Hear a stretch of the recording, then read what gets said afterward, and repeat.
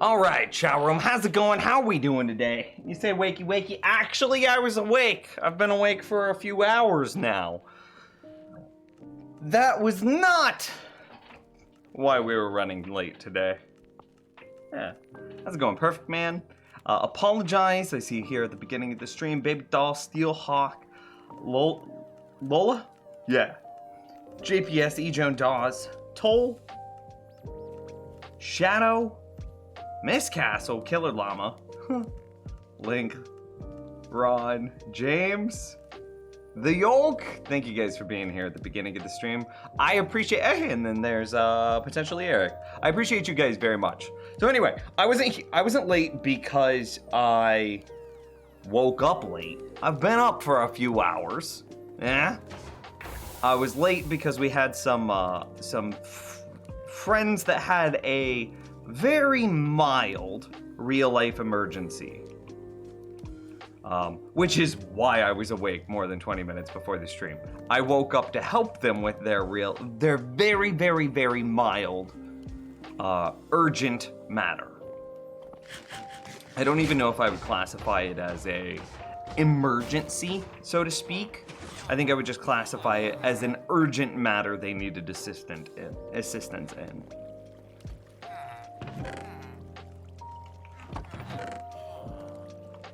So I actually woke up whenever they texted me asking for help, and I was like, oh yeah, sure. And I was actually still in bed whenever I said sure.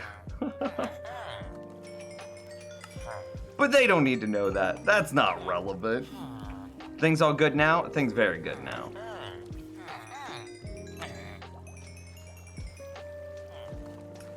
Very, very good now.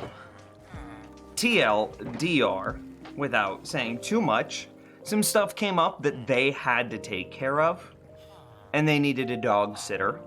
So, we're now dog sitting their lovely dog. He's adorable.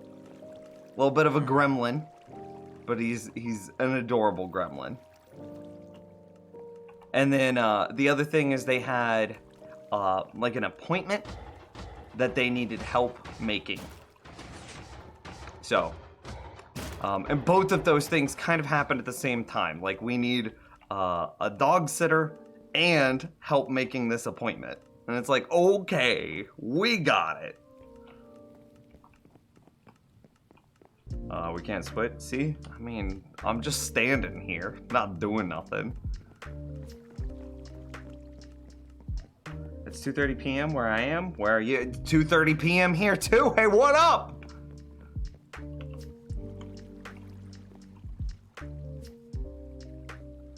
I guess I need to update the stream title. I definitely did not do that before the stream started. We're 418 levels on day 3,118. Boom. Boom. I still don't know what to do about all that. Do I have shulkers? Okay, yeah, we got some blaze. This is rods.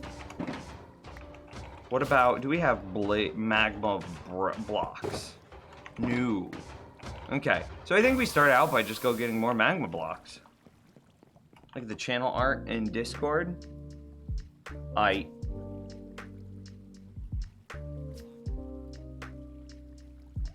Oh, dude, that's beautiful! Hang on, let me pull some things open.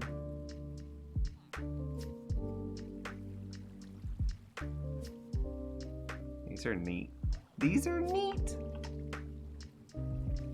Okay, I think I've got them pulled up. So the first one, by our very own JPS, blam! I appreciate that I'm just a sleeping little phoenix baby in a dipper. Footage of Nims 5 minutes ago.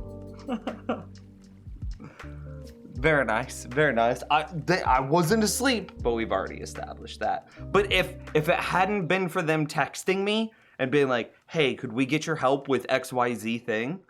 Then absolutely this would have been me.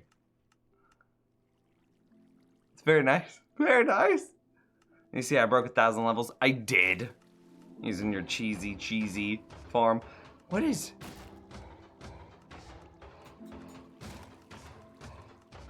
I mean, we're clearly burning a heap of garbage with gasoline.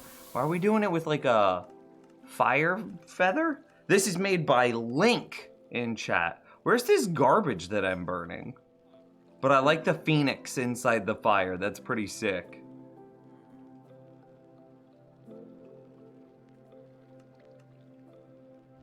That's real sick. I don't understand the message, but I like the imagery.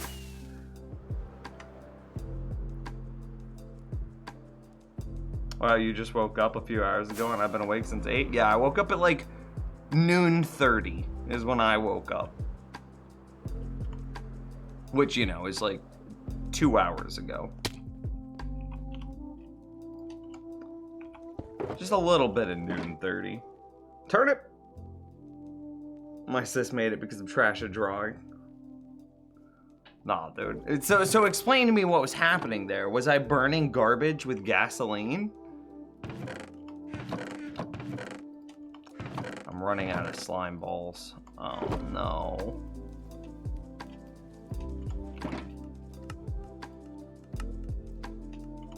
Is this it? Is this all we've got?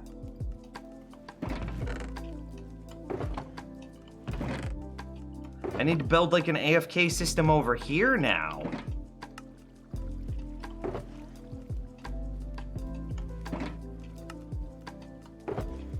Oh no. I was not prepared.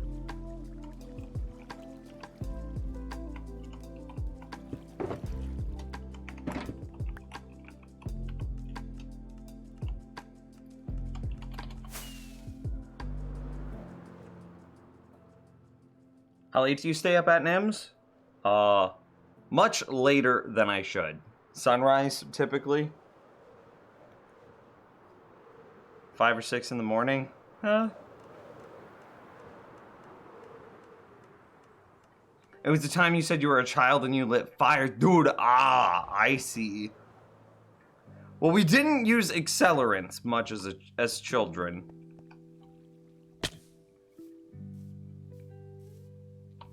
But we definitely, burnt a lot of things. I'm so nervous. Where do I really not have any other magma blocks?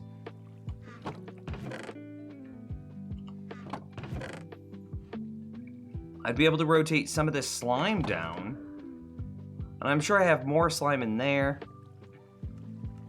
Oh no.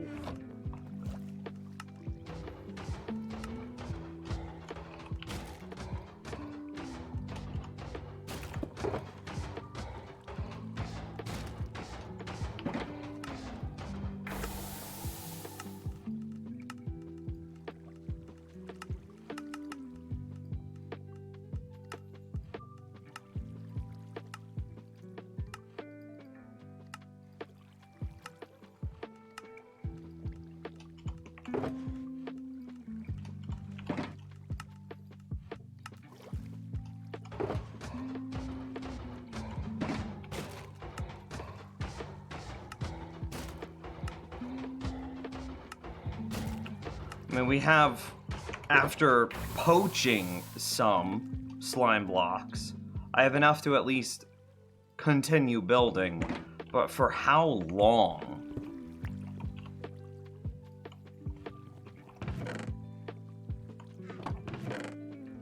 Woo! Am I a Ravenclaw? No. We had this question like last Friday.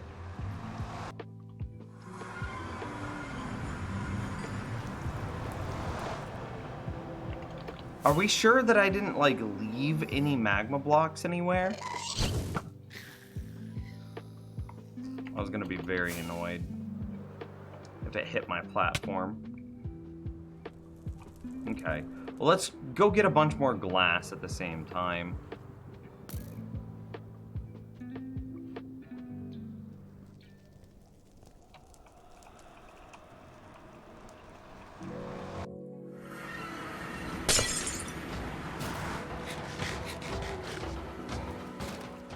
Do we need... Oh, my lord. I have 39 glass. Okay, well, glass isn't that hard to get in the grand scheme of things.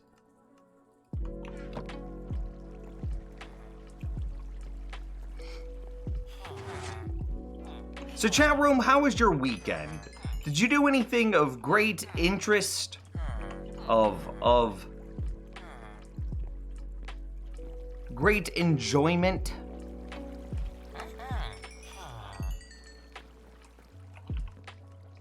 Just rotating through my shovel, or my tools, making sure they all get repaired.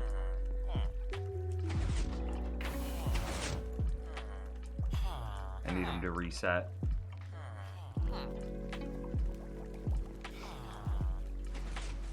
Lola. I am a Slytherin. According to, like, Pottermore. But more than that, I know it in my heart. The deepest folds of my blackened heart.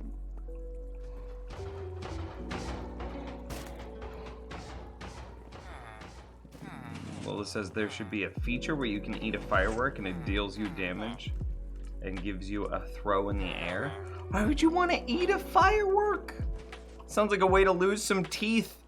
Dentists the world over cringe. Or maybe rejoice, because if you damage your teeth, that means that they just you've got to go to the dentist. Would a dentist cringe if you ate a firework, or would he rejoice, chat room? Because he makes money, but you also did a dumb thing to your teeth. A barbecue with the family? Dude, that sounds great. Barbecue sounds amazing.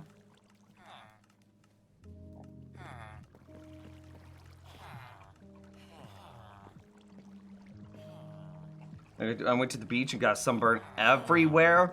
Well, surely not everywhere. There's most places, right?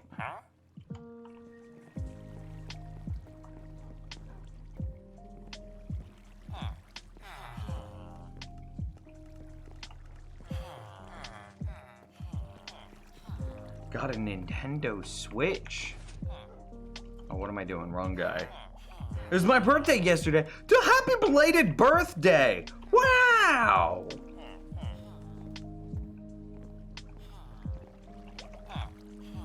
Ugh. We slept. I guess it's still too early. What else do we need to be doing while we're waiting on them to unlock for more glass? What other things do I kill these Endermen real quick? Nah, because the bees are out. We have to kill the Endermen while the bees are asleep.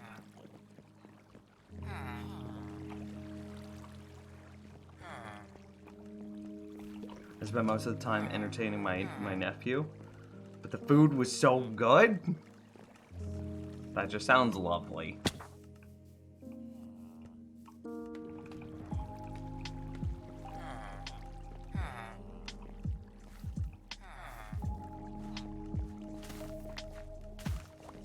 Bob with the hydrate.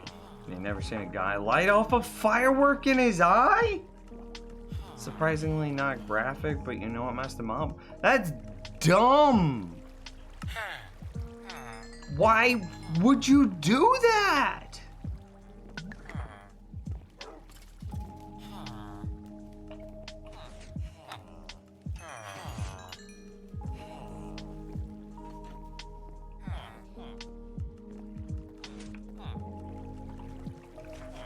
Finish base today, maybe? The base isn't like a one-off project that can just get done. Because it's an ongoing, ever-evolving amalgamation of products that are all interwoven together. To simply put a bow on it and finish it, I don't know if such a thing is possible. I know that like one of the next things that we'd be adding is blue and red, or crimson versus warped, fungus tree forms. I know that that's something that we'll probably be doing.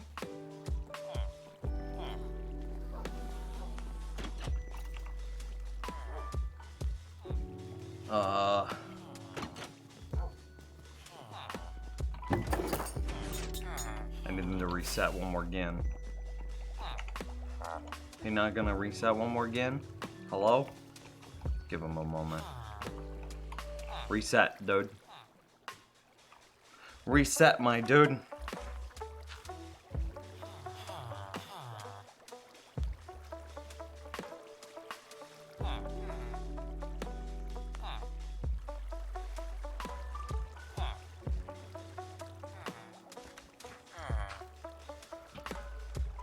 Place?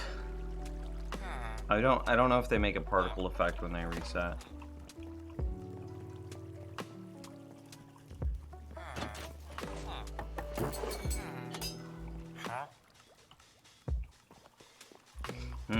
Do villagers need bed in 1.16? It depends on what mechanic you're trying to use.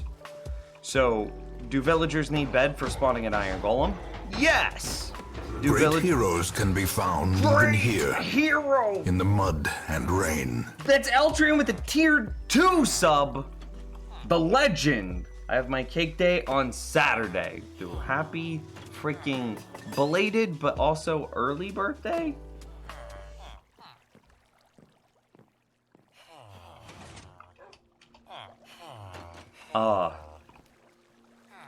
What was I saying? I forgot. Oh, well, for the purposes of resetting a trade, no. No, they do not require beds. So iron golems, yes. Trading, no. Also, farmers doing farmery things, no.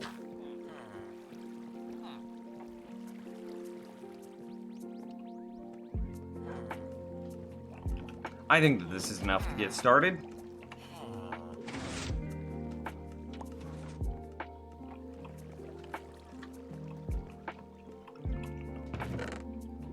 Made a joke to your dentist about between cleanings and taking away their job security, and she said that'll never happen. That's both sad and funny. Did you fix the villager breeder design? Nope.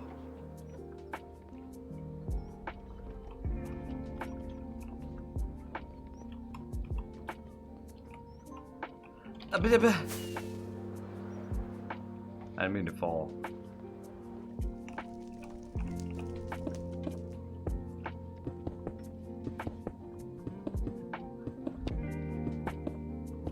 Cause Nims was AFK. Nah, I can't stream 24/7. You know, 365. I need a break. My brain. I gotta have time to do stuff. Baby, I'll see you in a bit. Thanks for hanging out.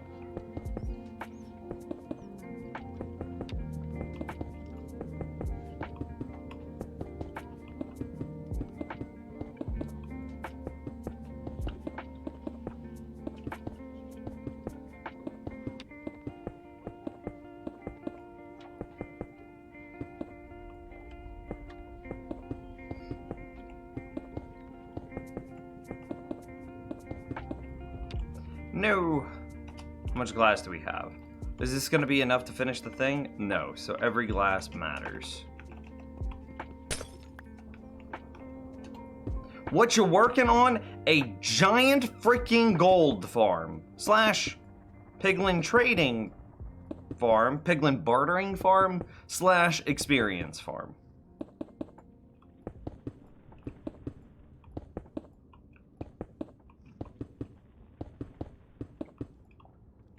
Ugh.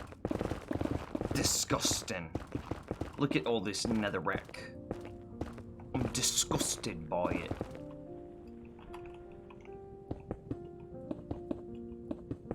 An all-in-one farm? I mean, piglin bartering is kind of so strong that it becomes an all-in-one farm, doesn't it? Don't you do it! Oh god, I shouldn't have shot it back. That's what happens whenever I shot it back.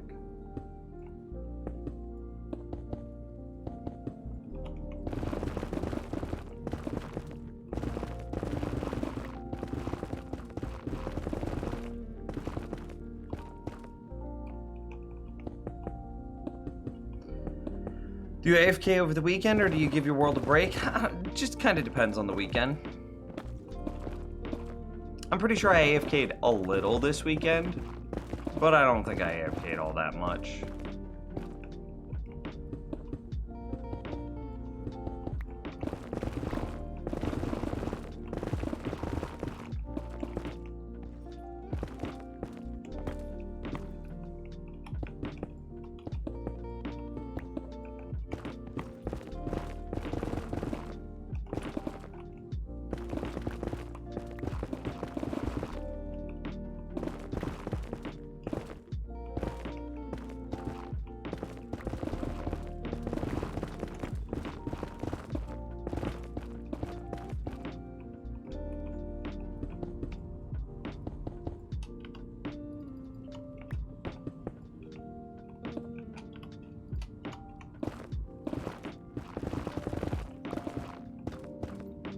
I'll say that most weekends I probably AFK a tiny amount.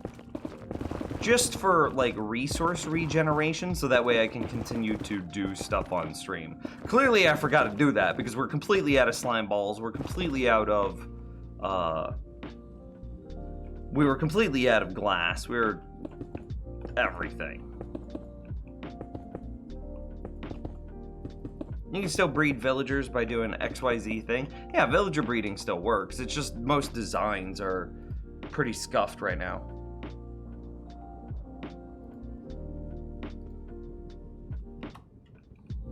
Do you like going to work?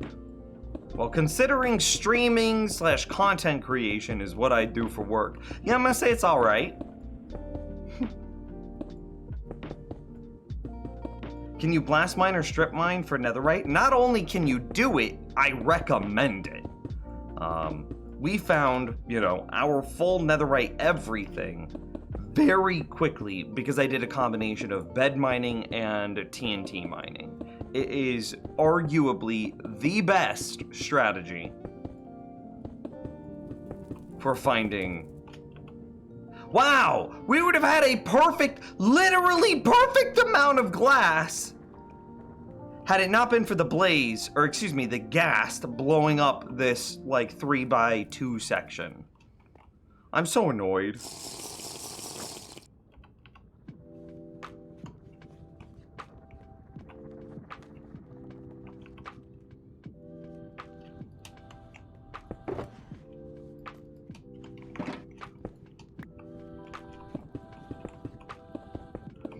So the concept with this project, for those of you that haven't seen it before, is we're not relying on the traditional piglin aggro propagating forever system. What we're relying on instead is turtle eggs. Now, what's the pros and cons of this system? Well, the piglins see the turtle egg and jump into our tube, so they still process themselves, and then at the very bottom, down yonder, we have some lava, which resets the fall height for most piglin and leaves them at 1 HP.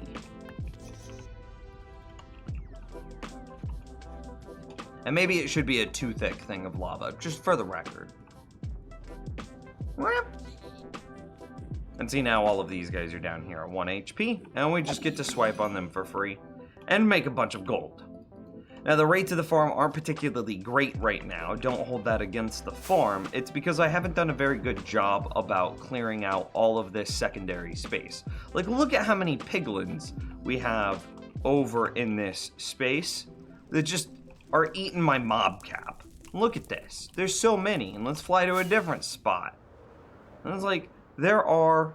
Actually, maybe a warped forest isn't the best place to demonstrate this, because I'm pretty sure only Endermen spawn here, and any Enderman that would spawn would just teleport out. Yeah, and we ended up looking at a couple boys.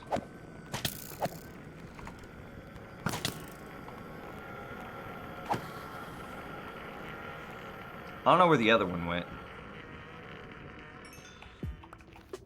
Makes me a bit nervous. Anyway, you can see that we've got tons of mobs that are just spawning. That was pretty good. which is eating my mob cap and thus lowering the rates of this zombie piglin farm. If I were to build this on the top of the nether roof, oh my god, the rates would be insane. However, I think that's super cheesy, and I'm lactose intolerant, chat room. So, we're not going to be doing that today. Don't do it, Ghast, Blaze. Ghast, yes. Where do you see yourself in the next few years?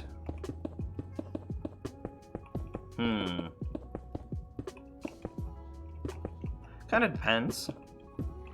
I'd like to own a house.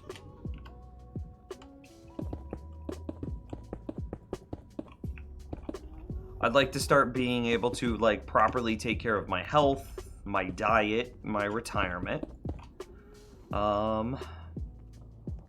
Which means that streaming either needs to, like streaming, content creation, whatever, needs to grow quite a bit, or we'll have to start looking for like a proper big kid job. In a proper big kid job, you know, I'd like to look for something that was kind of relevant to what this is. So probably looking for something that's like a social media account manager, or maybe like part of something about like social media outreach, or some, right? And then we would stream casually. We would no longer stream like what we do now. So either one of those two situations. Does that answer the question? Why didn't you build on top of the bedrock roof? Oh yeah, I answered that. Because I'm against the cheese.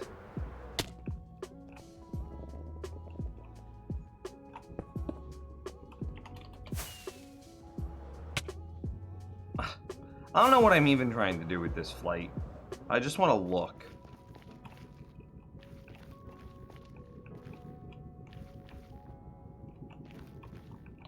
Retirement? I imagine you were really, really young. Literally everyone in the face of the planet should be planning for their retirement. That's doesn't matter. And the best time to start planning for retirement is when you are really, really young. So like to the 16 to 19-year-olds in chat, open up a Roth IRA account and just start throwing in $5 or $10 every now and then. Non-ironically, it is absolutely the best thing to do for yourself.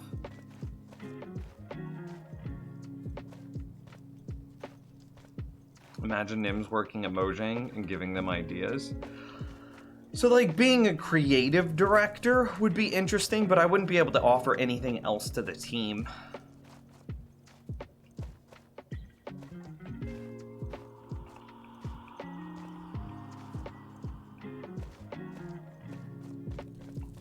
So we've got what? 1, 2, 3, 3.5 layers.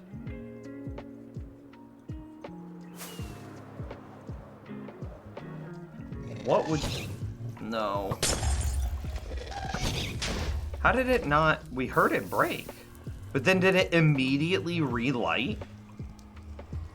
Wow. Good job, Portal.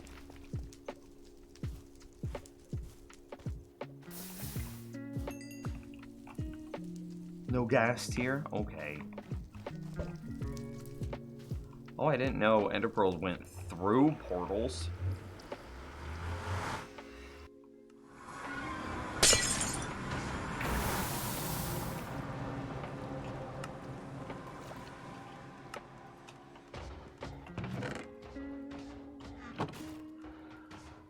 I want more glass.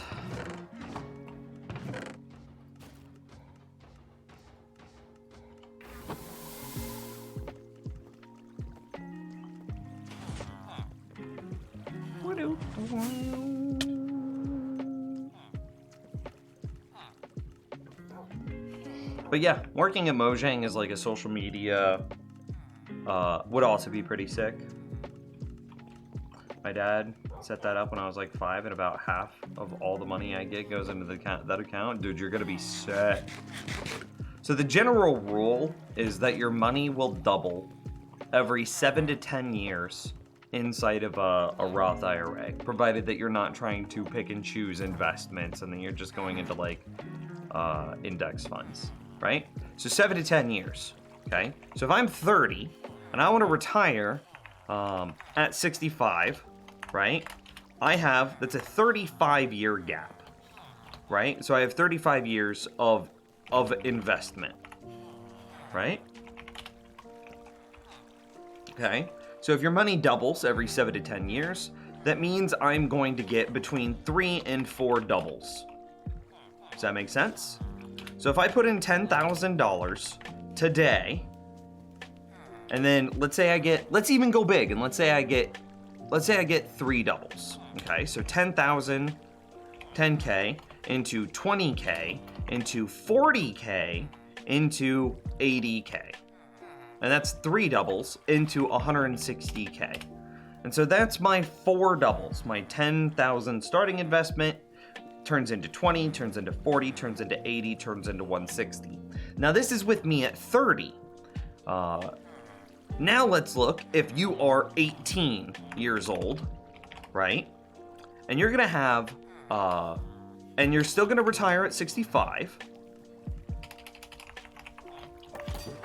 Okay, and you're gonna retire at 65.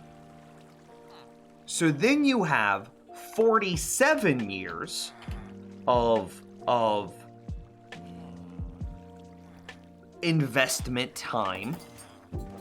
Okay, you have 47 years of investment time. So then we would get a 5th double at 10 years. We're rounding a little bit here, and a lot more if we do it at 7 years. So, and we did it for 7 years for 35. So we'll do 7 again. So 47 divided by 7 is gonna be like 6.8. So we're just gonna say that you have 7 doubles, okay? So let's give you the same 10K start. So then you have a 20 into 40 into 80 into 160 into 320. I'm counting 1, 2, 3, 4, 5 into 640. There's our 6th double. And then 1.28 million by the 7th double. And this is why you need to start investing young and not old. The same 10K start with no other additional money added in at 30 years old will only turn into $160,000.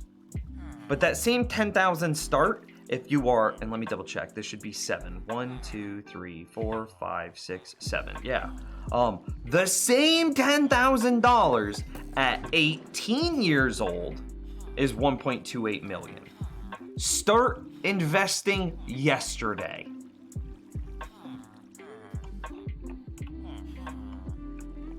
My goal is 1 million net worth by 35. Oh God, good luck, buddy. Do you have student loans?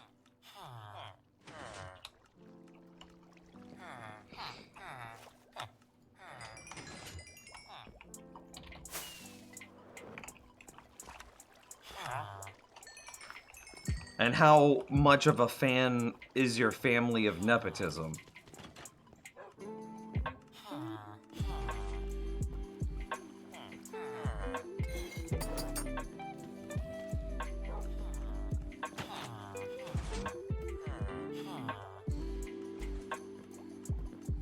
And of course, remember that this is napkin math.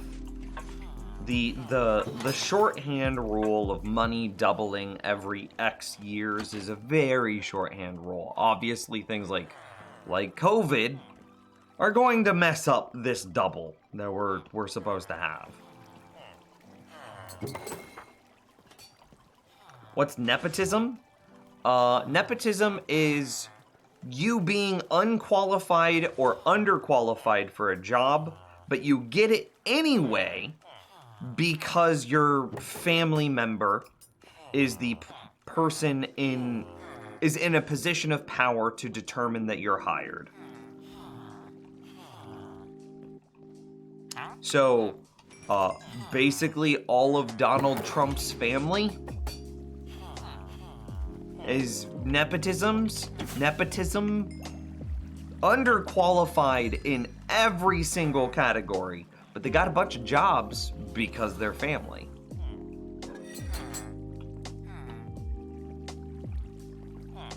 I'm super confused. Why does the money double? Again, this is the shorthand. It's much more complicated than this. Basically, the market trends upwards always. The market trends upwards always, and if the market does not trend upwards, well then, the world is ending, and you don't really have anything to worry about. So the market is trending upward, in which case, any dollar you put in will slowly become worth more and more and more over time. Well, if you put in $1 today, and then it becomes worth $1.50, right? But then your $1.50 becomes worth more, and it's not a linear growth, because now you have $1.50 in the market, not $1. So then this $1.50 has a little bit more power, and therefore can grow a little more. So you hit like an exponential curve.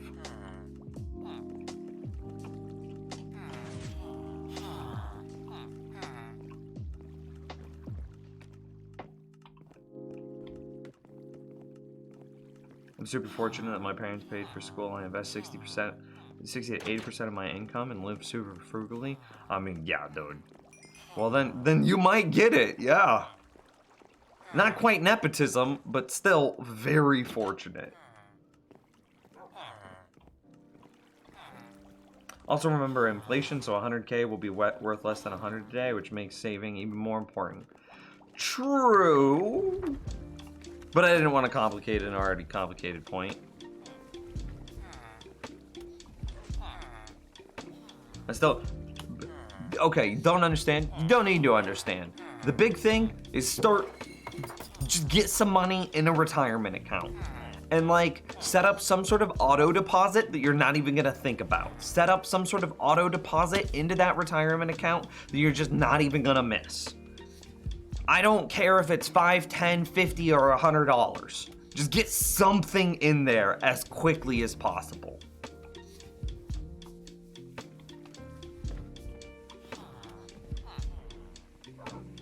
Investing is literally the way that middle class leaves the middle class and becomes the wealthy class. And if you're stupid, you're gonna lose it all. Just buy index funds. Then it doesn't matter. Don't try to play the market. None of us are smart enough to do that. I'm gonna just level with you.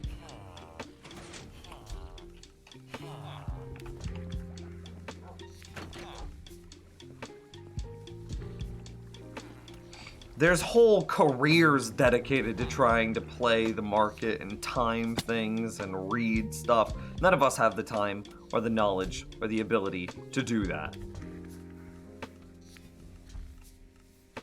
What's an indexed fund? An indexed fund is a general fund that is it has bits and pieces of basically the entire economy. So, as opposed to buying into a single company, so let's say I bought everything into, I don't know, let's say Tesla versus Blockbuster. Right? So if I put everything into Tesla in 2009, I would be worth millions by now. You're right. But if I put everything into Blockbuster in 2009, I'd be broke, homeless, and destitute. None of us are smart enough to be able to know what company is going to have consistent growth over time. We're just not. And if you say that you are, then you're even dumber than you're proving that you're too dumb to be able to pick and choose stocks. None of us are smart enough to be able to pick and choose stocks. It's not gonna happen. Indexed funds are just little bit pieces of everything. So that way it's a better reflection of the greater market. So instead of, let's say that you, in the indexed fund, it might have a tiny little fractional share of Tesla, but it might also have a tiny fractional share of Blockbuster. So when Blockbuster goes under and Tesla skyrockets, hey, you didn't lose any money because those things balance each other out.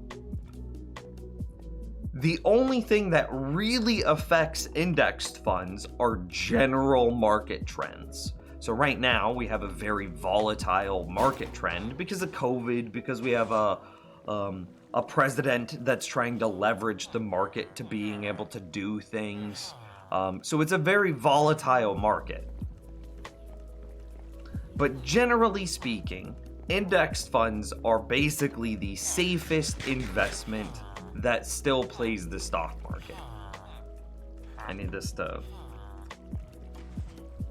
What education did I receive? None, dude. I barely graduated high school. I didn't go to college. Come on. Yeah, no big wins, but no big losses. Picking and choosing stocks is something that like should be more akin to gambling and not investing. If you're picking and choosing stocks, then you're basically saying, I'm gonna go to the gas station and I'm gonna buy a scratch off and that's gonna be my retirement account. Because you've probably got better odds of winning in a scratch off card from the local gas station than you do picking and choosing stocks.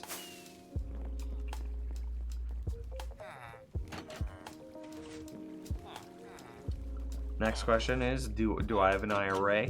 Yes, a Roth IRA.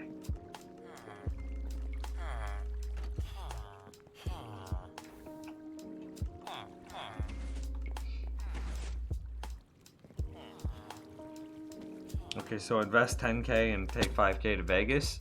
No, invest 15K.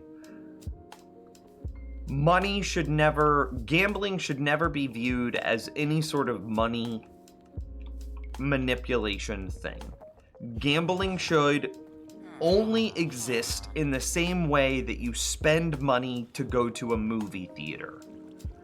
Would you spend $5,000 going and watching movies? Yeah, okay, sure, cool. In that same vein, then go ahead and spend your $5,000 going to Vegas. But if you wouldn't spend $5,000 going to watch the next Avengers movie, then you should not spend $5,000 in Vegas.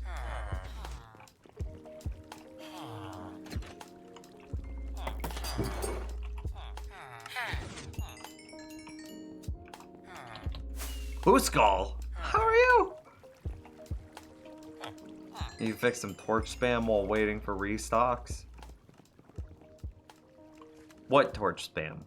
I don't see any torch spam. LOL.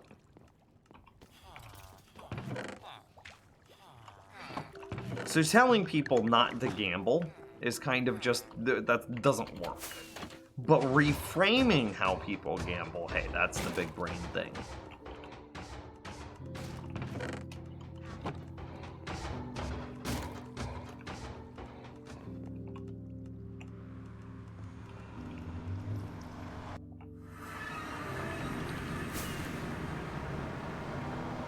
You mind telling us how you and Candy met?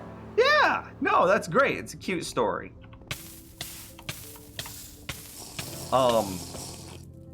Circa... Oh God, I don't remember the year. 2017? Circa 2017. A young single boy was on the hunt for a graphic designer / graphic artist. Oh, you thought that was gonna be dirty.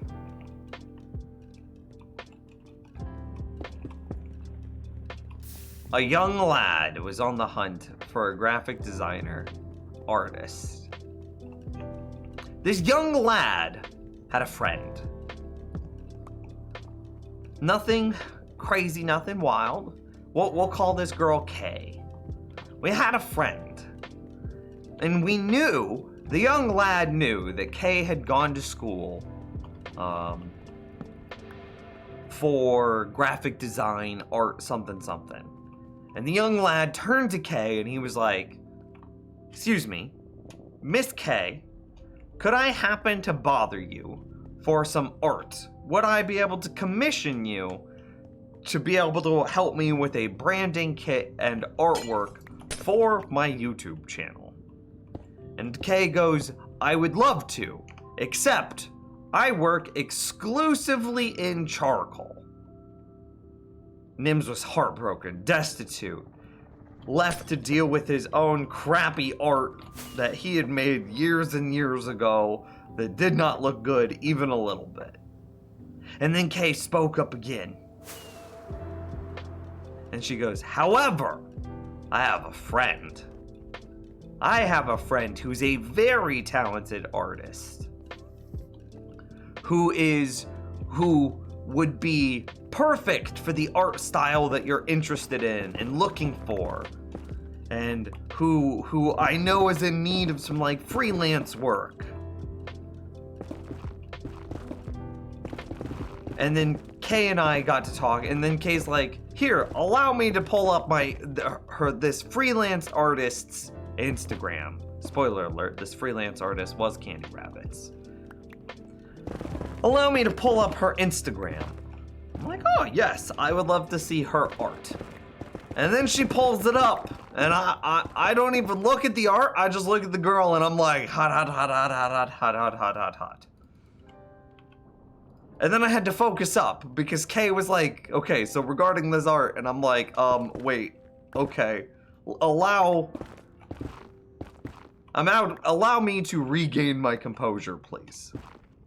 I didn't say that, but in my brain I did. So she's like, "Yes, look at this art. It's very good." And indeed, the art was very good.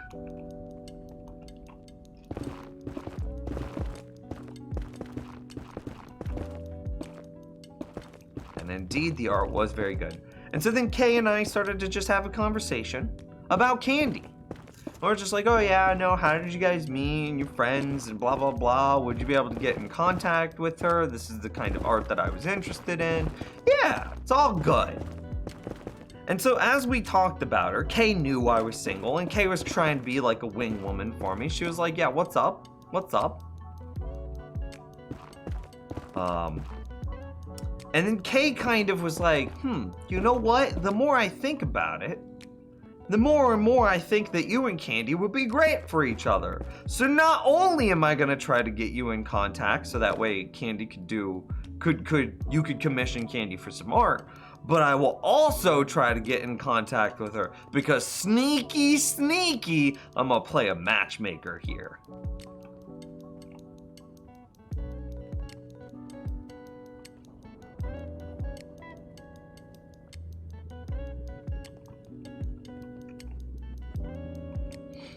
So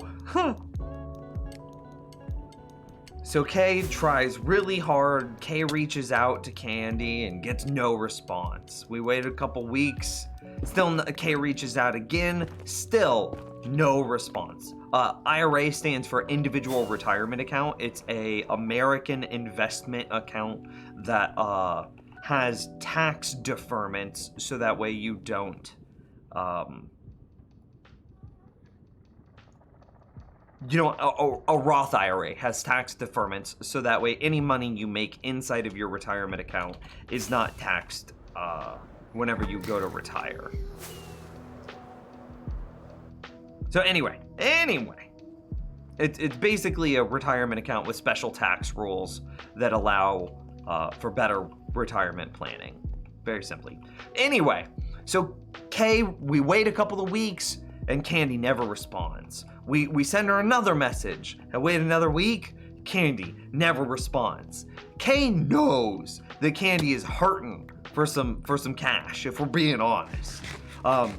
Candy had just gotten out of a really bad relationship, and they had been living together, and now she was living on her own, but trying to afford a place that was too expensive for her to be on her own in. So Kane knew Candy needed some cash. Kane knew that Candy really wanted to be a freelance graphic designer / artist, so it seemed like a good match, regardless of Kay trying to be matchmaker. And Kay and I kept talking about this because we're friends, we're hanging out, we're chilling, big chillin' chat room. And I'm like, you know what, Kay? I'm just gonna be like grand gesture here. I'm gonna go so deep and so hard that it's a gesture that must get a response. So I'm like, well, if I commission her, it's gonna cost me some dollars, right? So what if I just send her a message and I'm like, yo, with some dollars inside of it, and I'm like, here's some dollars, consider this a down payment for the art that I would be commissioning from you. So out of nowhere, out of the blue, Kay agreed with me here. Kay and I decide that we're going to just send Candy $50 and be like, yo, please respond, I need art. Also maybe date me.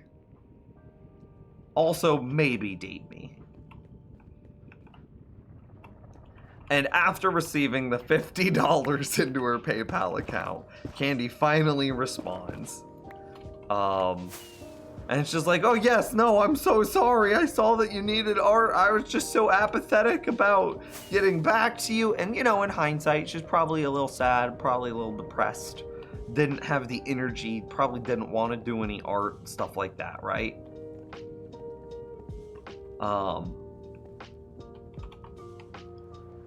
So she finally gets back, and then we start talking about art, and we're like, oh yes, these are the things that I would like, and you already have my down payment, all's good, talking art. And then I was like, oh, but then we ended up talking about other stuff, and then we talked about like, the happy subjects, like what hobbies and interests do you have? And it's like, oh, I have those same hobbies and interests. And then we're like, oh, what do you like to do for fun? Oh, I like to do that for fun too. Oh, what do you think about like politics and religion, getting into the heavy stuff? And it's like, oh, I like that too.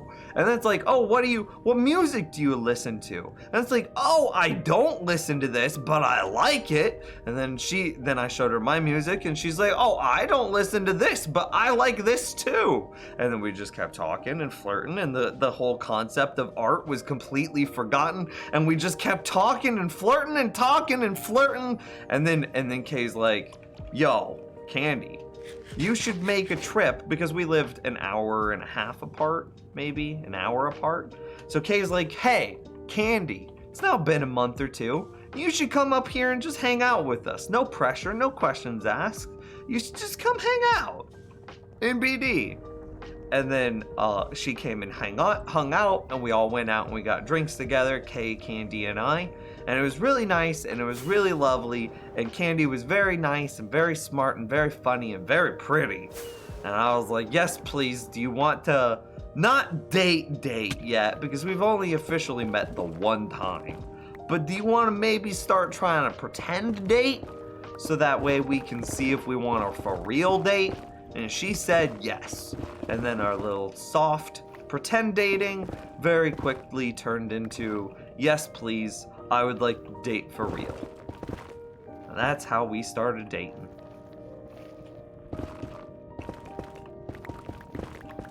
And that's the story of how Candy and I met.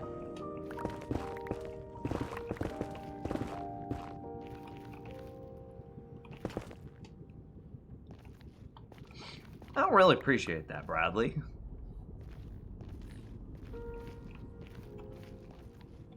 And then he got the entirety of Twitch chat to wingman for him.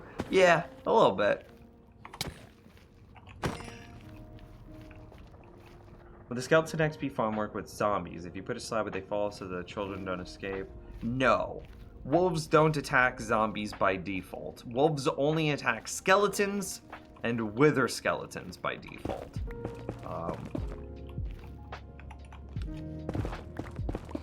So you could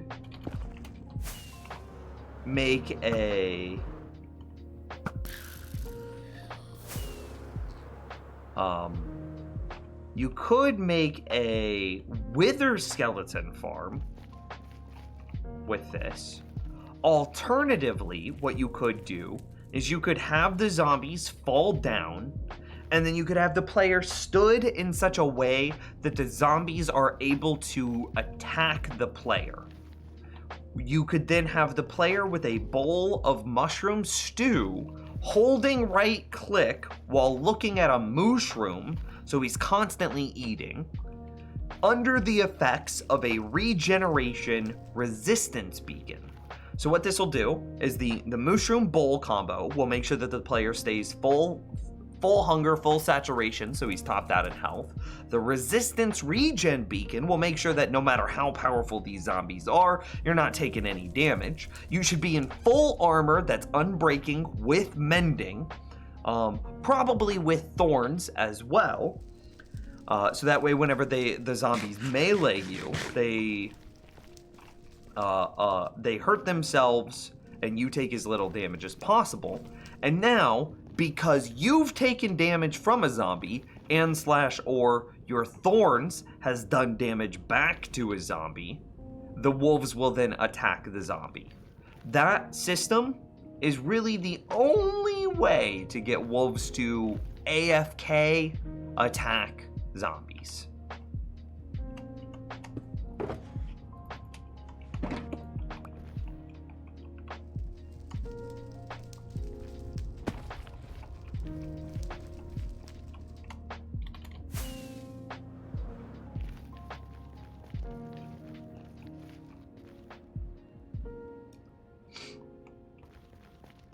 Is Candy in chat? She's working today, so I doubt she's in chat right now.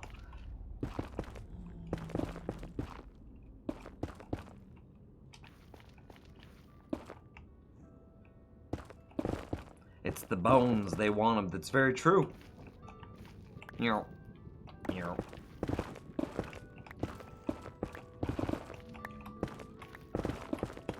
So then what's the reason that cats want to attack scare creepers?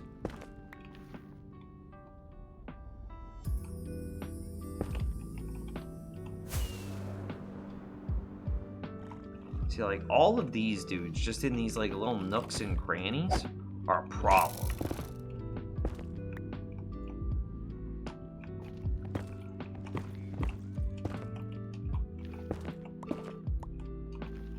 That's not really a justification, Bradley, and that's not the sort of conversation that we're trying to create in chat.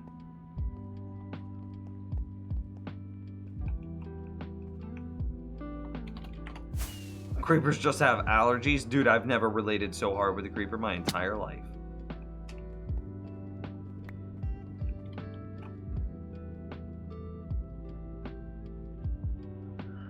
I mean, we're still spawning them. They're still processing themselves. It's clean.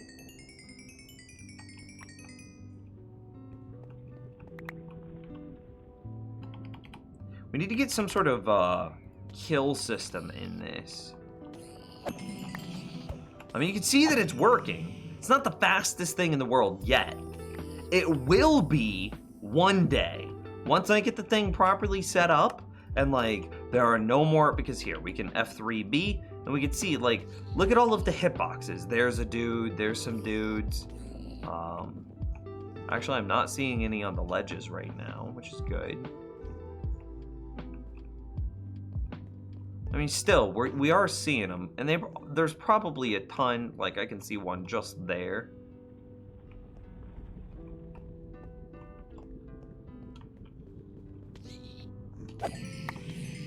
Anyway, so the plan is for the player to be killing the zombies. And why, do you ask? Oh, well, good question, chat room. because the aggro system is something that Mojang has said that they want to rework, so that way piglins don't self-aggro infinitely. They want it to be something that happens once, and then it's done. So what I hope to do is I hope to be able to use the auto-click macro that we already use inside of the raid farm in order to attack the zombies.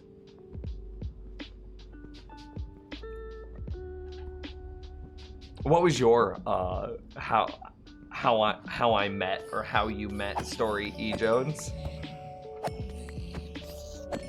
See, like, this is I.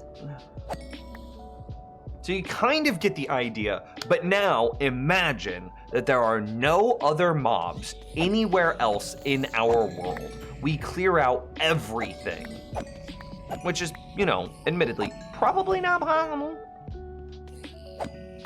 And then imagine what the raids would be. We're gonna have all the experience in the world. We're gonna get all the gold in the world, and to that end, this design is arguably better than an aggro propagating design because we are getting to use a sword which has looting 3 on it. So in a traditional design, you're just letting the aggro propagate infinitely. You're probably cramming them or wither rosing them to kill them. But then because they were aggroed onto the player, they still count as a player kill, which means they can drop their rare drops, but there's nothing modifying that likelihood. You're not getting looting because the wither rose is the thing that killed it. Entity cramming with minecarts is the thing that killed it. But with this system, hey, I've got looting 3 on my sword. I'm getting way more gold ingots and way more gold nuggets than the dude that's using minecarts or wither roses.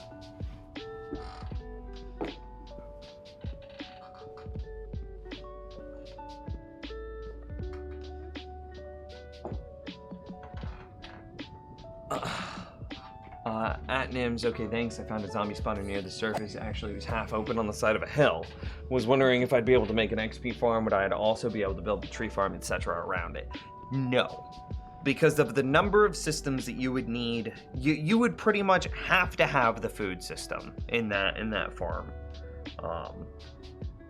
Because you must get meleeed by the zombie in order to get your wolves to attack the zombie.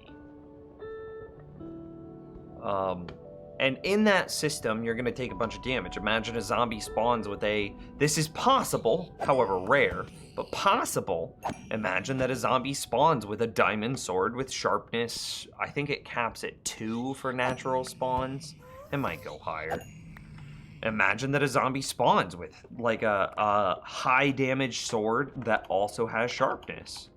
So you could very easily die without a food replenishment system and without a regen double resistance beacon. So there's without the food simply the food regen system has the player holding right click looking at a mushroom. So it can't work with anything else that requires like holding right click or holding left click.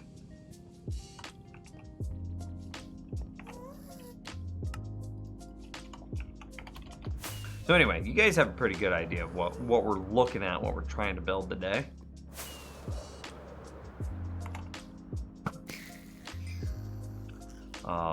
It will be an ongoing project. I don't know how many layers I really need.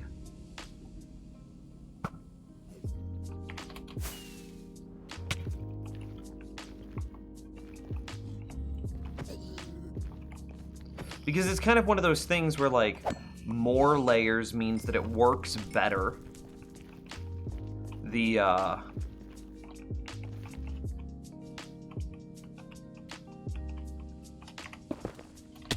Oh, that could have been death. Conceptually, not likely, but conceptually.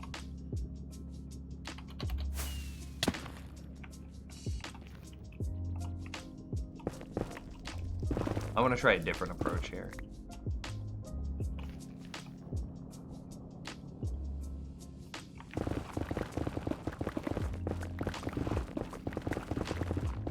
It really doesn't matter what my approach is, just so long as I'm clearing out spawnable space. Like, just so long as my net result is spawnable spots going down.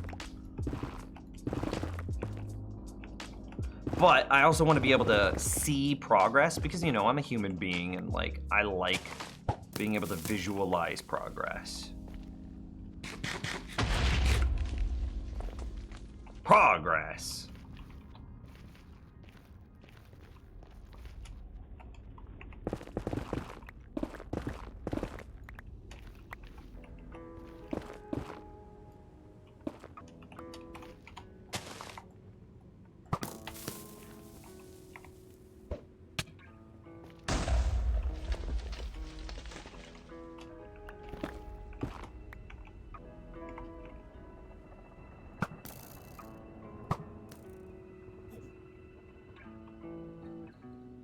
I intentionally tickled him so that way we'd be able to see all the other zombies that are trying to aggro on me. At least that was my goal. Does it in Elytra break? If so, how can you prevent it? Sorry, I'm stupid. No, dude, you don't have to apologize. So unbreaking mending is the best way to prevent an Elytra from breaking. You're pretty much gonna want unbreaking mending on guaranteedly.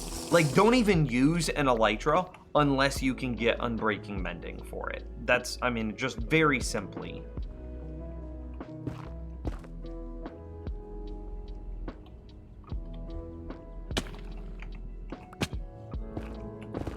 If you have the ability to beat an Ender Dragon and then travel through the end, then you should have the ability to be able to get your hands on a mending Unbreaking 3 books.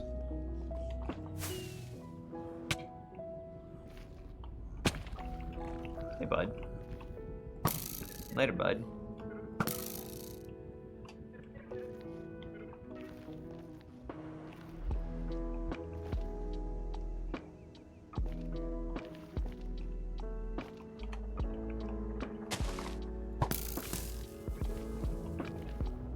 My partner saw me walking to the gym from his car and messaged me to say I had a nice butt and asked me to go rock climbing with him, and then he asked me out, and now he thinks I'm the best GF ever because I cook.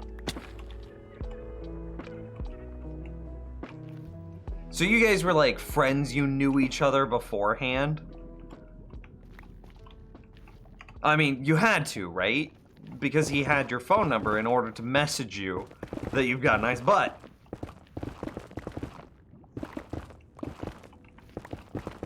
Which also provides context for such a bold message. Goodness.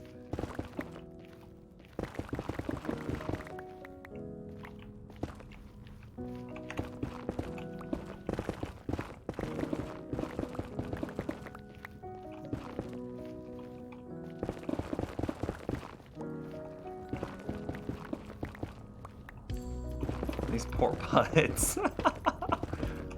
Hey, they're just out here living their best life. Oh, later, bro chacho. He's no longer a bud, he's now a bro chacho.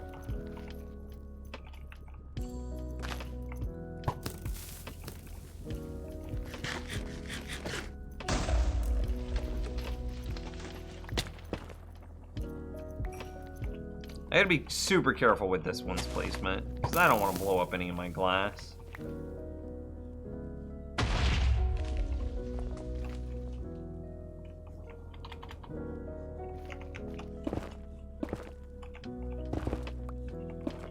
Yeah, no worries, Sug.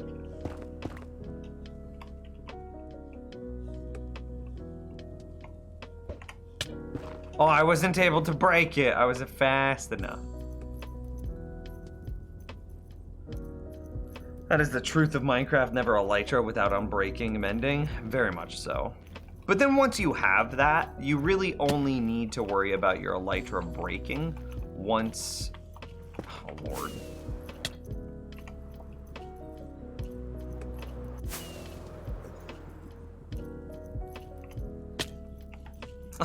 Ugh. Am I gonna die doing this?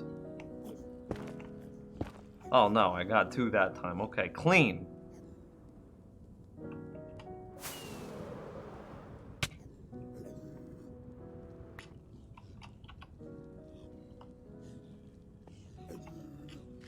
I mean, we'd been to a few parties and talked to each other, but we joked around saying that we'd make a good couple. Oh yeah, so then 100% he has absolute context to make. So you've been drunk together at this point in your life.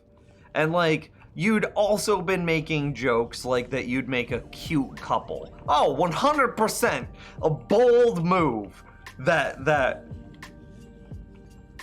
absolutely, yeah, that's great. That's cute.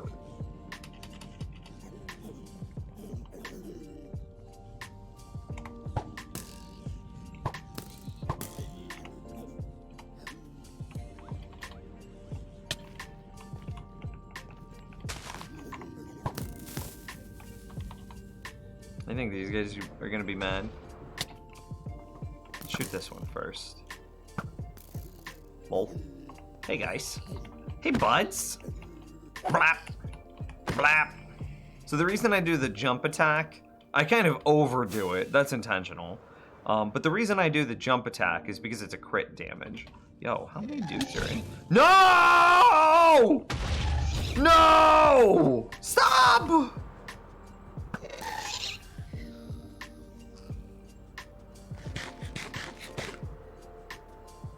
I don't see the damage.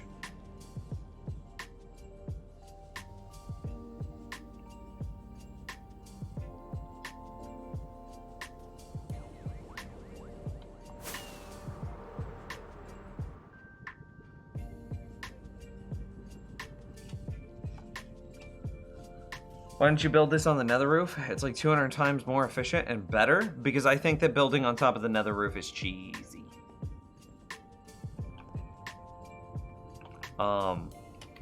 Breaking through bedrock, clipping through bedrock. We all have to admit that that's not part of traditional gameplay. It might be bug turned feature, it may be, but it is a level of cheese that we all, like the Minecraft community has kind of all accepted. I think it's a little cheesy, and I think that it makes the game boring and unfun for me. So I'm not gonna do it. And like, real talk.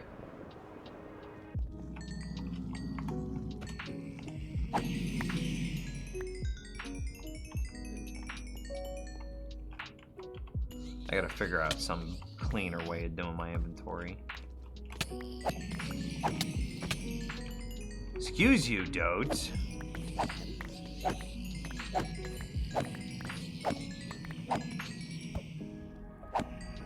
Like, I'm not super worried about it. Wonder with the lava curtain around the farm, would it block gassed LOS? Ooh, that's big brain. Wait, but then how would we get into and out of it?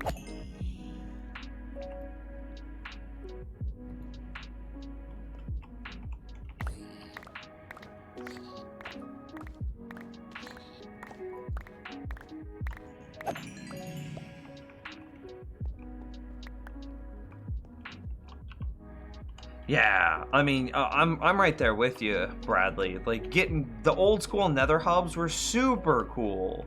And now everybody just gets up on top of the nether roof, does the, like, piston TNT trick to break some bedrock, and then it's just like, the nether isn't even the nether anymore. It's just like a creative space where you have to just gather resources first, which is super boring. Like, mobs don't spawn on top of bedrock, which is boring.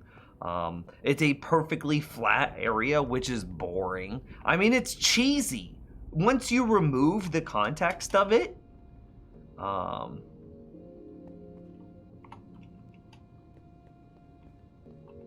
once you remove the context of getting up there and how it's kind of a societally accepted thing, then it becomes very clear that it's like ultimate cheese.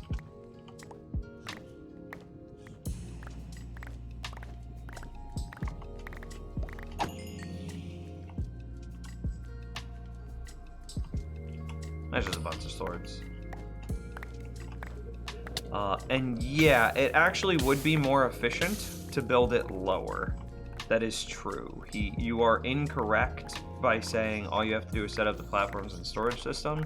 It would be even faster if you built it lower rather than higher due to how mob spawning algorithms work, which is why traditionally you build mob farms as close to Y0 as you can. This is why like the good enders, the good mob farms and the like are all built at Y0. I need to get a storage system. Clearly. Ow.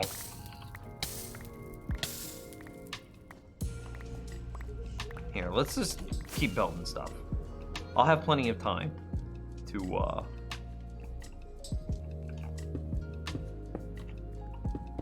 farm gold.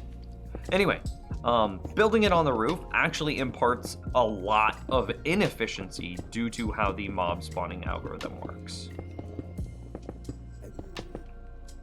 However, everybody's okay with that because building on the roof is so easy to get perfect mob spawning conditions. So the efficiency loss, don't let me forget about that hole. The efficiency loss, nobody cares about. If you have 90% of $1 million, are you gonna be mad? No, you've got 90% of $1 million. You've got $900,000. Nobody's mad at $900,000. And if you know that you can get $900,000 super easy, are you really gonna stress out trying to get $1 million? Nah. Like, dude, I could spend an hour getting $900,000, or I could spend 100 hours getting $1 million. So nobody cares about it.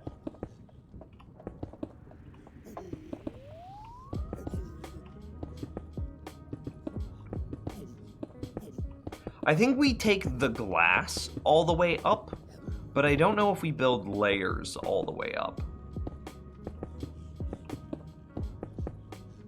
You know what I mean? Like, if we take the glass all the way up, then we're set up for everything that we could want. Good Lord.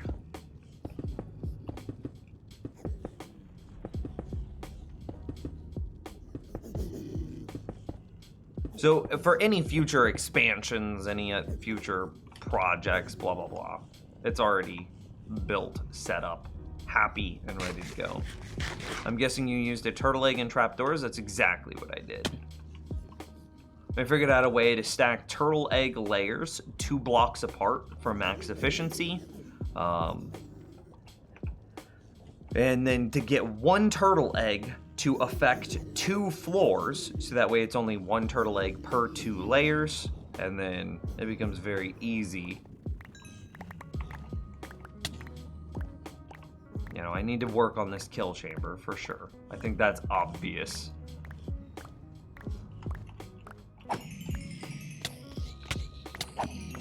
Good Lord.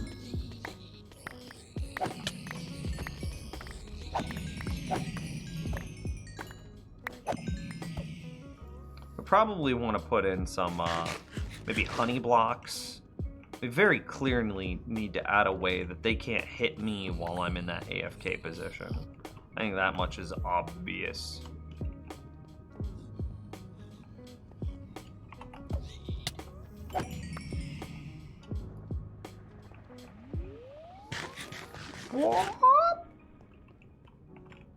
What did I just say about AFKing in this?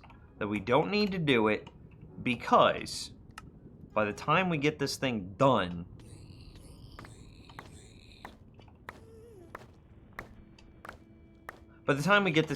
it's going to be a non-issue. We're going to have so much gold that we're not going to know what to do with ourselves. We just got to stop guys like that from spawning. Have you ever been extremely close to dying? Yeah, dude. One time I fell inside my villager breeder. I got crammed down.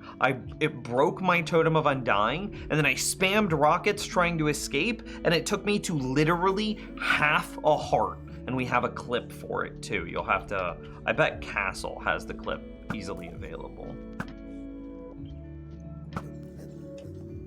That's the closest. I've accidentally punched an iron golem before, and it was actually punching, I don't know how I did this, but I punched 2 iron golems at the same time.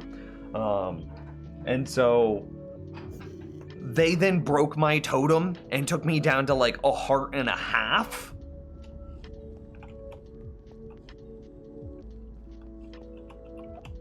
It was wild.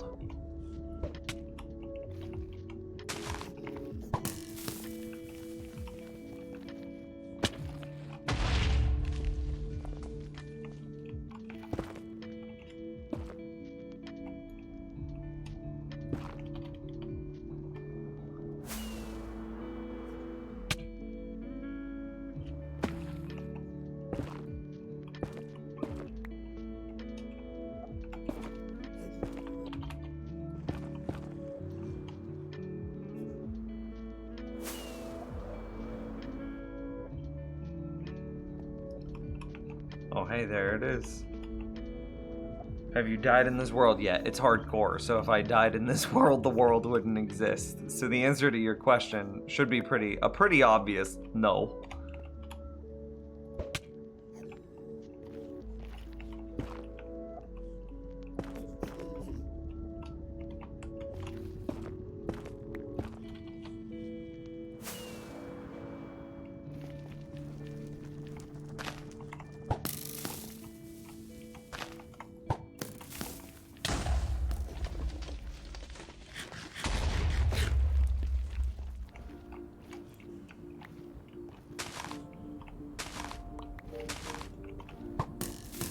Didn't really think this through. But it worked out.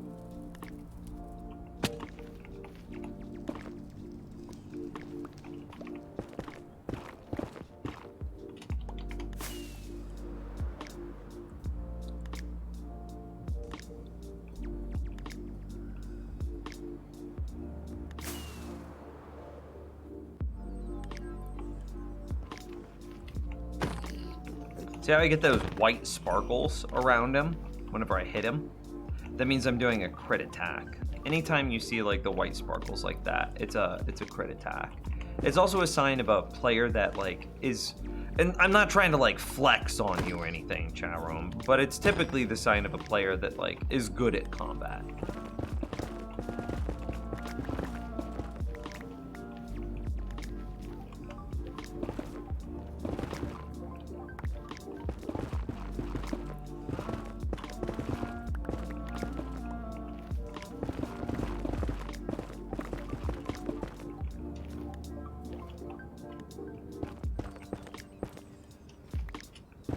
Unless your name is Castle, in which case I am trying to flex on you. Lol. Haha.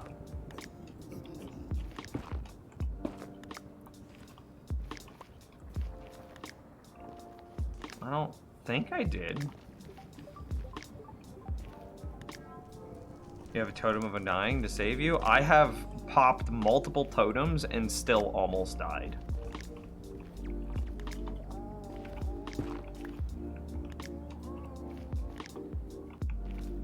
Okay, but like no jokes, if I said he, then I am very sorry. But I am not sorry for shots firing at combat. Haha. I can't reach.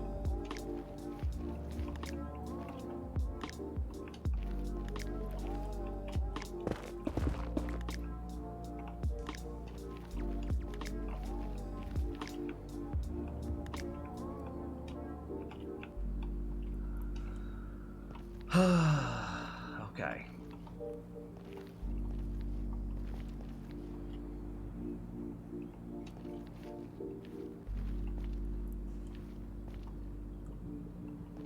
I just want to like take this whole structure thing out, which is kind of a problem.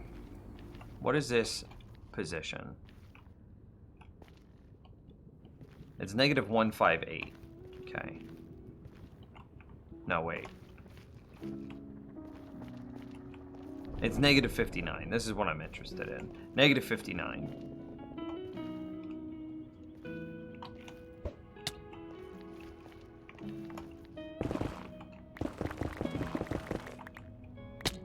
found it.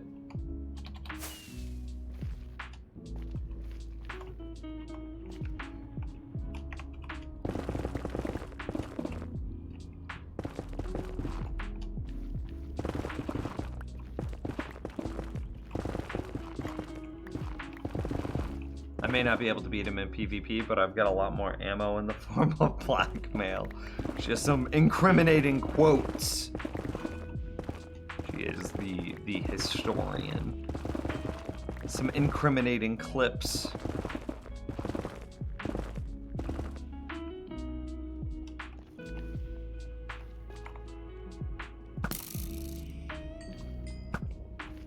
Shot him in the toe.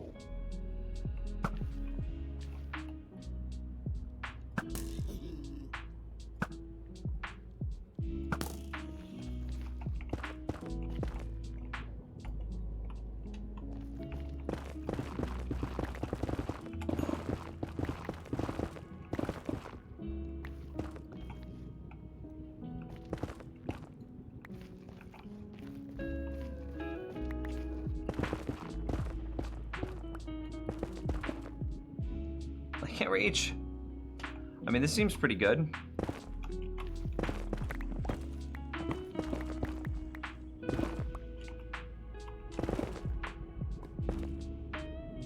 Woo!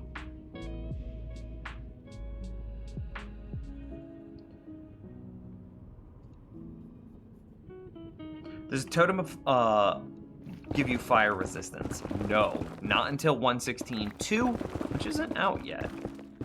I'm trying to find the center of this platform, of this thing I'm trying to break.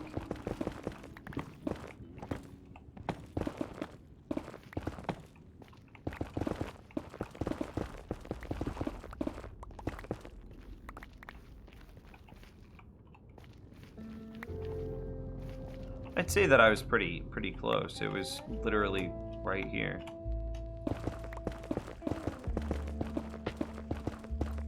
No, I didn't want to dig all the way through. And now I'm burning, and now there are pigs chasing me.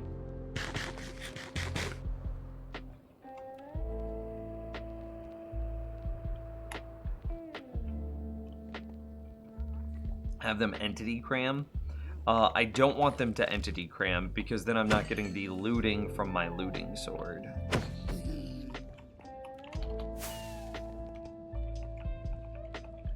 My goal here isn't necessarily to make the fastest zombie piglin farm. My goal here is to make the fastest zombie piglin gold ingot farm, which will be better with looting 3, which means that the player wants to be the one responsible for the kill.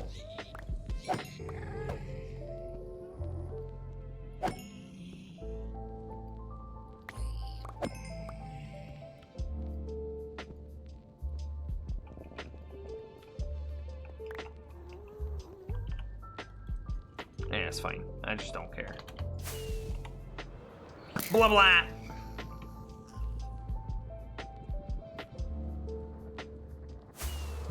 Anyway, I was right here. Look at that. Super skilled. So what do we do? Do we alternate?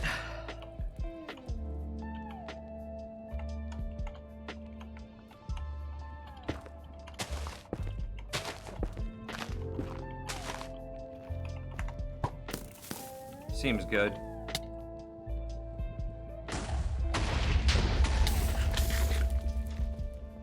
Seems good. Is he mad? He seems mad. Oh, hey, he mad. Huh?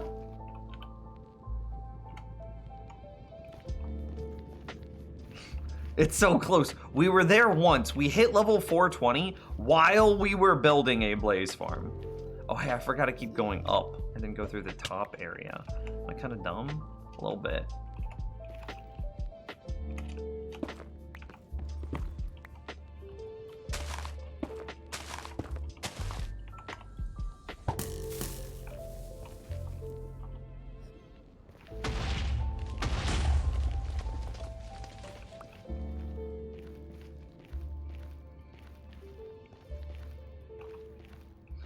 I just noticed your sword was named Curiosity. I was wondering if it has killed a cat yet. It's killed hundreds of cats. Like, actually hundreds. And I'm very excited about it.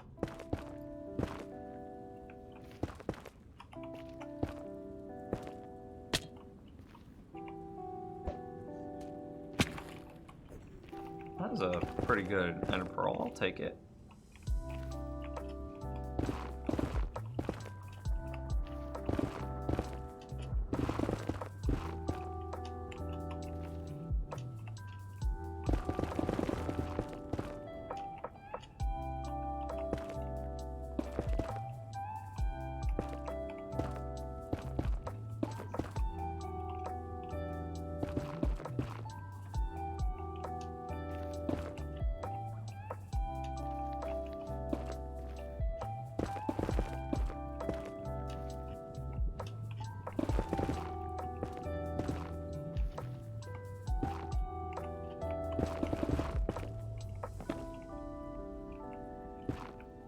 This kind of feels like maybe I should just dig down a little bit, place TNT, and see what happens.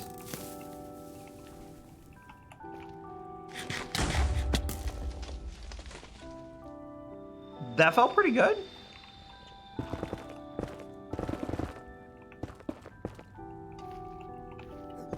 Is this like our last layer? It's got to be getting close.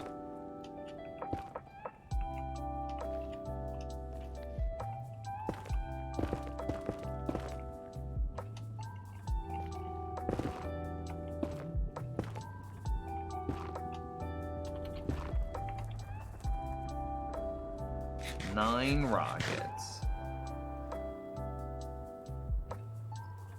What's happening today? We are super close to...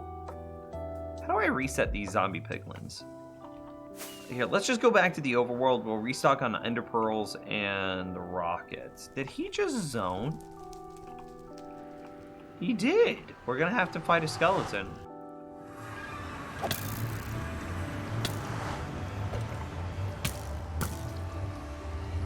What a turd.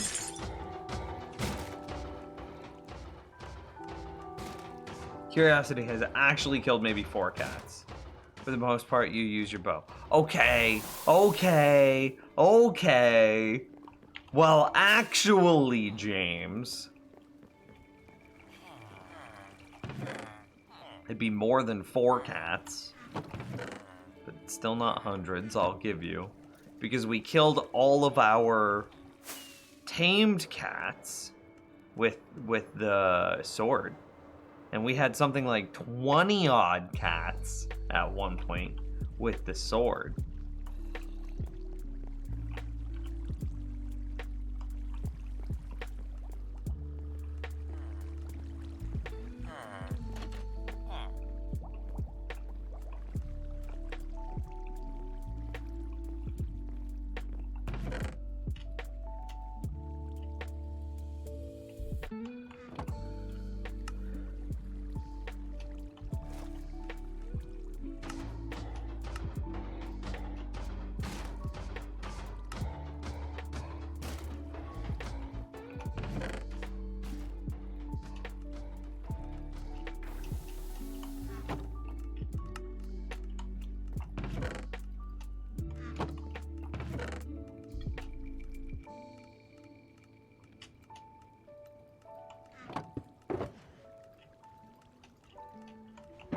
Are we done with Netherrack? Like, do we still care?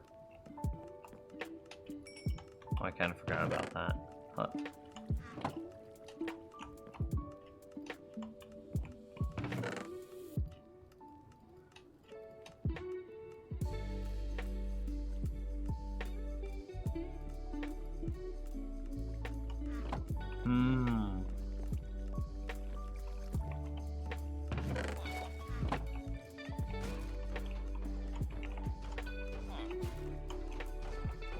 That needed to be on. What is happening with, like, feet smelling in chat? Chat room, why you being weird? Ah!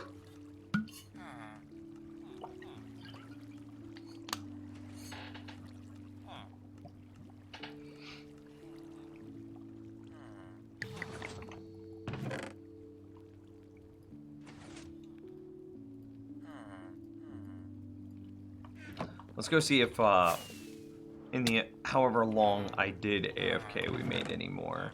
We made a little bit more gunpowder. It's sand. I don't know why I came over for paper. Maybe just habit out of making rockets. Oh, I'm out of sand. Alright. Well, I now have the gunpowder to make TNT. But I don't have the sand to do it. I have a little bit more sand left. We should hold off until we determine that it's absolutely necessary. I'll let it finish that potion. Yeah, not a fan. I'm right there with you, you Jones. Right there with you.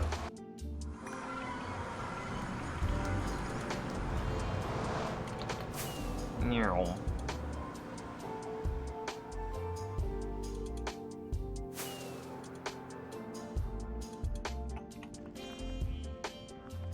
Oh, I've got my axe out. I'm super dumb. Are they still aggro on me? Nah. They just chilling, trying to get to a turtle egg. They fall down. I fall down.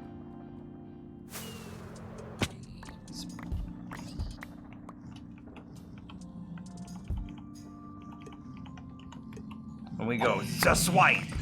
And look at that. So clean.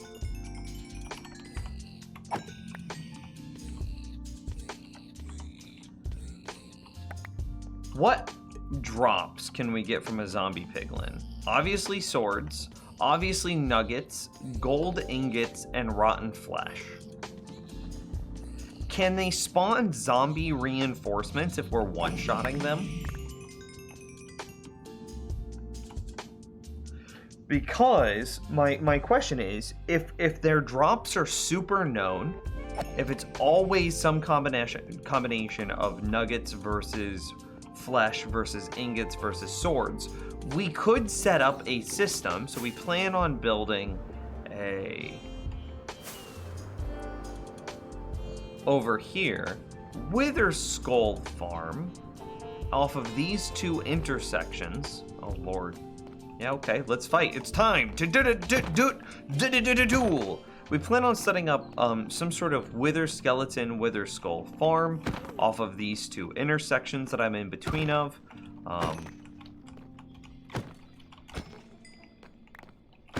In which case we'll get a lot of coal. Oh, jeez, we got another skull. I overshot him. Oh, he juked me. Okay.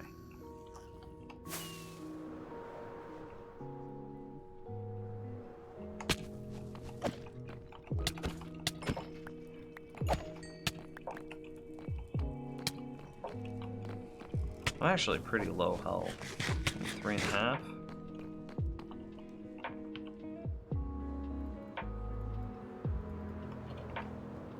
So maybe we could take the coal that we get from that farm and run it over here to auto smelt our gold swords. Is there another way that we'd be able to get fuel to auto smelt the gold swords?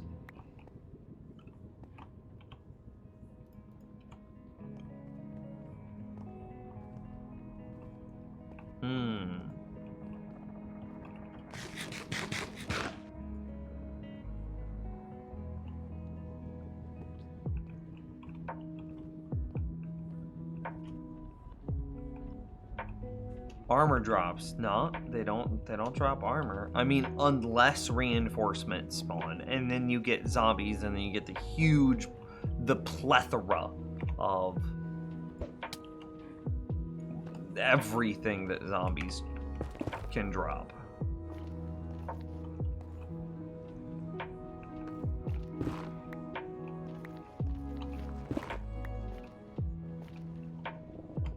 I should really focus. Let's just focus on cleaning one area at a time.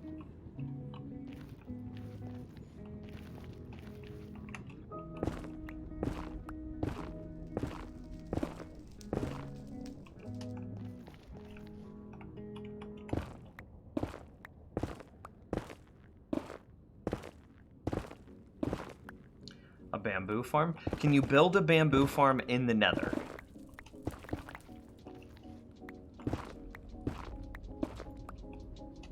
If so, that's the answer. Okay. Looks like we're gonna have a bamboo farm in the Nether to auto-convert swords. Maybe. Let's be honest. That's a big maybe. Because it really just depends on what the rate of nuggets are. If we feel like the gold is high enough, then maybe we don't need a bamboo farm to auto-smelt our swords.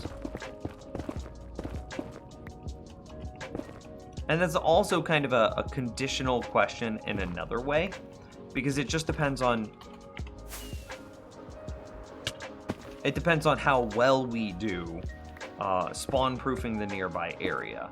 The better our spawn-proofing is, the higher our rates will be, the less likely we need a bamboo farm to auto-smelt the swords.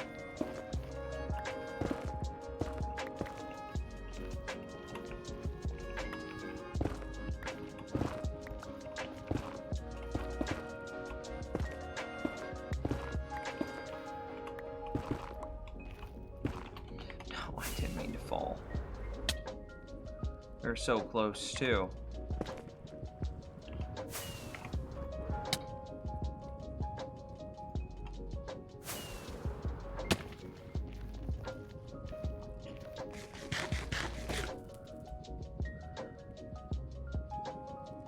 What if you do a chain reaction TNT?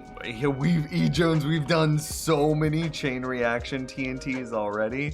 I've got to be really careful, because I've already been blowing up the gold farm a little bit because of how many chain reaction TNTs we've done. Perfect.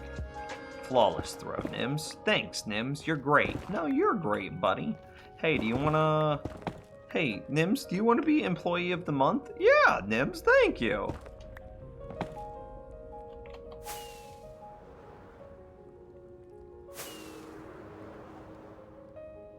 So I'd like to start out by just clearing the square around it.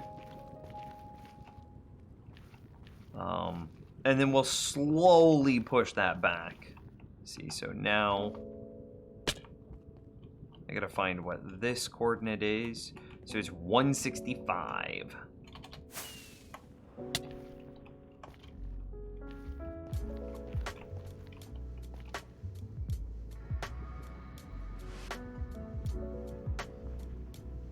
As in clearing loads of blocks at a time, as in not just one area. Yeah, but the problem is I'm out of sand. So I'm kind of out of mass TNT explosion. So what my goal is to just get up here. Thought it was a skeleton at first. It kind of spooked me.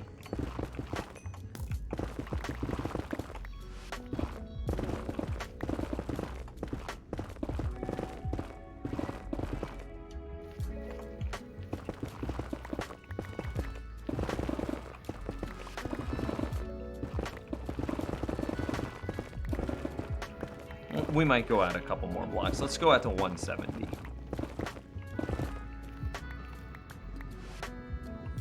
Yeah, perfect.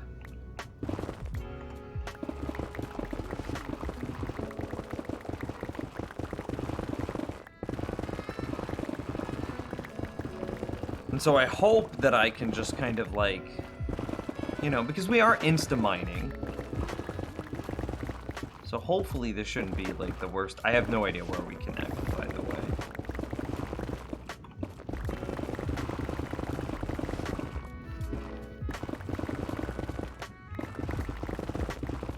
I just kind of winged it, saying like 110.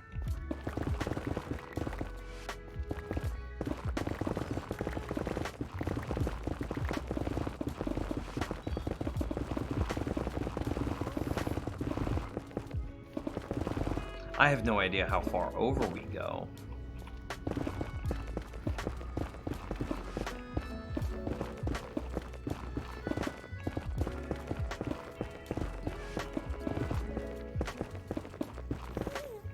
We should come out at some point.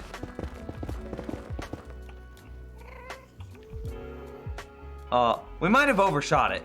Just a little bit. LOL. Huh.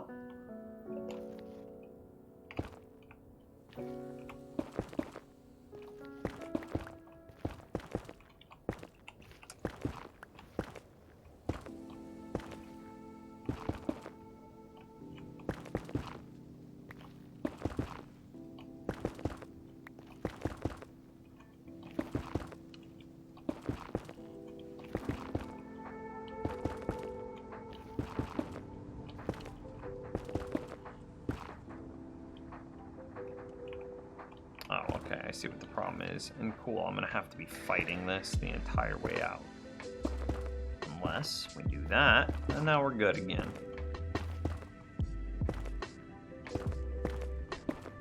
Last time I saw you were level 420. That feels bad. It was probably when we were working on the Blaze farm. We since needed to... What did we end up doing, chat room? Why did we lose a level? Why did we lose a bunch of levels?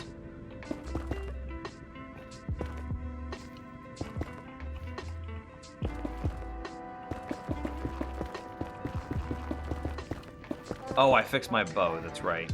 You're right. You guys are smarter than me, damn.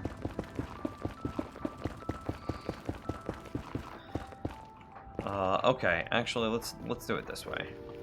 Bradley's with a hydrate. I don't know where my water bottle is. There it is.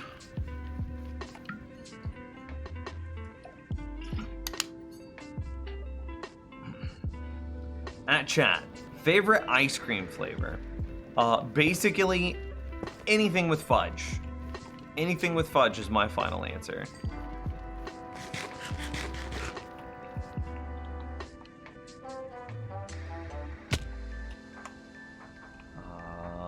107.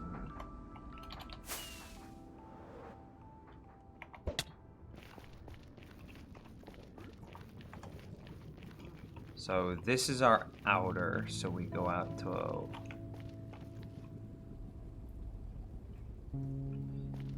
yeah, this is fine. We're at the 111, so that's a couple of blocks extra, so I'm okay with that. That was a good guesstimate.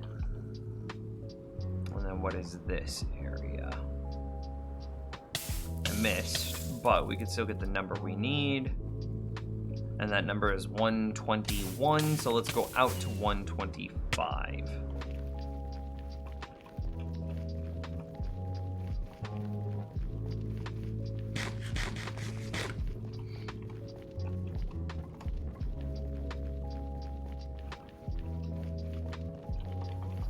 Okay, so here's the point where we should have stopped.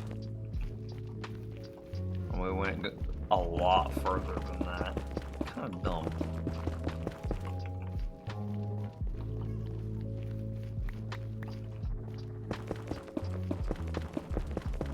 Thoughts on pistachio ice cream? Gross.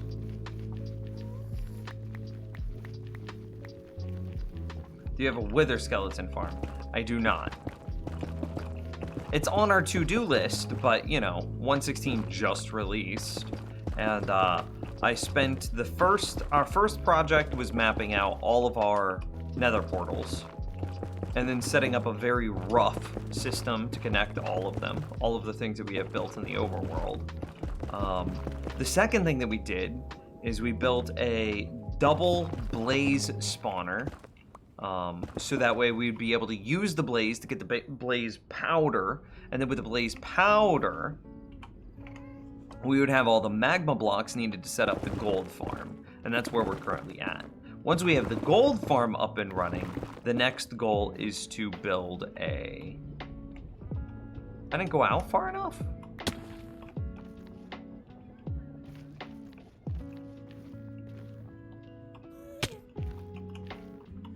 Oh, it should have been... I went +5 in the opposite direction. Okay, so this should be down out to like 114. I see what I did.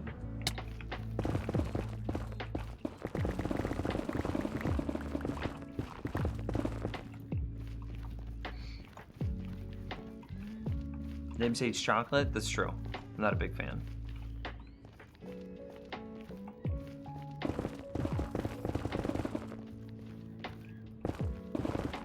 We'll take it out to like 115.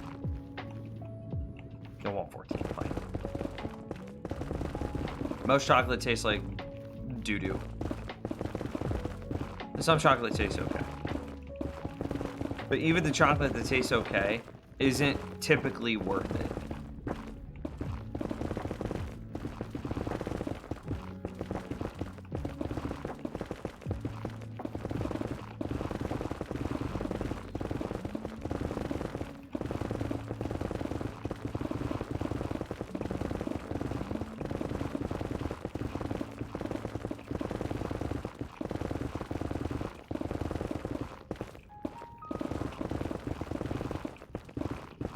Woo! We are just burning through that durability.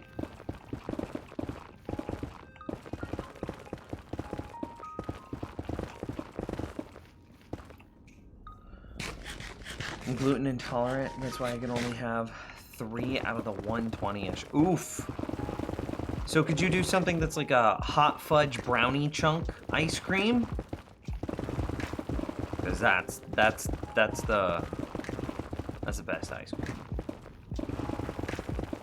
Or would the brownie chunks have like gluten in them?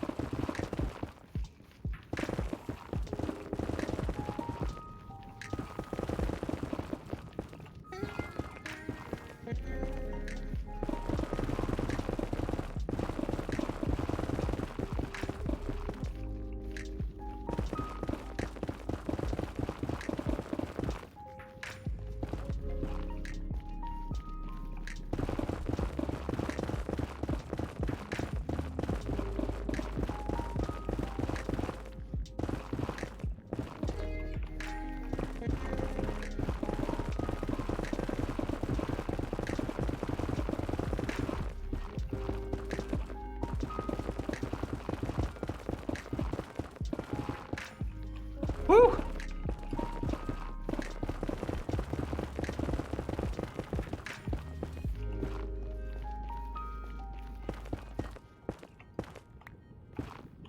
Hell yeah! Hate chocolate, but favorite ice cream is fudge. It's not the same thing.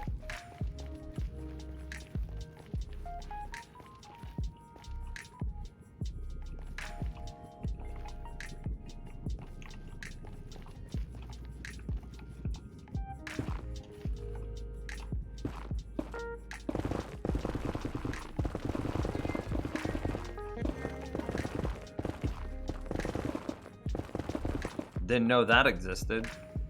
Yeah, no idea.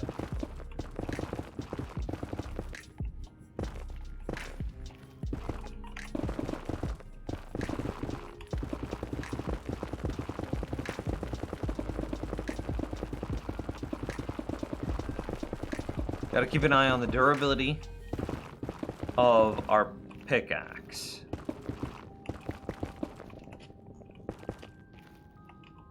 Oh, damn. Okay. Worked itself out real quick.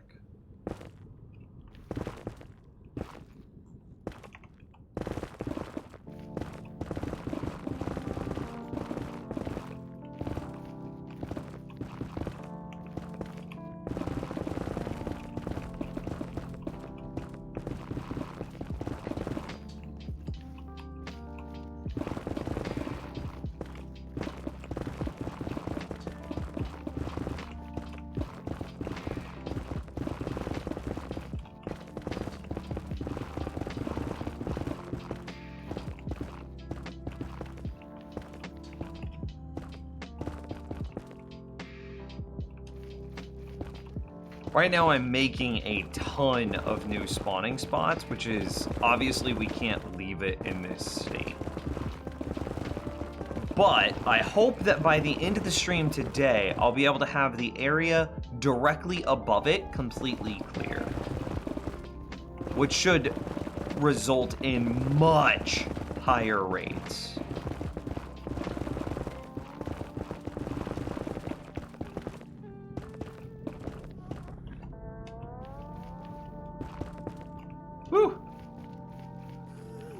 Nims, are you using your good pickaxe? If so, why not use the ones you use for netherite mining?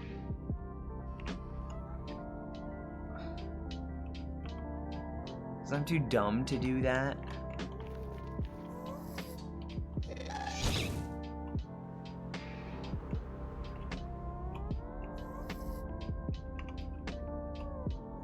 Fudge is just basically just heavy cream and 3 kinds of sugar? Yo, I'm about it. We're kind of done with another rank.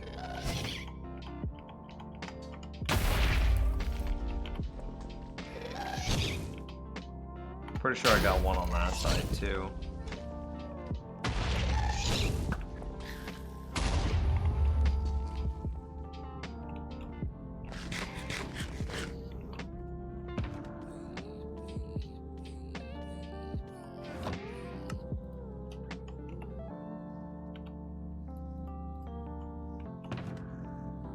That was so smart.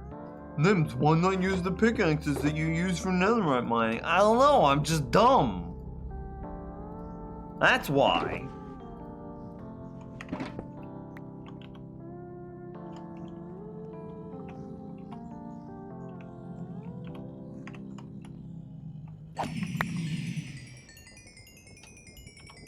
I'm at least repairing it.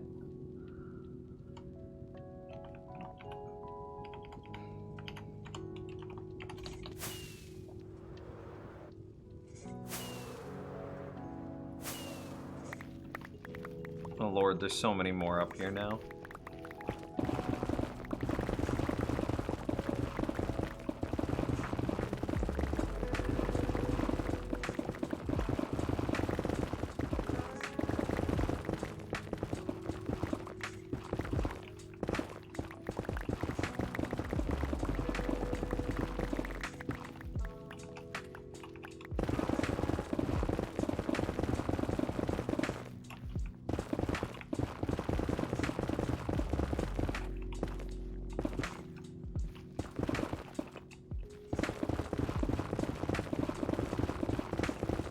European chocolate is superior. Changed my mind. It is. It absolutely is. That's part of the reason why I can't stand like chocolate now, is because, you know, I only have one variety. And then I had a friend who lives in Australia send me like a Australian sort of culture package. And this was years and years ago.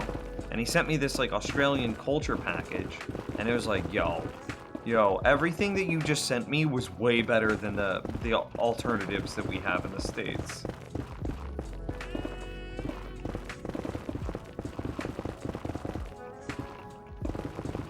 Have you had Tim Tams? I have had Tim Tams.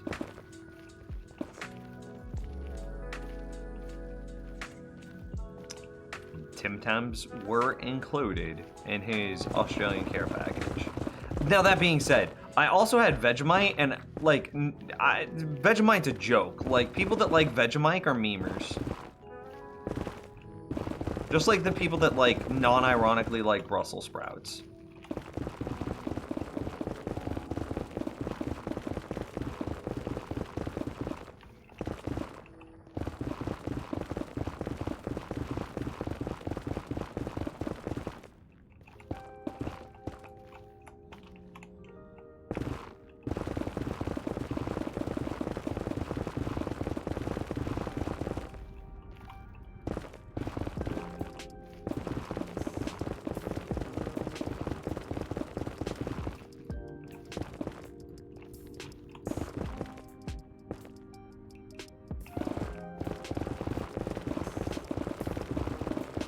Have you had a Tim Tam shot? You bite off the opposite corners and drink a shot through it, then eat the Tim Tam. What are you taking a shot of? Like Kahlua or something? It would have to be. But that sounds amazing.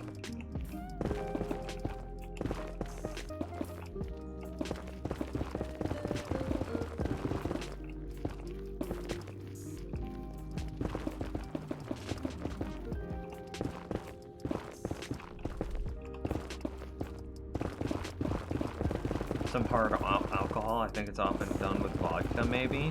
No. Whenever he sent that care package, he did not instruct me to drink hard alcohol.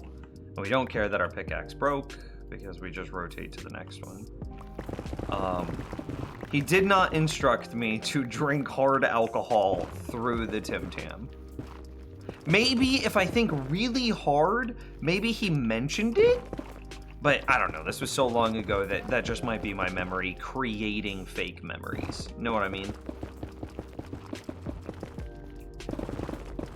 If I remember right, again, this is years ago, so maybe my memory is wrong. Tim Tams are like somewhere between Kit Kats and Cow Tails.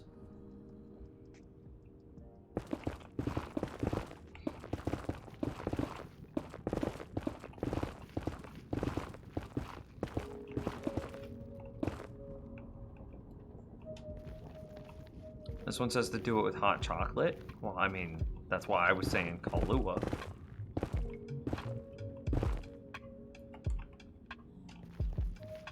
I can't imagine drinking. I mean, so presumably you're making the logical leap that the Kit Kat has to be partially hollow, right? That's not the part that's weirding you out. So now if you imagine that this Kit Kat is partially hollow, that you could get a liquid through it, you still wouldn't do it?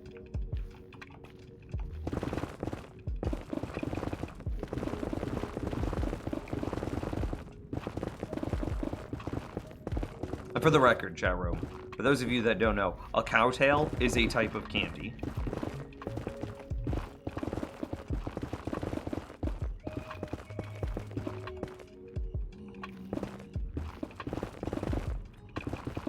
Never stop holding left click, and we'll be okay. I'll never punch a pigment if I never stop holding left click.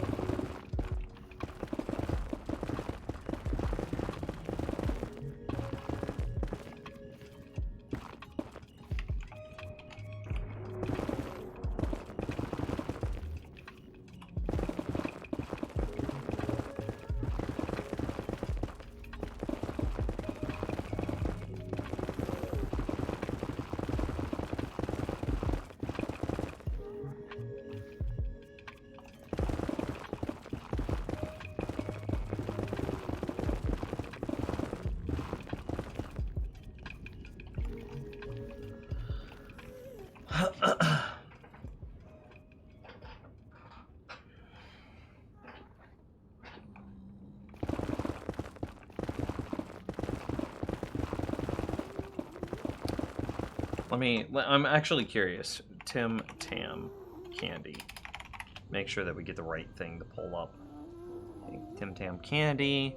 We go to Google Images and hope that nothing bad shows up. Yeah.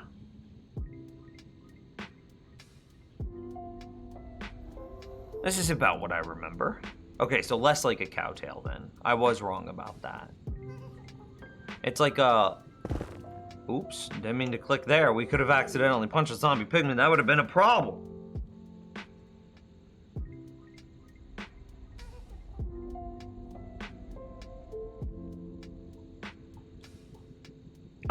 Isn't it the thing that's like... Isn't this the best representation because of the caramel in the center?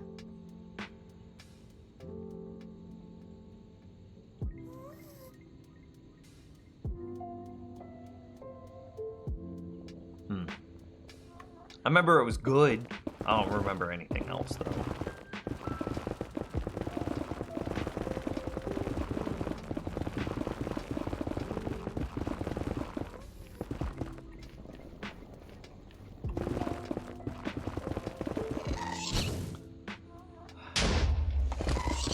I'm just gonna ignore that and pretend like it's not a problem.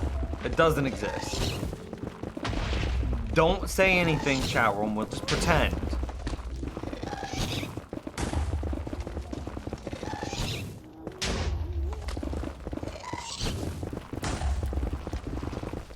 Oh, hey! We just found ancient debris.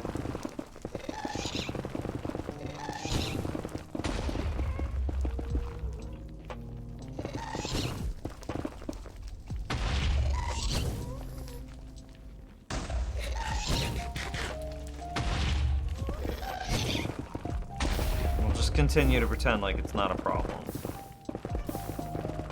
Okay, but these fires are kind of getting annoying because they're, like, slowing down my mining.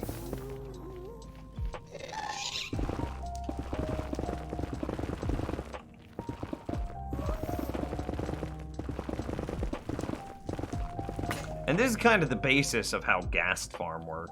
Or, yeah, Ghast Farms work. Hey, bud. See how he could spawn but not move?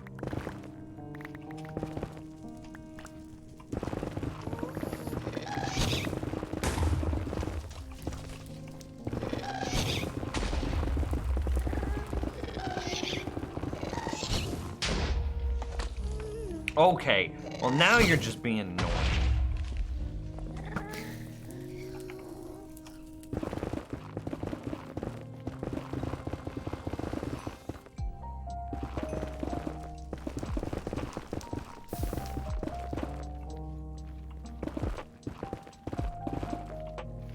I can't tell if this is any faster or slower than the other method that we were trying.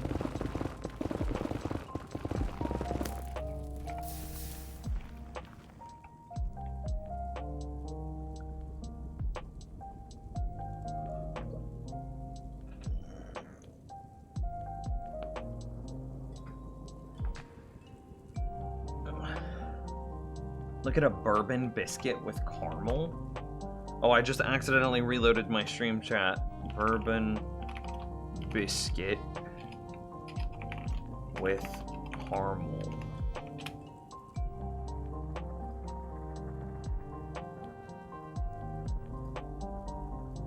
So you're talking about one of like these things. By the way, if you sent a message in the last like 2 minutes, there's a 0% chance that I see it now because I accidentally refreshed my stream chat. So if there's something that you wanted me to respond to, just resend it. I cleared everything on accident. Okay, this looks comparable to what the Tim Tam was. Yeah.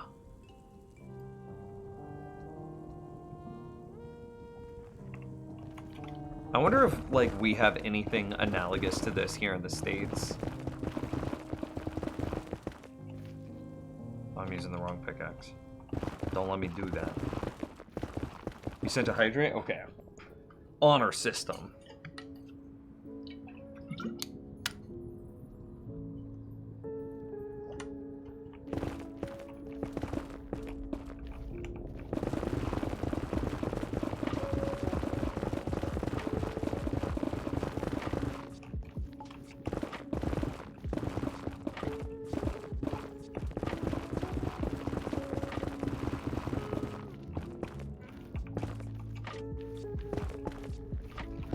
I feel like I spent so much more time making sure that these rows are perfectly even so that way we can...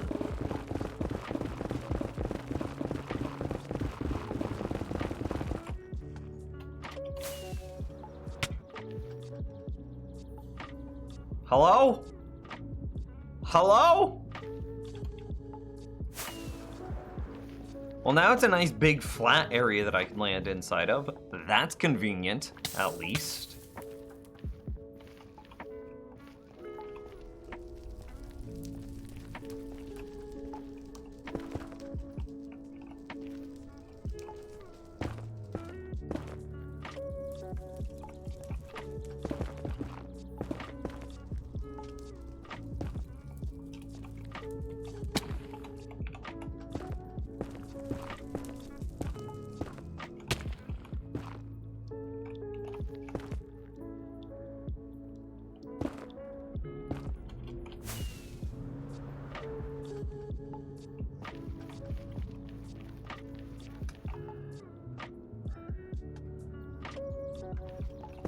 Something like that in the States, you just buy the British stuff.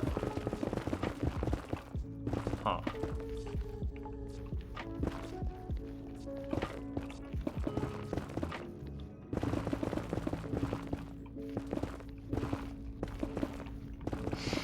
You absolutely need to add the drinking from a Minecraft water bottle to your soundboard when people redeem a hydrate. That's funny.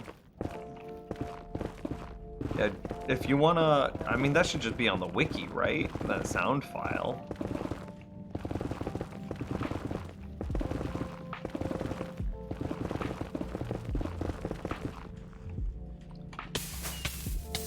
How'd the...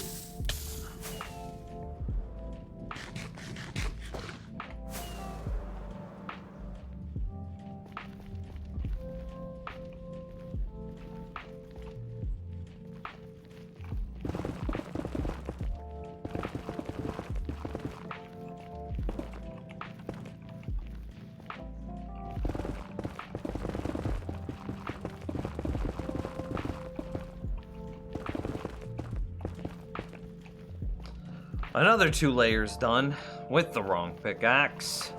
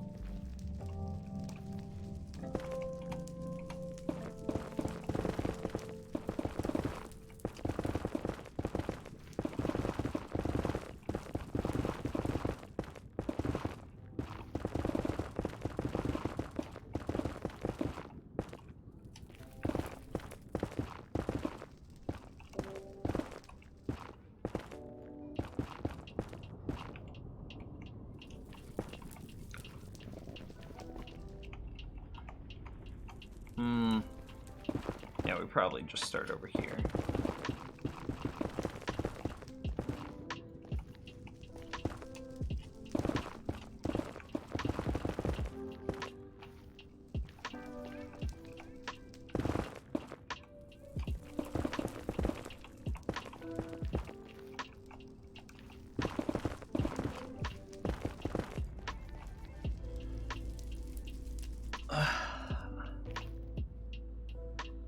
Did I miss a message from E. Jones? I must have. Because James responded to something that I didn't get to see. Feels bad. I didn't almost die, Turnip. Listen here, buddy. We good. We big healthy. Alright. So we're basically caught up now.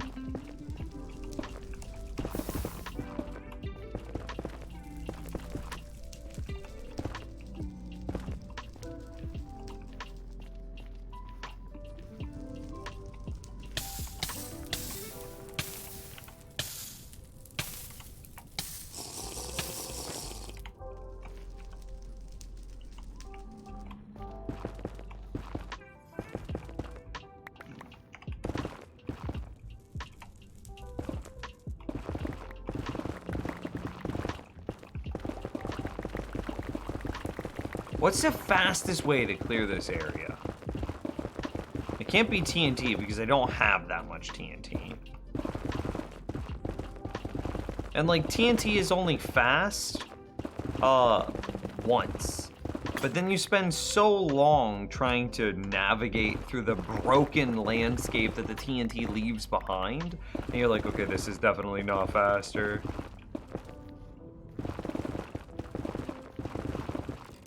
Oh. They're actually bad guys. Do I put on like some gold armor so it doesn't become a problem?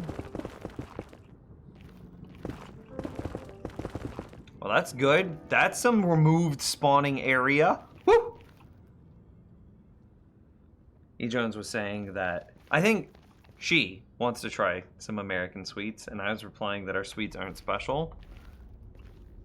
What's the most quintessential American candy that we have?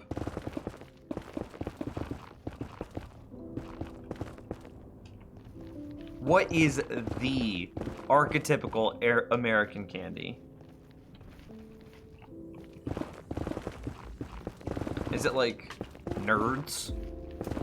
I don't know. I don't know Nerds' popularity in the rest of the world.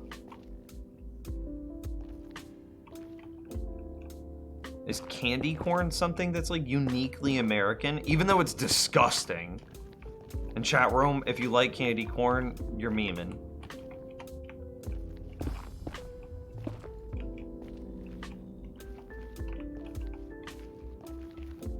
I don't even know what, like, our own quintessential candy is. Reese's? Skittles? Or you spawn eggs from Missile Wars? Hey, that'd be great.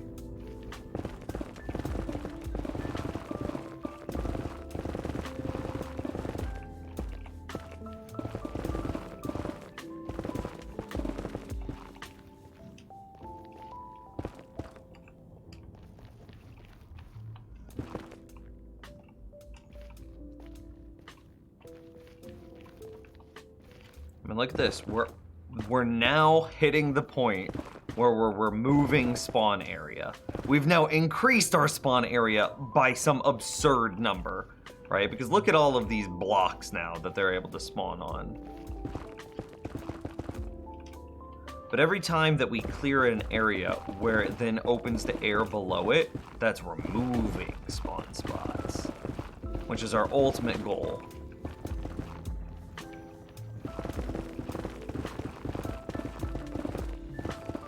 Is there a candy that you can only find in the States? Or like, and this isn't trying to be like humble braggy or something, or is the United States so influenced that our the ability to find American candies in non-American stores is easy? M&M's candy corn is very American, right? And like candy corn's one of those like off the beaten path things that I would imagine is hard to find in another country as well. It's not, air quotes here, the quintessential snack, because America's very divided about it. There's a lot of people, myself included, that think it's absolute garbage. But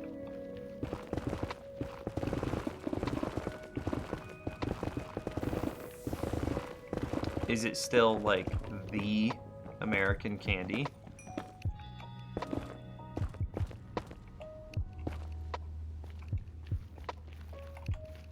I shouldn't have broken it this way. Oh, we dumb.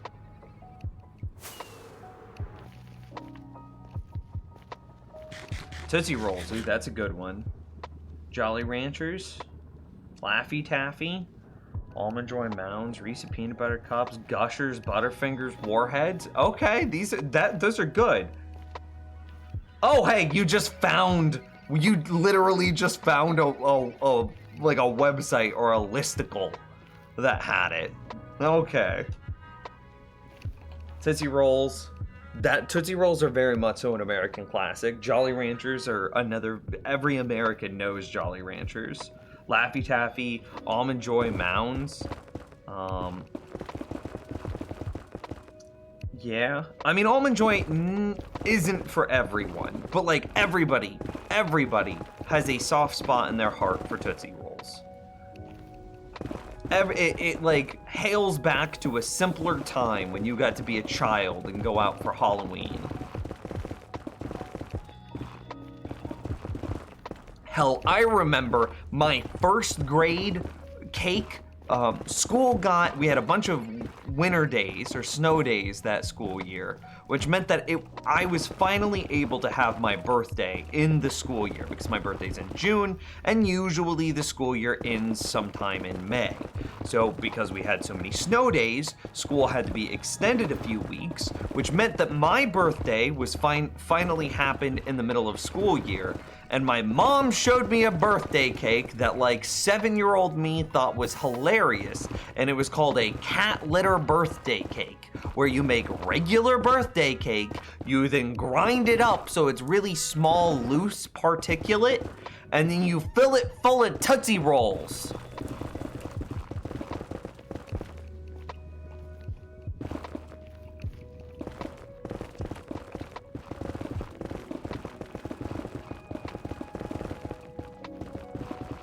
I think I even have some Indian rappers shooting a star bow hung up on my fridge right now.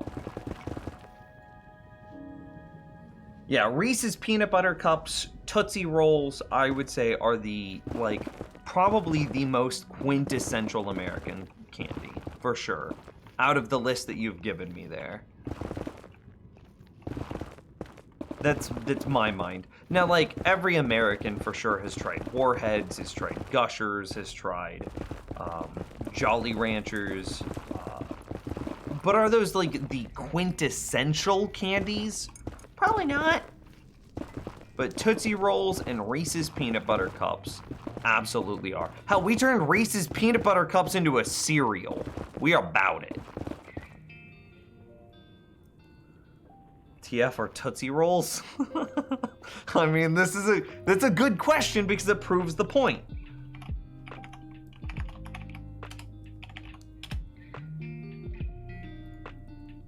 Okay, Tootsie Rolls are this.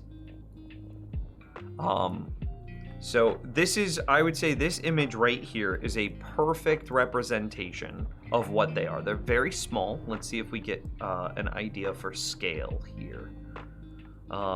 They're very small. Maybe if you look at your pinky and like your pinky finger, and then you know that last little segment on the top of your pinky finger, that's probably how big this is.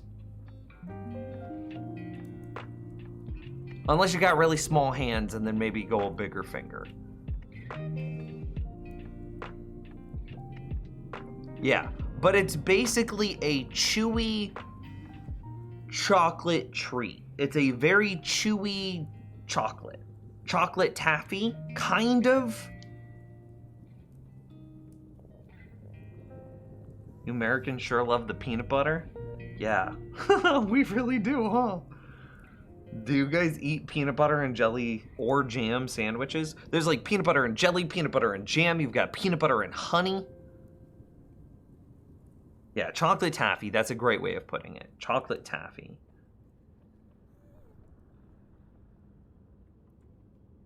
Cadbury mini rolls.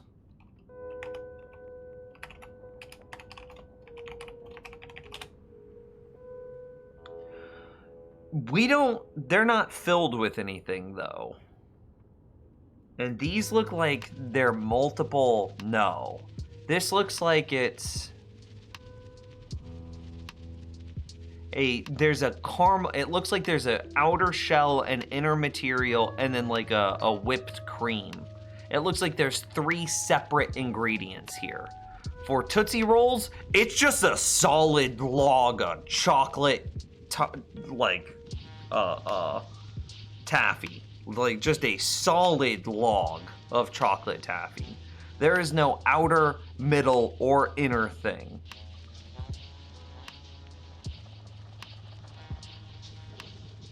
And then there's even like derivatives of this, like fruit chews, but this is just gonna be taffy.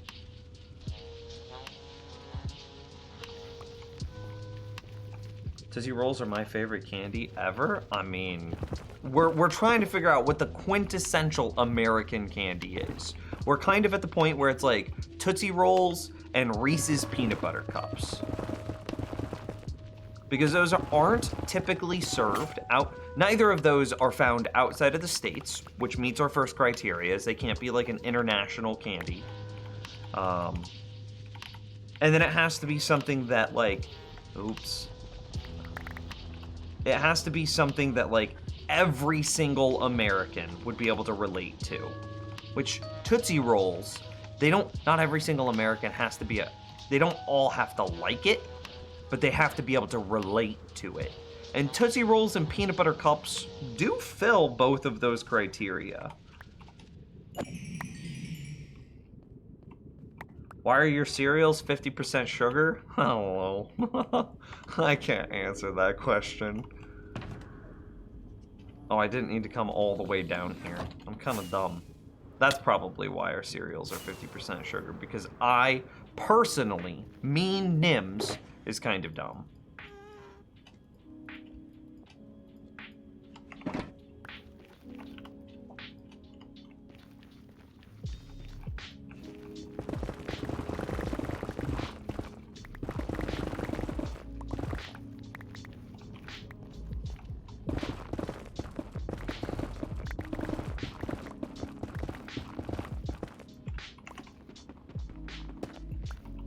Whew.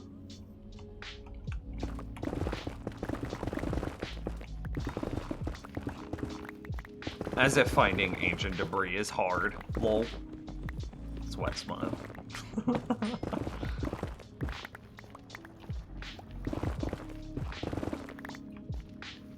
Is Snickers Mars and else American?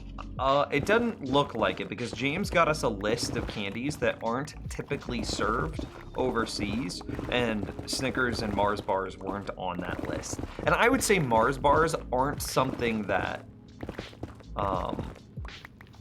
is like a quintessential American thing. Like maybe M&M's is because that's a Mars candy. So Mars is both the name of a candy bar, Mars bars, and then Mars is also the name of a candy company that makes a lot of things like M&M's, Mars bars, and a few other things. But Mars bars definitely aren't like a quintessential American thing. They might only be served in America, but you're gonna have a hard time finding a bunch of Americans that are like, oh yeah, no, I know what that is.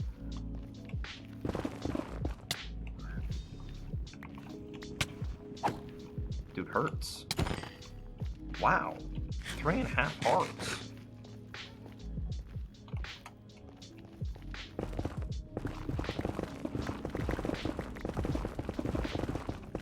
But yeah, Snickers, maybe. Three Musketeers, maybe.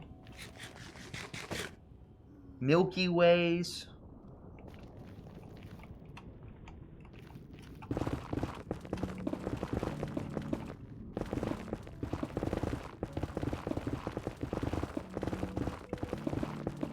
They're all good, but are they like quintessential American good? In the same way that like a Reese's peanut butter, I would say that Snickers probably is. But I don't. In the list that James found, our mod, in the list that James found, Snickers are served overseas.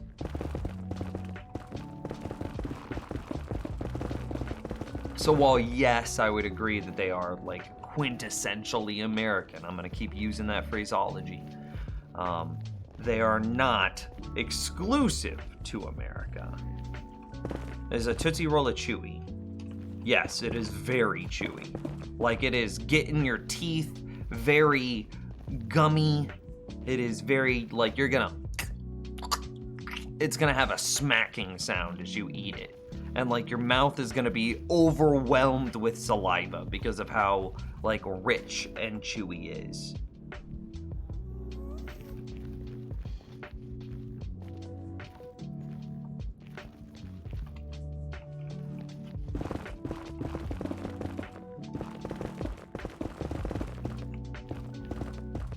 Okay.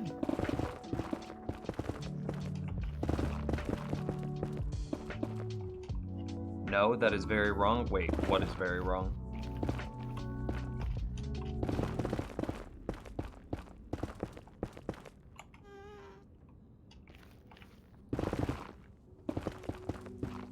Well, this is a good sign. It's just very awkward to dig out.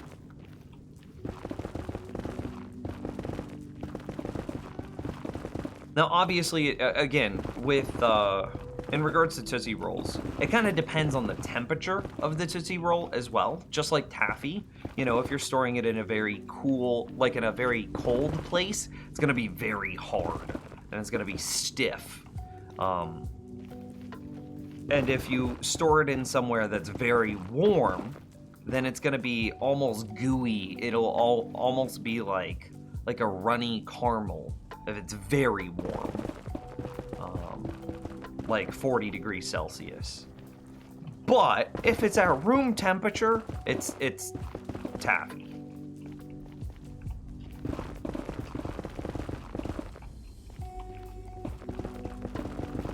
It's about the consistency of a saltwater taffy, plus minus a little bit. Mars bars have caramel and have a soft inner candy, whereas Milky Ways are just toffee stuff. There's no ice cream version of Milky Way that I know of. Ah, okay. I thought that you were originally disagreeing with me on like my description of what Tootsie Rolls are. And it's like, no, I'm pretty sure on that one. But yeah, I agree with them, James. I don't think that Mars is the same as a Milky Way. I think that they're different.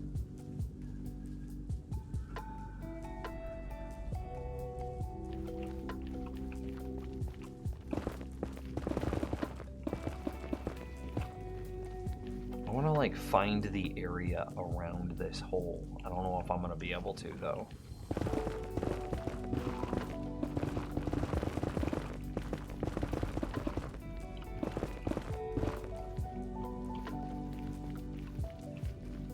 American candy equals beta candy. Isn't that a good thing though? Because we get to try all the wild, crazy stuff, and you guys all have to deal with our leftovers. We're the adventurous ones. Y'all are boring.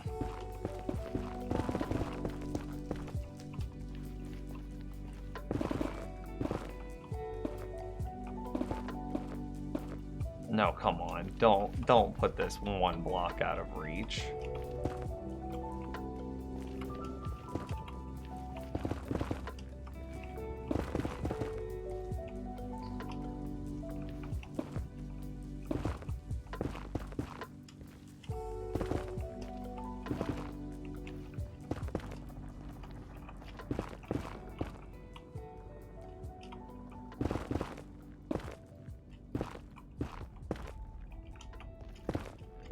Look at all this spawning space we're freeing up.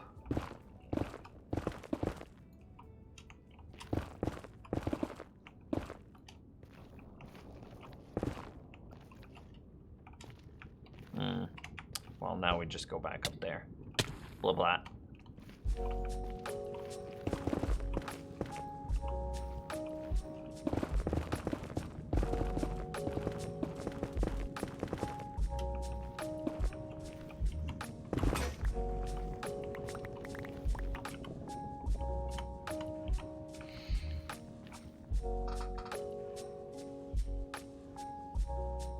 In reality, we would just put the most effort into marketing new types of candy to get people to buy it. Wait, what? If the British weren't adventurous, America wouldn't really be as it is today. Not really true.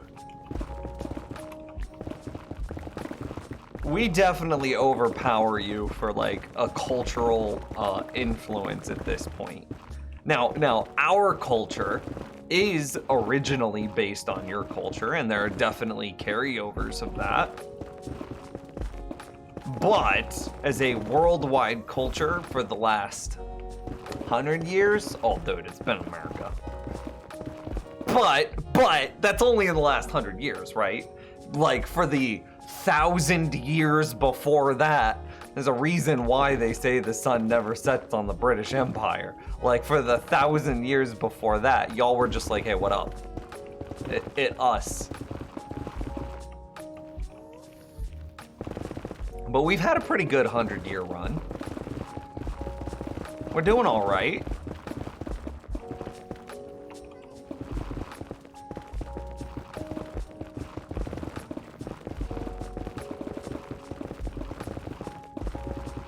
You know, we think it's okay to like send kids to school where like our Secretary of Education is like, some kids are willing to die, but that's a sacrifice I am willing to make.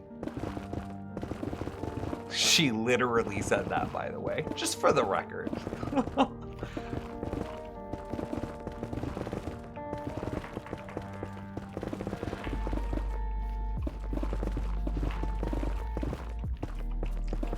So we've had a pretty good 100-year run, but it's gotten a little rough lately, but we got a chance to fix it, to right the ship.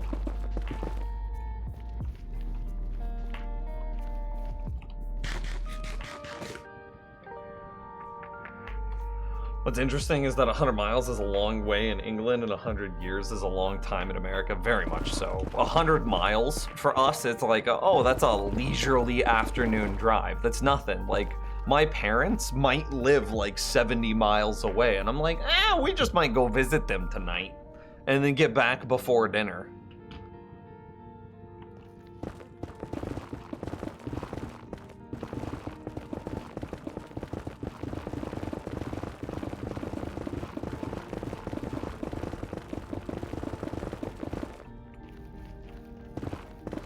But if we get a house that's made like in a date that starts with 18, we're like, oh buddy, this is big. If there's some structure or something that exists, and you know, remember that I'm not on the East Coast, so it's a little bit even. I have a warped perception here because, you know, we started out on the East Coast.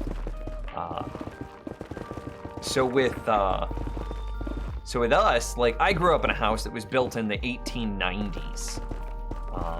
And it was big. Like, everybody, well, both in the literal sense, it was very large. But it was also like, ooh, everybody's like, oh, it's such an old house. It has so much cultural significance and so much, it's so old. 1890, so old. And then, you know, again, my parents live like 70 miles away, and I'm like, I'll just go visit them. Why not?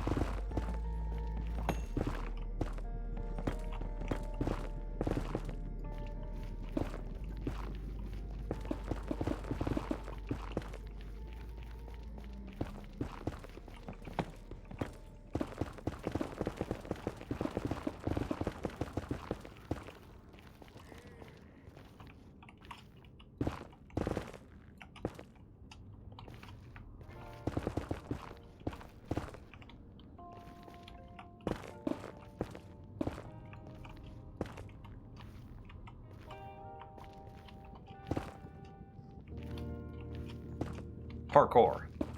Parkour.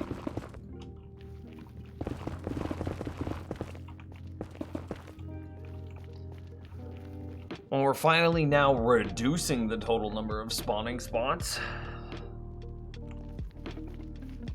I'm gonna bugle older. Oh, well played. That's funny.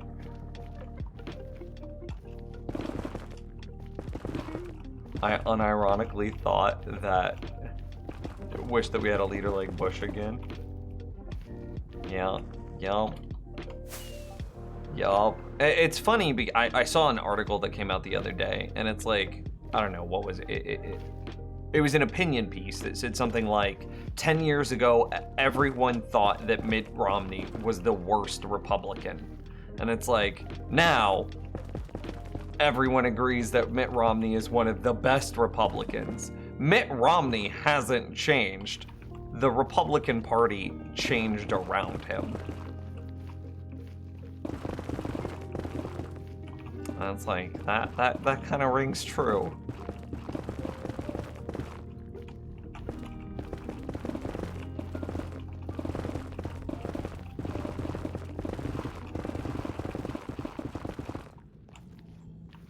So we're trying to square from there up into this space. Okay.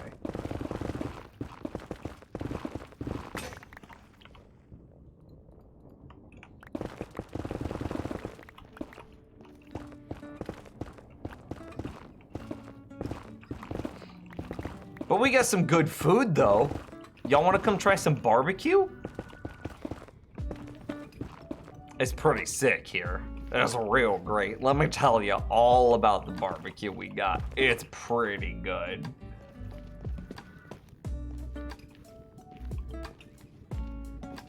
Pickaxe? Pickaxe? No. These are junker pickaxes. We only care about the netherite ones.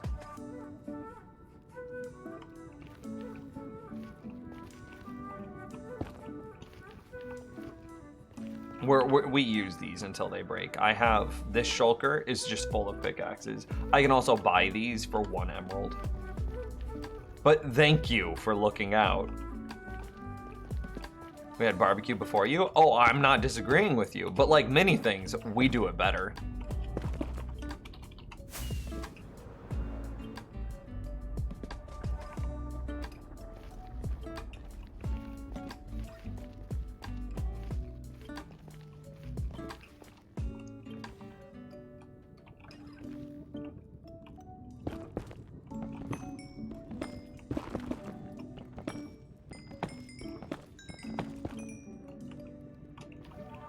Got to go from that point.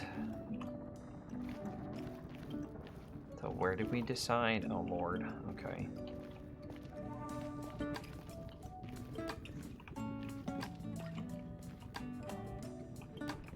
Do I even really care this much?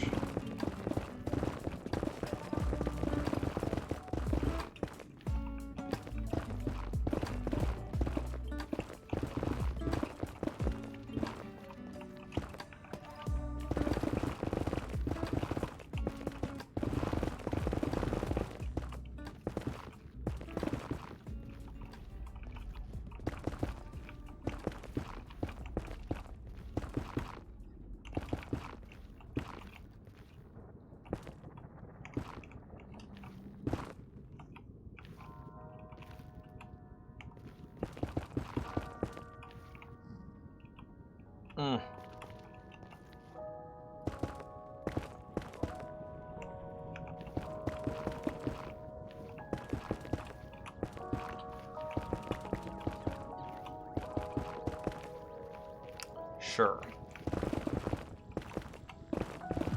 If you really want to help me watch my pickaxe, make sure that I'm always using the diamond pickaxe and not my netherite pickaxe. That's the big thing that I keep messing up.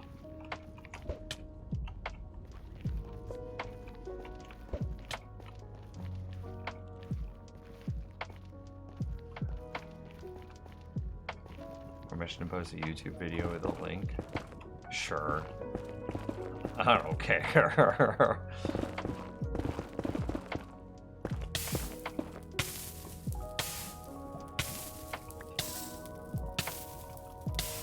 What does American barbecue consist of? I would say that we really have 3 types. 2 main types, and then one of those main types has 2 subtypes. Okay, so you have dry rub only versus sauce. And then sauce is split up into 2 categories, where it's either a like a brown sugar based barbecue sauce or a vinegar based barbecue sauce. Like a brown sugar honey barbecue, a brown sugar smoky honey barbecue thing. Yeah, whatever. So between, and of course all of them use some combination of these in order to find their own distinct, unique flavor. But typically that's the 3 types of barbecue that you're gonna find that would be classified as American barbecue. Is either dry rub only, which is very akin to like your Texas barbecues. Then you're going to have things like your vinegar-based sauce barbecue, which I believe that's kind of an older style. It's not used as much, and I think that there are places on the East Coast that still use primarily a vinegar-based sauce. Kind of like ketchup is a vinegar-based sauce. Doesn't taste anything like ketchup, but just for comparison. And then most modern barbecue in the States, I'm gonna say, has a brown sugar honey smoke flavored sauce. Yeah. Do Americans have prawns on the barbecue? No. It is very, very, very rare to see like grilled or barbecued shrimp.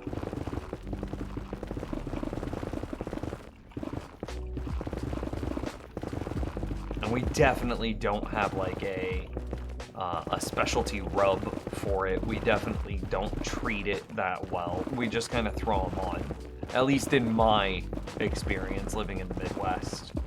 And I'm not going to try to draw any lines here, but I do live in one of the barbecue capitals of the states. Kansas City is known in America for their barbecue. We have a beef cut that like the KC Strip. So there's a part of the cow that's named after us, which New York then ripped off and stole from us. So the New York Strip is actually fake news. Not even joking, like zero memes. The New York Strip is fake news. They stole it from us because whenever when barbecue was introduced to the East Coast, everybody thought that it meant that it was cheap because it came from Kansas City, and nobody was willing to pay like the reasonable cost that it took to get that barbecue over there. So they then renamed the KC Strip in that part of the country to the New York Strip, so it seemed a little bit more local and a little bit more relatable and therefore worth more money. So anyway, Kansas City is unquestionably one of the barbecue places in the country, and we don't do anything with shrimp or prawn.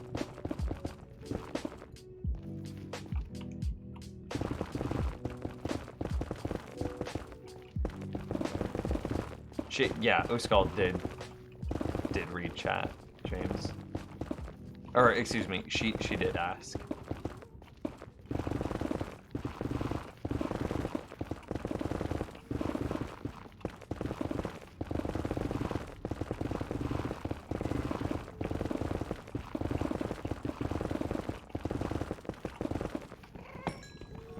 How do you guys like your steak? I always go rare.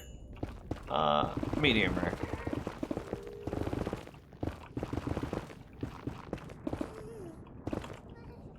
Yes, clearing spawn spots.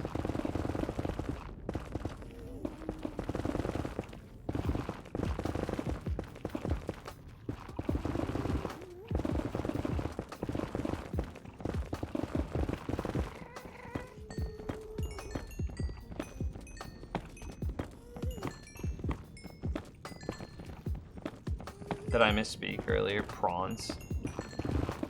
Did I say pawns? LOL.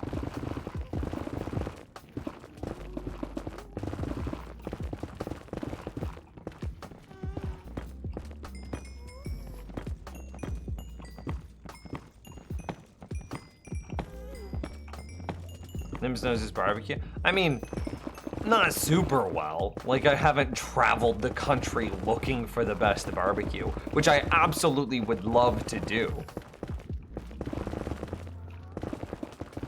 Because then when Dane comes in here and Dane's like, oh, excuse me, Texas has the best barbecue, I'll be like, Dane, I've been to Texas. I tried this, and this on like a Monday, a Wednesday, and a Friday, and no, it was not good.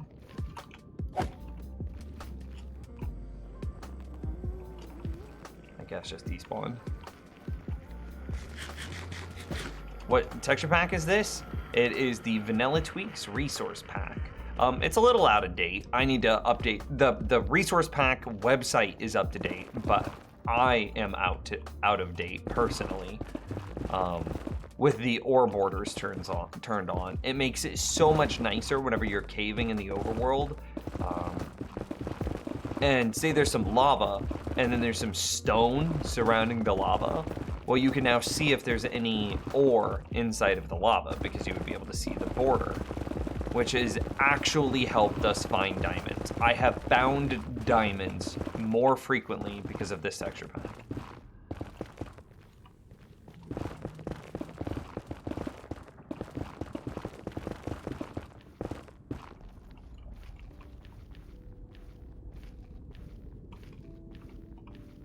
They'd probably just be like, you have bad taste buds then. That's probably true. You know what? I'll just record it. I'll probably be like, yo, what is considered to be like your most popular dish? And what's your most popular side? And then what's your most popular drink to combine with these things? Like your give me a quintessential Texan beer. And then I'll try all of them together. And then he'll just be like, you have bad taste buds. You're right. That's absolutely what he would do. Well, Vanilla Tweaks is a build your own resource pack, so you're able to pick and choose what parts you like and what parts you don't, and make your own pack based on that.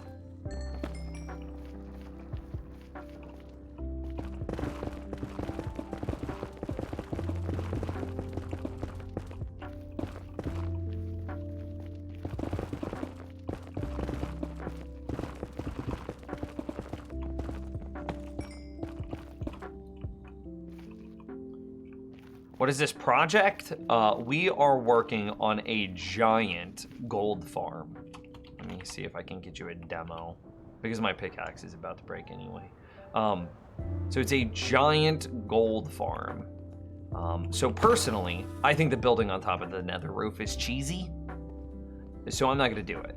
So I'm like, how do we build a gold farm that doesn't require the nether roof? And so this is what we're working with here. So I've got... Should have tried to repair my pickaxe, but it's whatever. Let me pick that up. Obviously not done. Not done even a little bit. But we do have like 3.5 spawning floors here. Ah, damn.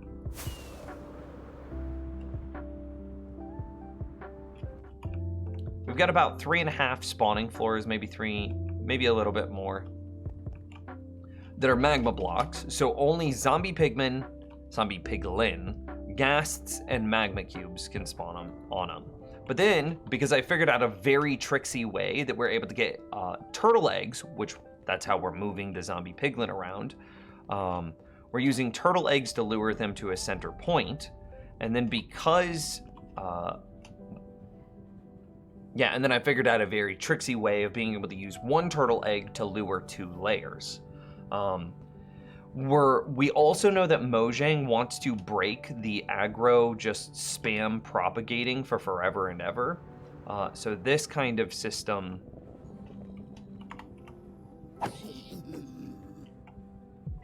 This kind of system will be nice because eventually the ones that rely on just a named piglin that you hit with a snowball or something on the outskirts, eventually those are going to be broken. Mojang doesn't want those in the game anymore.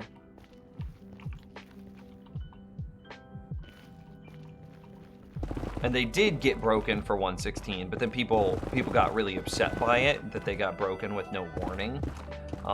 And so Mojang rolled back that break and was like, hey, be aware, we're gonna break this here in a bit.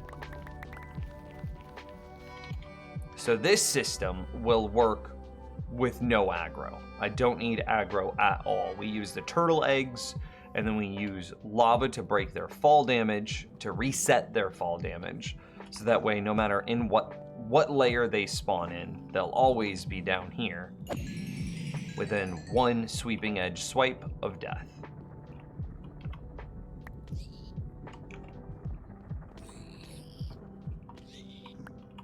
It's pretty clean. And the rates will get a lot better the more area around the farm I clear out, which is what you just joined us for. So I've obviously been working on clearing out a ton of space. And we've got more diamond pickaxes. We can continue. Blah, blah, blah. Blah, blah, blah.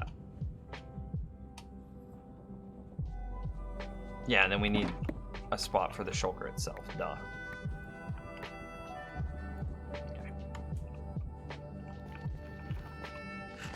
So the more area I clear, the better rates the farm gets. And there's some ratio between cleared area versus how many layers we actually put inside the farm.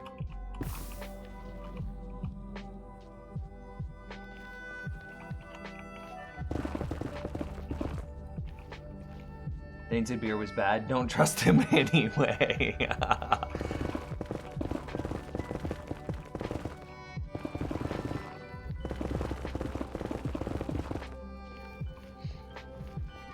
Yeah, this project is called Despawnify the Gold Farm. Yes, that's exactly what it is. There's a timeout to prevent spamming. Yeah, but the yolk got you a link. Yeah, and this one won't break unless they change their need to stomp eggs, but... So you're right, but what's the likelihood that they remove that? That seems like very core baked into Minecraft. Like, that doesn't seem like something that they would break. It's not a numbers change like the number change that they're planning to use to break aggro propagation. I mean, in the grand scheme of things, everything in a computer is just ones and zeros, so it is all a number change, but zombie piglins being aggroed onto eggs feels like a feature of zombie piglin, whereas the aggro of a zombie piglin is a feature, but the aggro lasting infinitely doesn't feel like a feature. And we got another ancient debris. Almost feels like digging out the nether should be a drinking game, and every time we find an ancient debris, it should be a shot or something.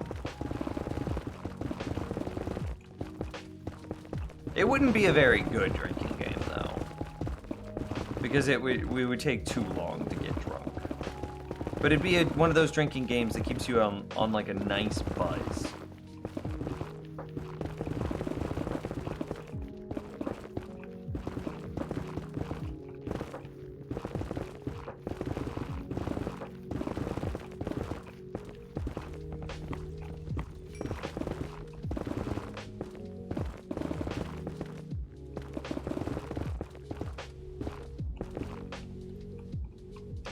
Pretty sure it's not how often they aggro, it's that the aggro causes a player kill, so they drop XP, which they are fixing. No, well, yes, I do think it's that, but I'm pretty sure that they're also changing, yeah, no, I know this to be true. They also changed it so that way one piglin only sends out a call for help once. So right now, they basically send out calls for aggro all the time. Just over and over and over and over. And they were changing that to be a call for help only once per hit, instead of infinitely per hit.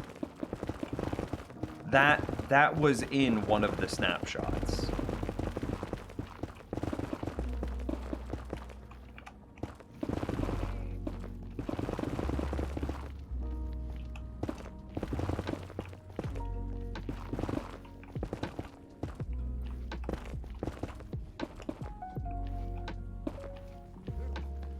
Ultimately, it doesn't really matter the specific nuance that they're going to be using in order to break it, because ultimately, the answer is they're breaking it.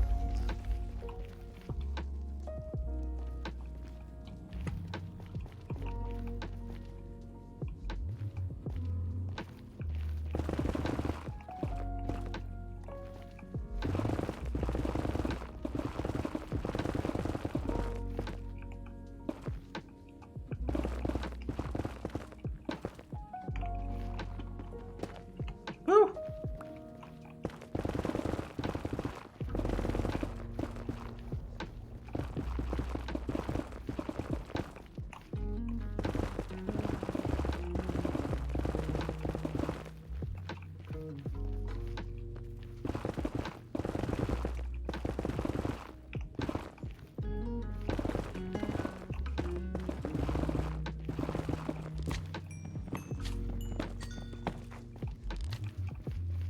Grog, how's it going, dude?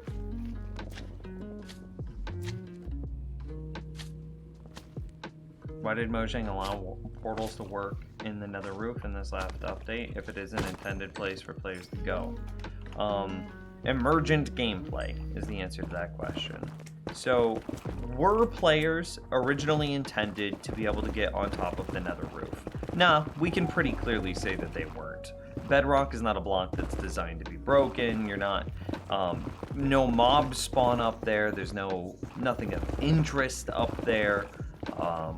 It very much so breaks the adventure element of the traditional Minecraft game. We can pretty cleanly state. Was he sacrificing himself or something? No, I misclicked!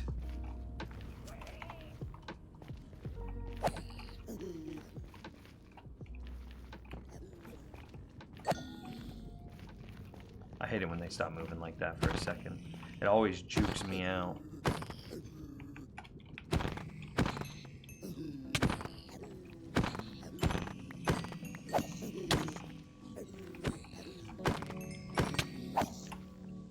Dude, they hurt. Nope.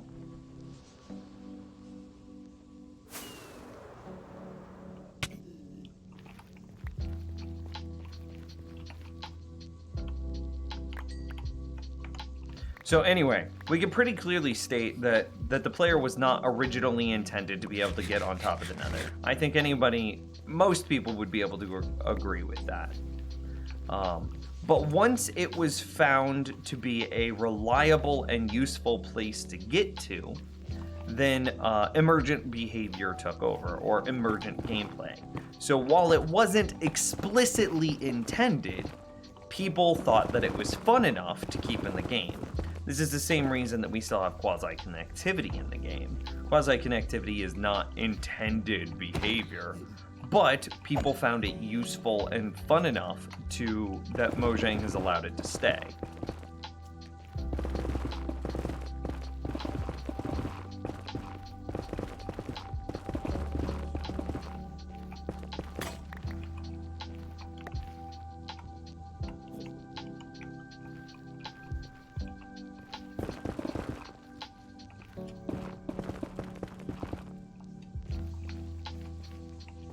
Yo, take care. Have a good time getting your groceries. Be safe. Wear a mask.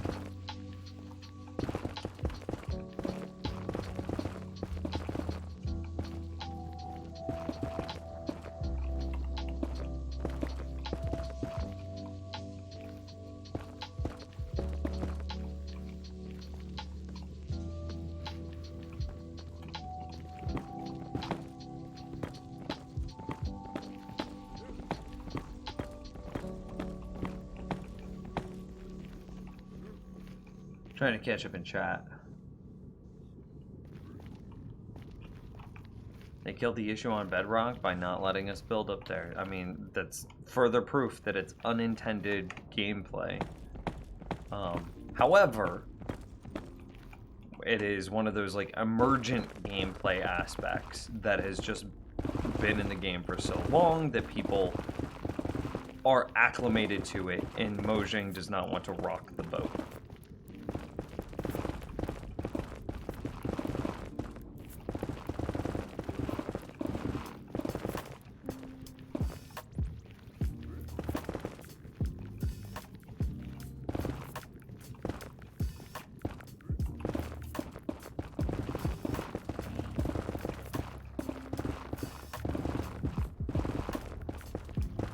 We're clearing so much, we're getting so close.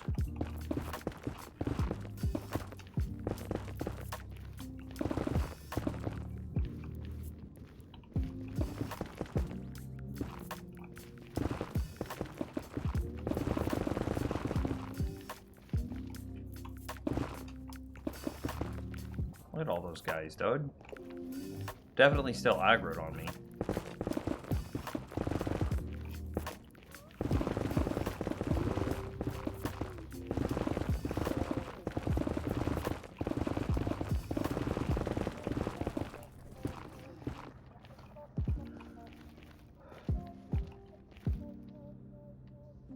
It's okay, just let them kill you and their aggro resets. Yeah, I'll get right on that. No problem, no worries.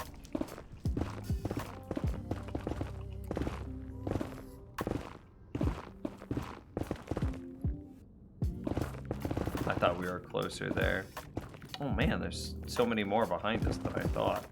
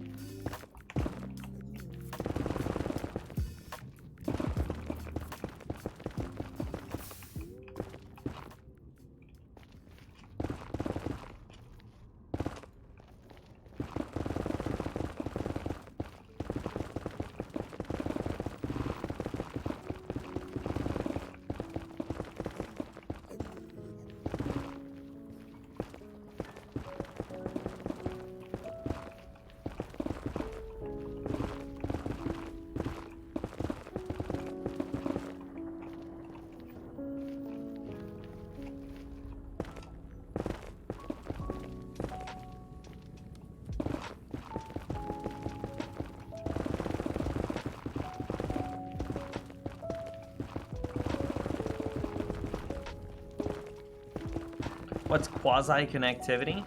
Quasi-connectivity is like a feature of Redstone, air quotes, feature.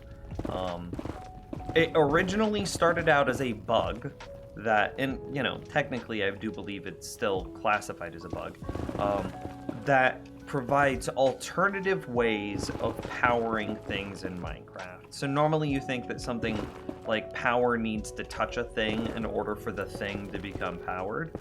Quasi-connectivity is a way of powering stuff that you can kind of wirelessly power it. But it puts it in this weird state whenever you do this of being both powered and unpowered until you do a block update. Which is why we call it quasi, because it's kind of analogous to like quantum theory where things are in a superposition until measured, while quasi-connectivity is both powered and unpowered until measured. Or, which the equivalent of that in Minecraft is until updated.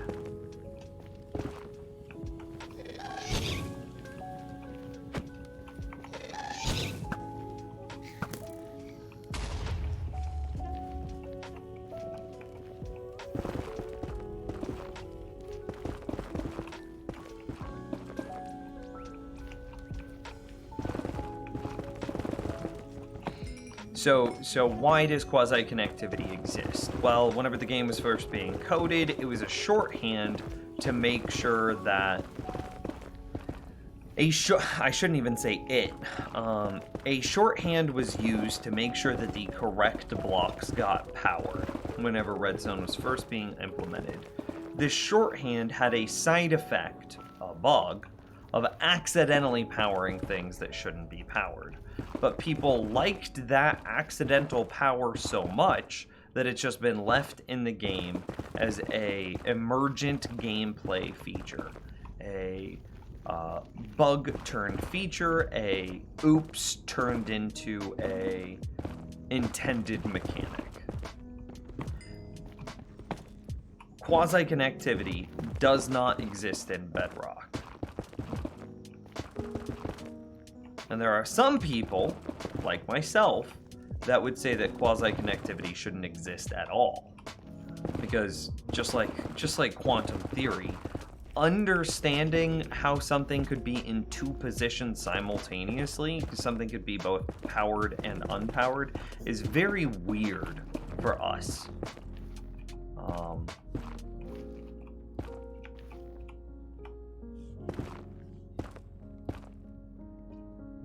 Oh yeah, we did it. So it feels needlessly complicated for new players trying to join the Redstone community. That's my argument.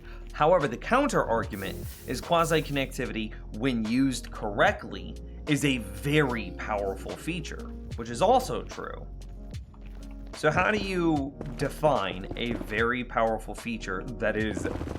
How do you onboard new players in Minecraft that don't know what quasi is, but want to get interested in Redstone? How do you catch them up to it, because it is super powerful, without and effectively explain like superposition of Redstone to them? It's weird. Hard.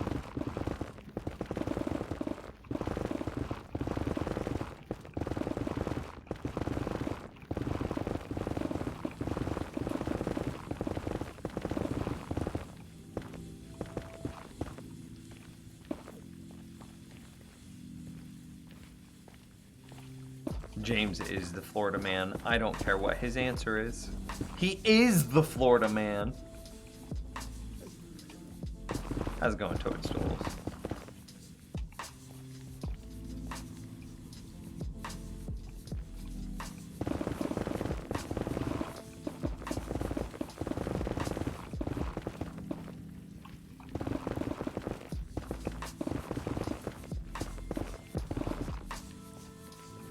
I need to clear from the front backwards, maybe?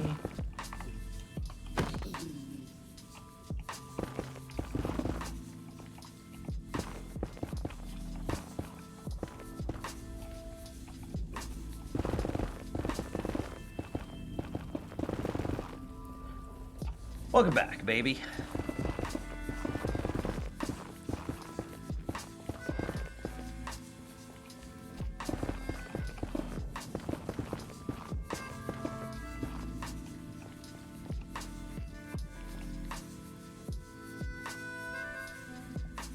Okay, that is kind of broken. I don't use TNT dupers. I mean, I don't use TNT dupers either. But TNT duping and quasi-connectivity aren't the same thing. You can't do redstone in Java without coming across quasi. It's basically impossible.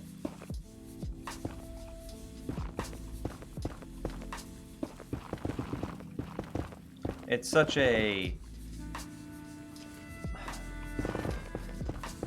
The problem with TNT duping, or using TNT duping, or trying to avoid it, or whatever, it is so pervasive that there's no way that you could try to do redstone in Java reasonably without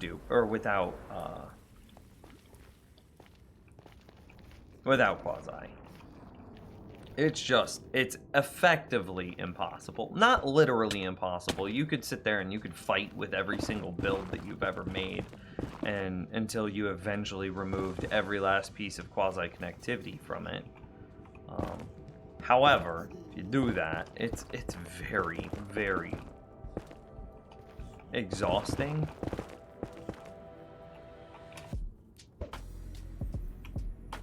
I missed.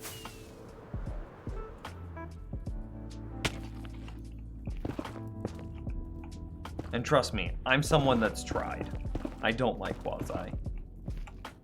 Because it makes it so hard, especially as somebody, I present as a tutorial person. So I present loosely as an educator, as a teacher.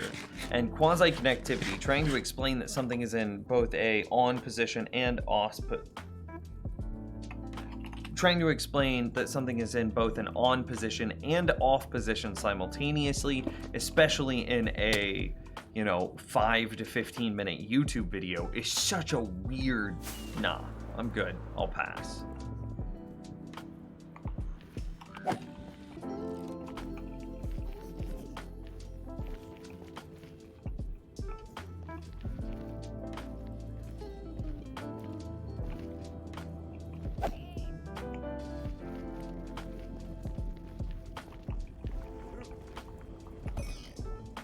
I almost felt a little bit bad how I punched him and then he looked at me and ran away.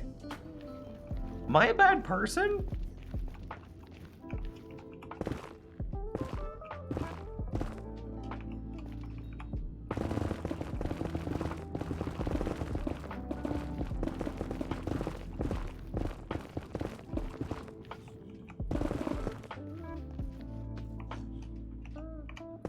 LOL.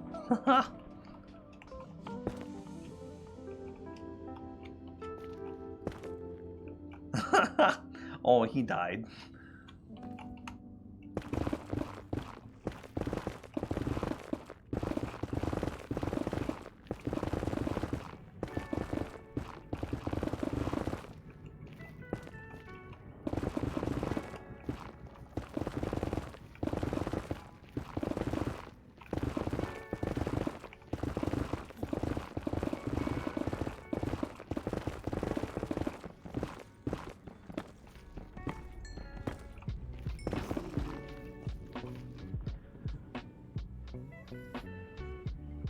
IDK if it's me, but Minecraft is seeming more like a mod than Minecraft.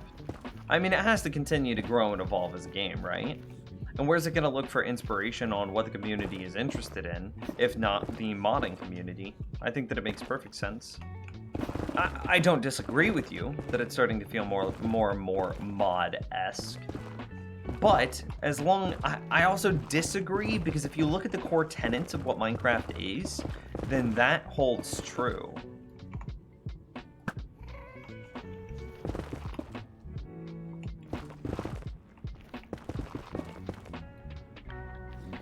Minecraft is, at its core, a adventure game masquerading as a block building game. Kind of saying, it's kind of more of an adventure game that says, hey, you can explore me however you'd want because I have this block building thing.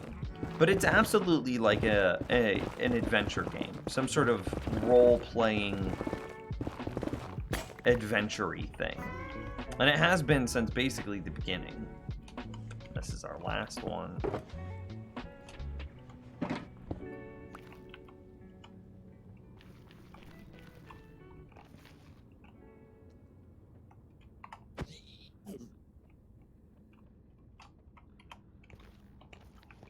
So all of the new stuff that they're adding, I feel like fits in with a, you know, an adventure game theme. I think it's perfect. And whenever we start to look at like the communities that primarily exist inside of Minecraft, I would say that the 3 big communities are adventuring, people that like to play it because of they like to walk around and see pretty things. They like to fight monsters and stuff like that. It's very much so like your stereotypical RPG sort of idea. Then you have your builders. And we can kind of break builders into 2 different categories. We could break one set of builders into redstoners and one set of builders into aesthetic.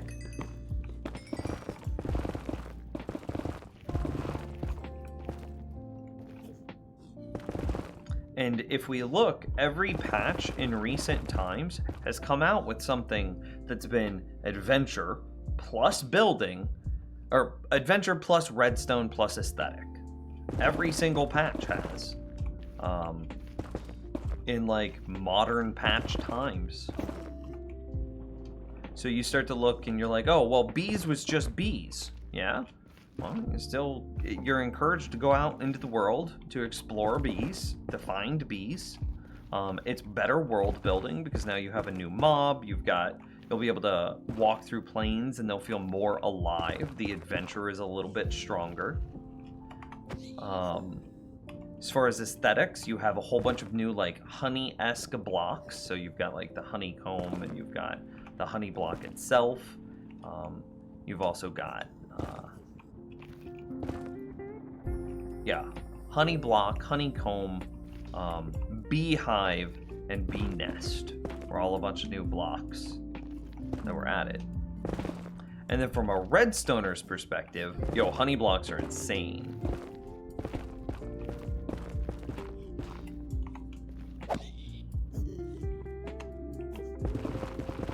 In addition, beehives were programmed to work with comparators right out the gate, which was also a redstone thing. So, I mean, while yes, there's getting to be more and more crazy features that we would not have expected at the beginning of the game, I think that it is still holding true to its core ideologies. What's a project? Yeah, I'll tell you. I was like, should we have him guess? But nah, it's fine. A giant gold farm. A giant piglin gold farm. Did I just fall through that same hole twice? By the way, we've now cleared so much space that I can fly up here. There's our sign of progress.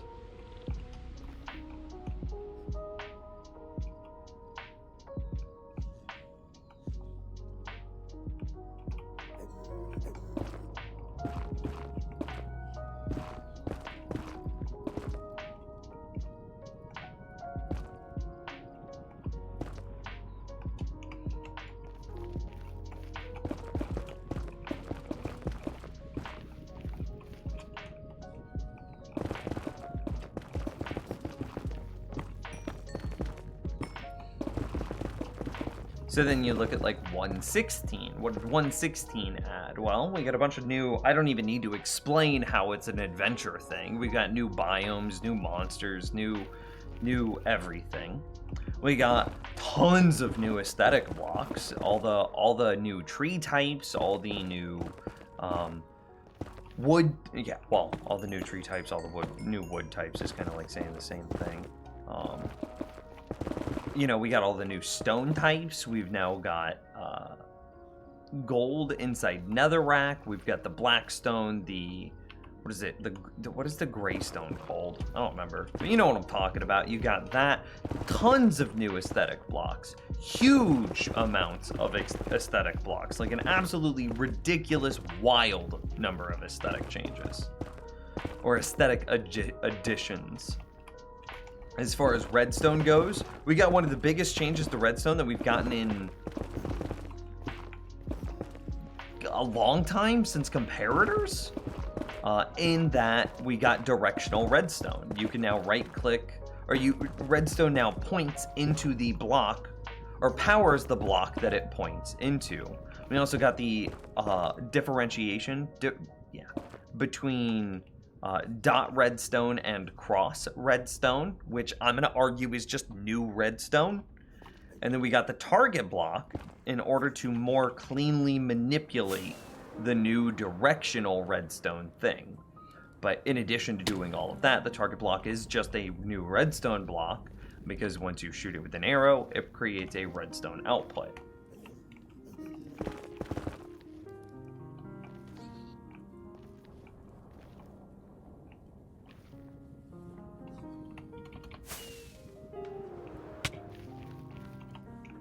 So yeah, while I agree that Minecraft feels more and more moddy, you know, with MODDY, moddy, with air quotes around it, I still think that the game is true to itself. It's still being honest, it's still the same Minecraft that we know and love, with just new features.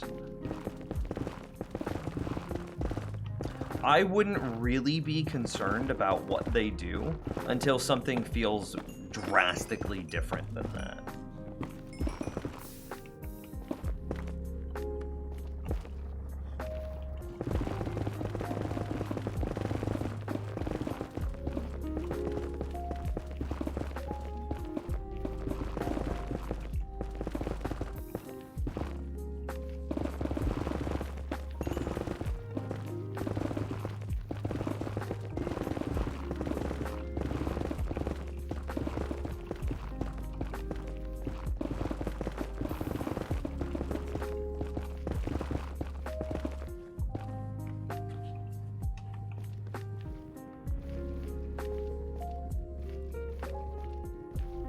We can just fill this in, right?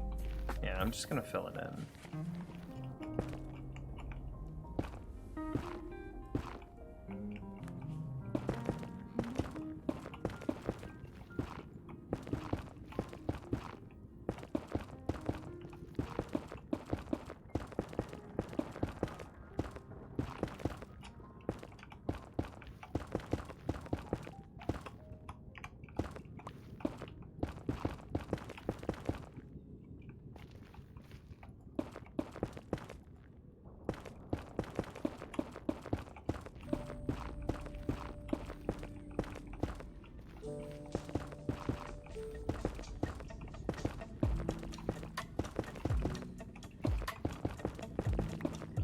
You know, we're not going to, it's not going to be an immediate thing getting the, 257 block diameter sphere done. That's not going to just happen. So I have to figure out, like, middle grounds that I can do, and that very much so felt like a compromise. What's the project? Yeah. Break the spawnable areas, so that way the only spot that they can spawn is inside there. And we're getting there. I've probably removed a few hundred, if not a few thousand spawnable spaces today. I remember when the hopper was first introduced and people weren't too happy because it wasn't Minecrafty. I remember that.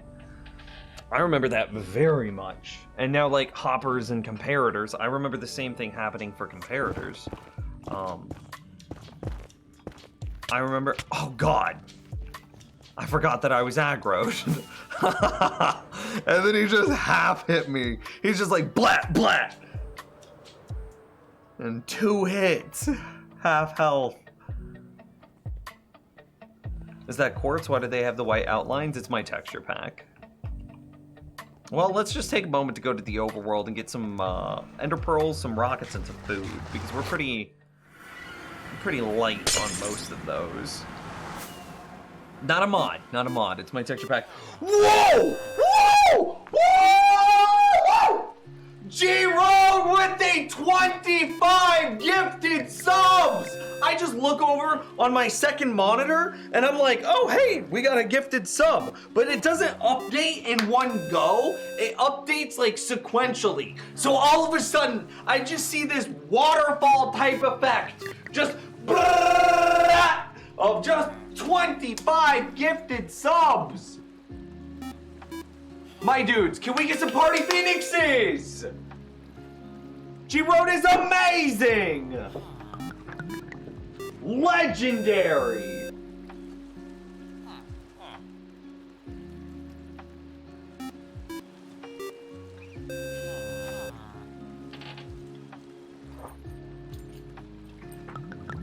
I don't know why I had my keys in my pocket. Dude.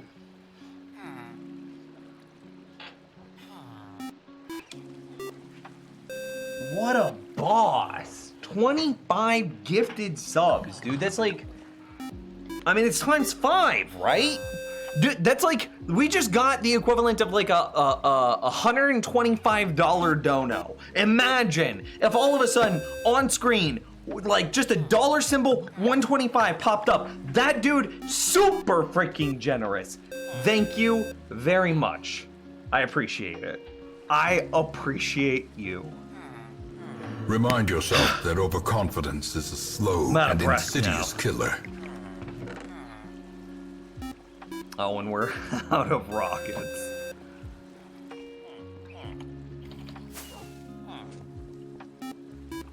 Whew.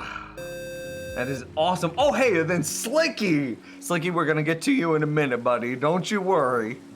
Remind yourself that overconfidence is a slow and insidious killer.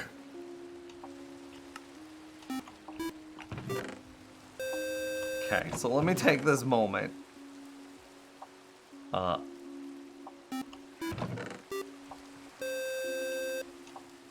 To clean inventory here, because this is my last pickaxe. We should probably trade up. No, NP brother, great content and entertainment. Have a good day. I appreciate you so very much, and he's out, Chowrobe. The man, the myth, the legend. Just remind drops yourself in. that overconfidence is a slow and insidious killer. Remind yourself that overconfidence is a slow and insidious killer. Multiple slow and insidious killers back to back. Remind yourself that overconfidence is a I slow swear I and have different insidious notifications. killer. That's super rare. Okay. No. It's not Unbreaking 2. It's this guy. Huh?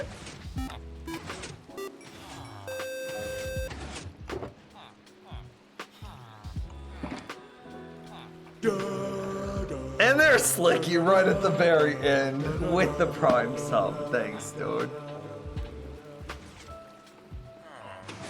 It's a good time to remind all the new subs that we do have a Discord. It's open to everyone. However, if you connect your Twitch and your Discord together, it will give you access to some behind-the-scenes channels where we have a bunch of extra content. And we also have a supporter server, like a supporter Minecraft server for tier 2 and tier 3 subs. So if you wanted to upgrade your sub just a little bit, you'd be able to hang out with the rest of the community on the server as well.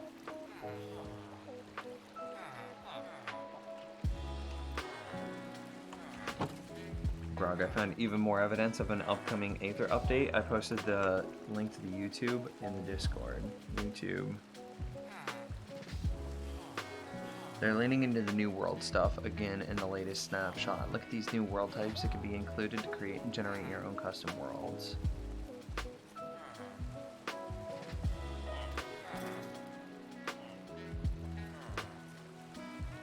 I mean, yup. Okay, so this is what was just posted in, let me see if I can get the correct screen. Yeah, right here. So this is Grog. They're leaning into New World stuff again in the latest snapshot. Look at these new worlds.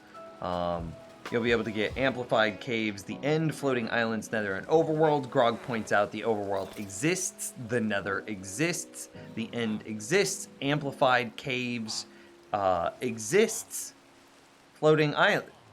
But caves, this is one of the announced updates, so yeah.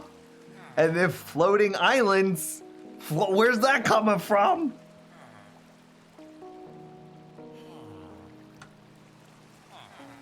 Yup, I should have made my video like 4 months ago whenever I first called this. I should have, right? Because I could have been so ahead of the curve in this prediction. Because it's happening.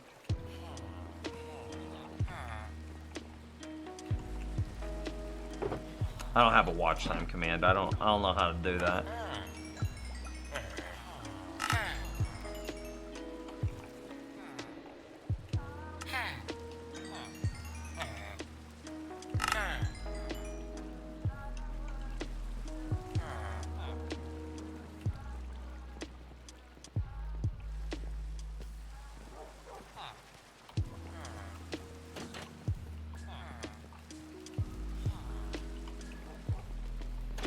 How's it going, Retro? How are you today? I need you to reset, my dude.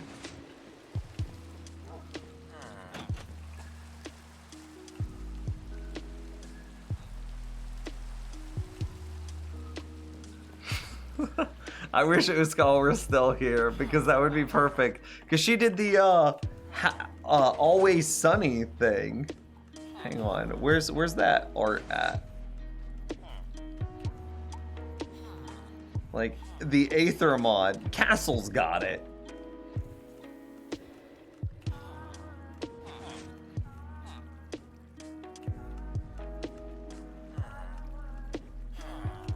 The Charlie from Always Sunny.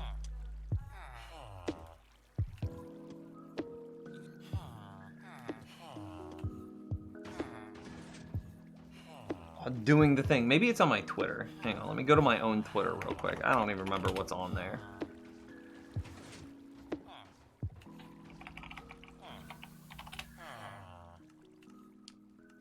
Ah, yeah, right here. Boom. Got it. This.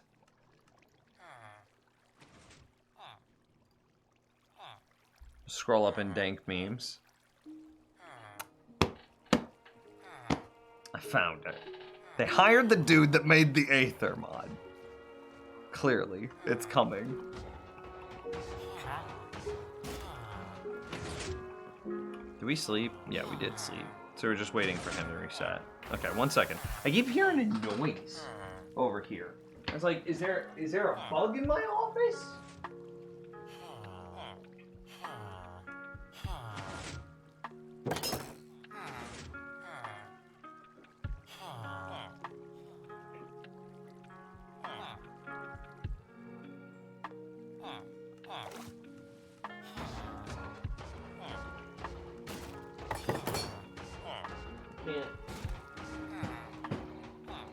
Maybe a bug climbed into the trash can or something. Oh no. The Aether is coming with almost complete assuredness.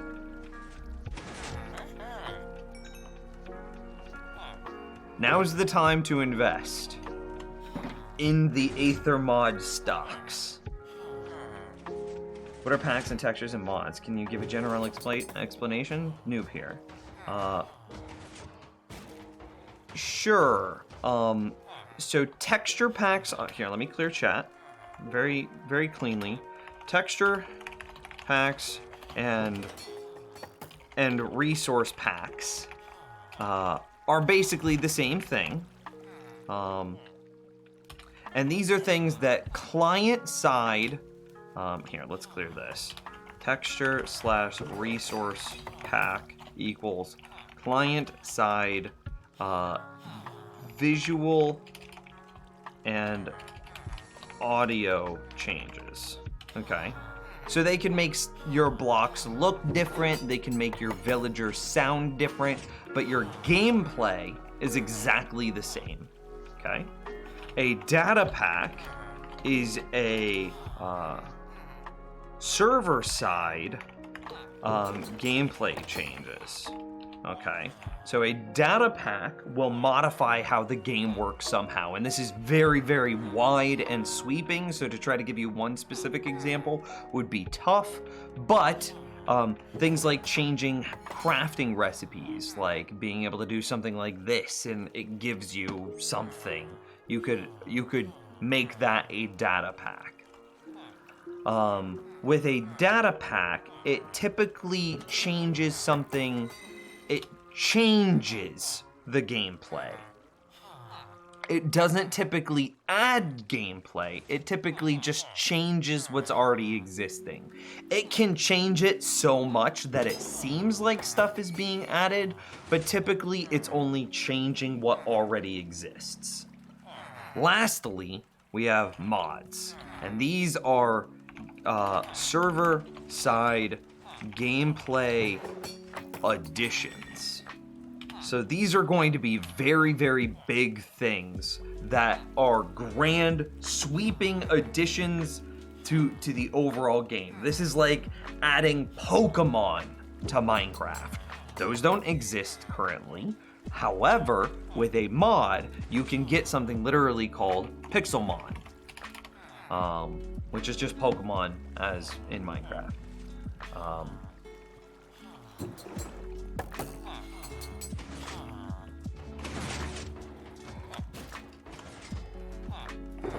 And so a texture pack and a resource pack are the same things, and they're client-side visual and audio changes. Data packs are server-side gameplay changes. These are typically very light. And mods are server-side gameplay changes or additions, and these are usually very heavy, grand, sweeping, world-altering things.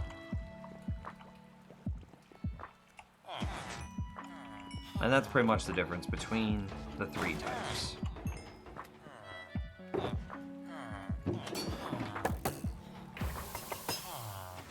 And you can just design them yourself. Basically, all of these things require you to leave the game. Texture packs, resource packs require you to build some sort of specialty file. Data packs is basically a Minecraft code language that you're going to be manipulating. And then mod packs, or just mods, are going to be like straight up code, like actual code development. Blap, resource pack win. Hey yo, I'm not gonna be the one that makes that, but if you want to make it, I'll definitely we'll use it for a stream or two or mini.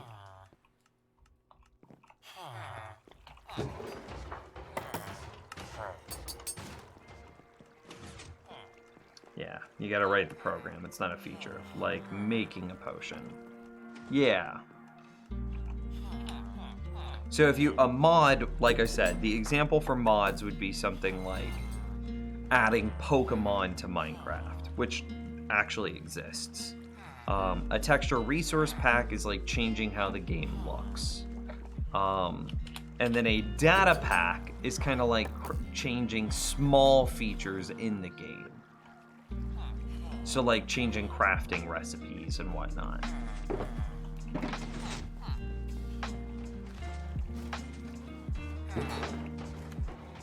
Hey, I'm just gonna call it on him. He's done. He doesn't want to trade with me anymore.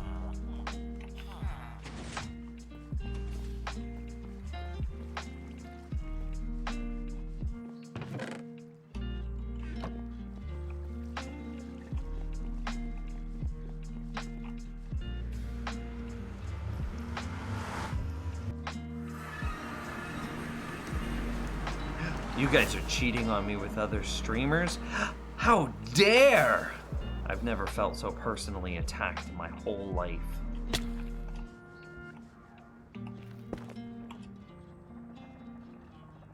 You still mad at me?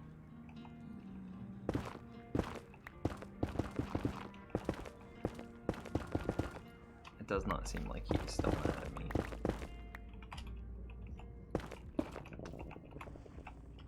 So as an example, this ore border is a options, resource packs.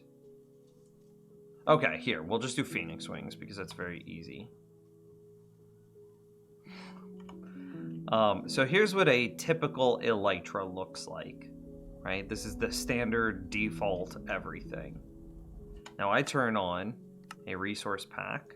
That's called the Phoenix Wings. We don't care that it's made for an older version, it still works the same. And now instead of the standard Elytra, I have like Phoenix Wings Elytra. It's not changing anything about the gameplay. It's all exactly the same as it was before. It just looks a little different. And that's the only real change there.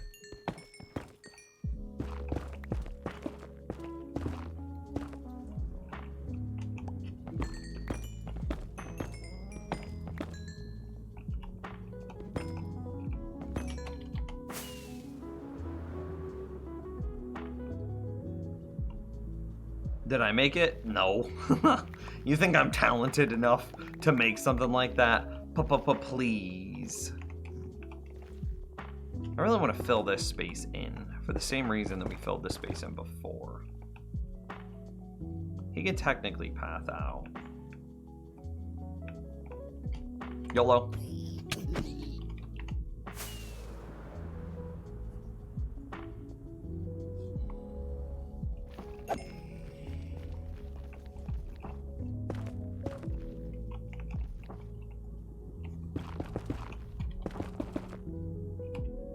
Make sure they're just not coming.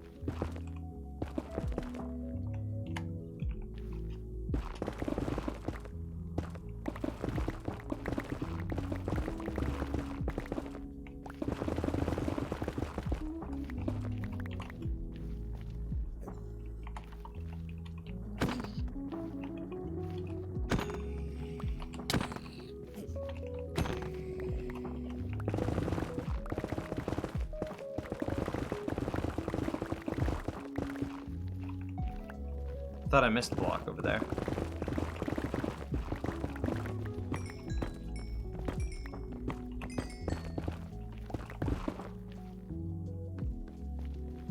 These guys could technically drop down and then come get me. Pretty sure.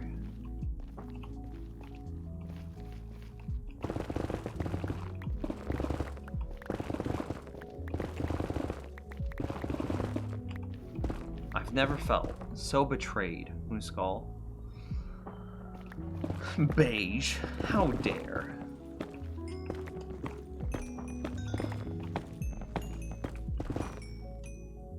Petition to change hardcore mode to YOLO mode. Well, that's a little bit more apt of a name for it, isn't it?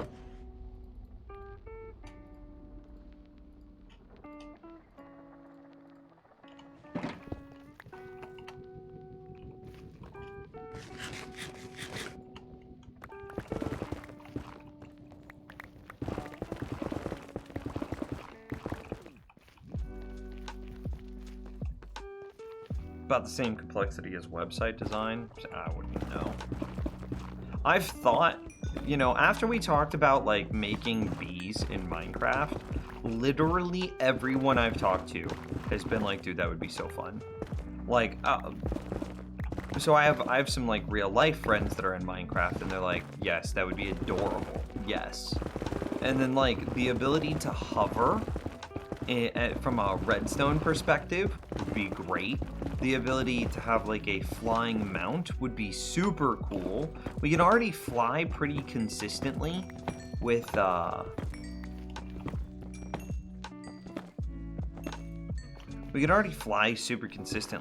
Elytra, so wherever you put the queen bee in the game at, you would just probably want to gate her behind having been to the end somehow.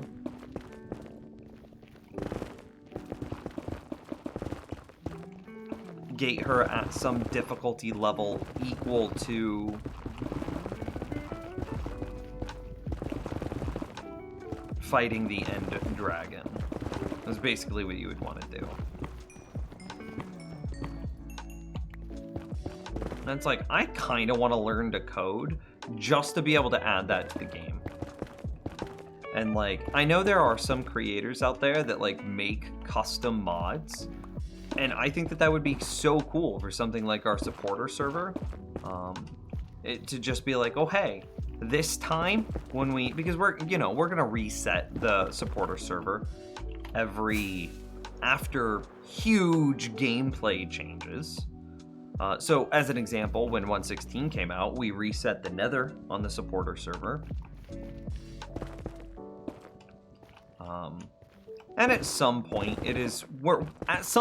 inevitably, it will be reset again. So being able to say, hey, for this reset, what do you guys think about doing, like, having the queen be in the game? That would be so cool.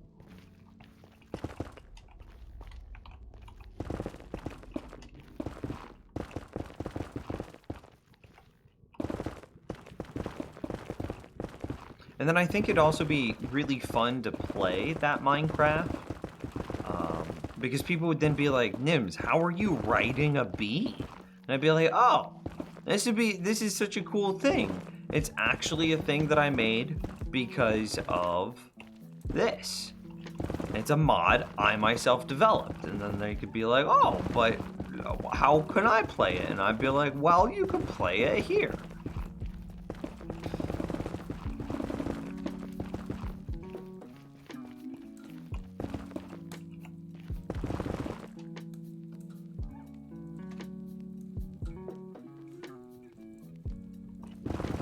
Make you hard to pay for my sins. Yo, same sort of thing. I showed those same friends that are into Minecraft, and they had such a good laugh about some of the art that you've made that I've showed them. I love it so much, Uskal. You have no idea.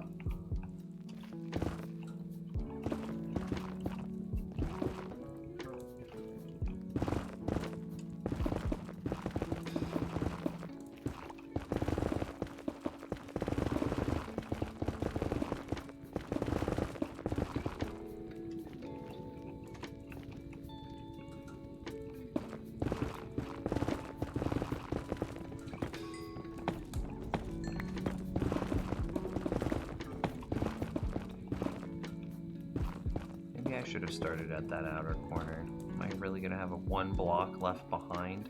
Yes.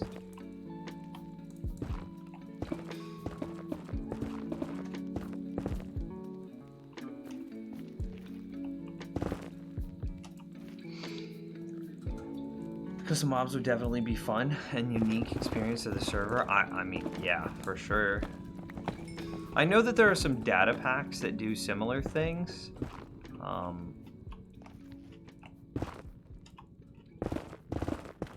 But I'd like to take that to the next level, you know. The problem with a lot of the stuff that I see out there is like it leans too hard into being a mod. I don't think like to the point that it breaks core gameplay elements. Oh my lord. Are they mad at me? He's looking at me. Do we fill this? Or do we just like lava it? I think we might actually just lava it. Because this is a lot to fill, and then eventually one day it would be a lot to then turn around and break.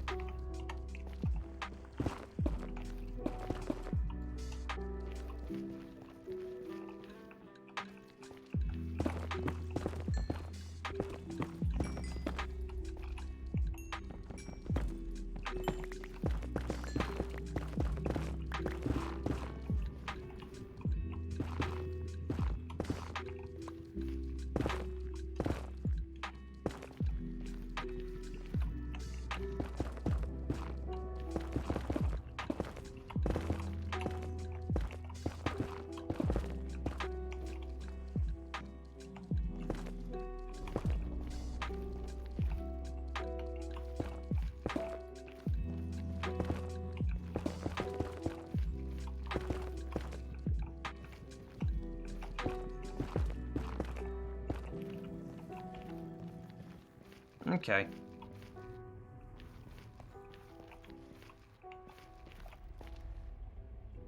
Bye.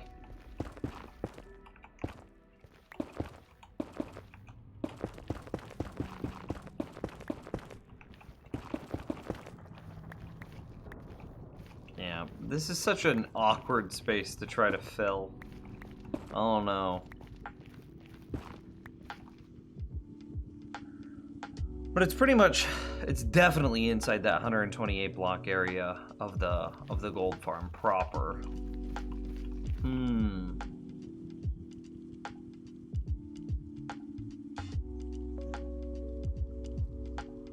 I like Java Vanilla the most, I mean, for sure.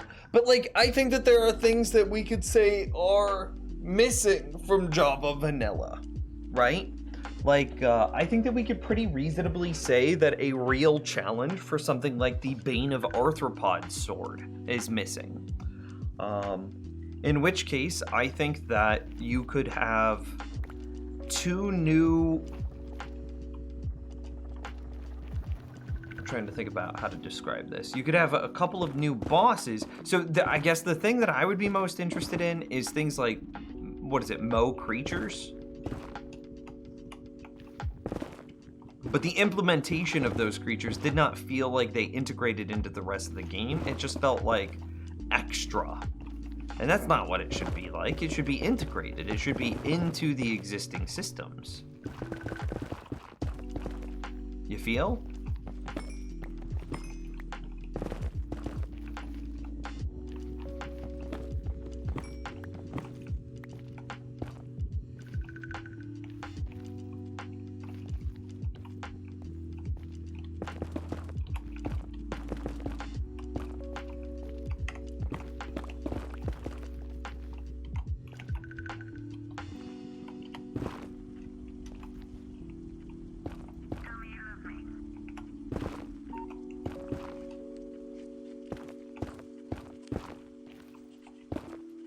So that's where things like the Queen Bee would come in. Why do I keep doing that?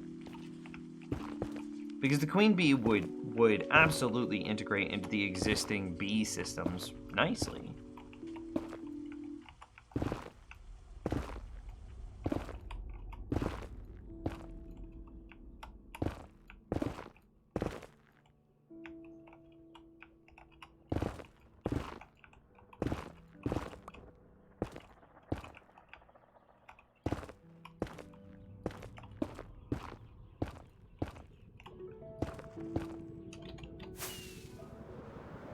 And that's what I want to see. Same thing with like a spider boss, right?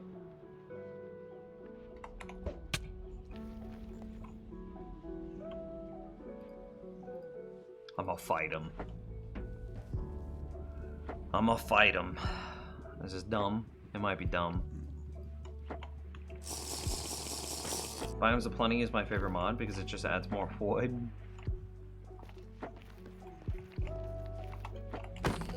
I don't have that much space here.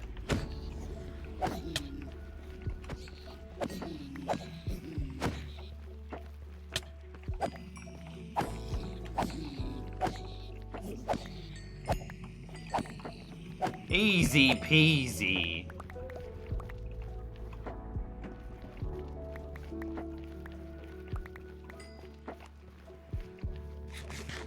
Easy. Shelob? Exactly. So like, I would like to see a whole bunch of new bosses added to the game, a la Terraria, right? So like, knee-jerk off the top of my head, a spider dungeon, some sort of spider cave that's very clear. Like, you know how the cave spiders spawn inside of like a super spidery thing?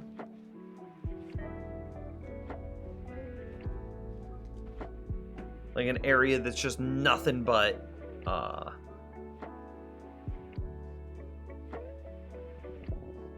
what the hell do you call it? Like spider webs. I couldn't remember the word for spider web. Good God. So the cave spider spawners spawn inside of the spider webs inside of, what is it, mine shafts or whatever. So you would then be able to take something like that and imagine you have a Shelob or like Legend of Zelda style spider fight. I think when they added horses, I'm pretty sure they got help from the person who made the More Creatures mod. Could you find a source on that? Because, like, it's already super... Okay, maybe not super well known. But it's already well known that Minecraft frequently just pulls features directly from mods. I'm pretty sure that there's something in there, like, T's and C's that say, hey, if you make something based on this game, we have the right to use the thing that you made based on our game. Which is basically in there just so that way they can snipe good ideas from mod creators.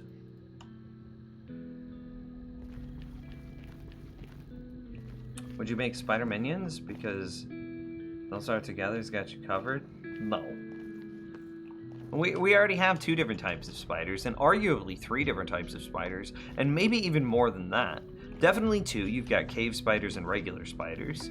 You've got skeleton spider jockeys, which could be argued is a different style of mob. And then your regular spiders can be enchanted or under the effects of invisibility, speed, or strength at times.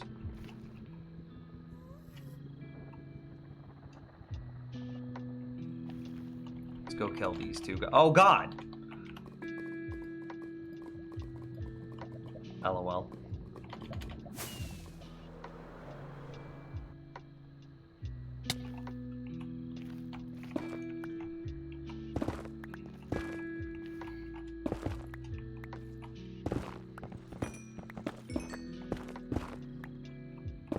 Well, there's mods for everything. So it's likely anything they made would be in a mod. Maybe, but like hay bales, or excuse me, target blocks, was that a mod?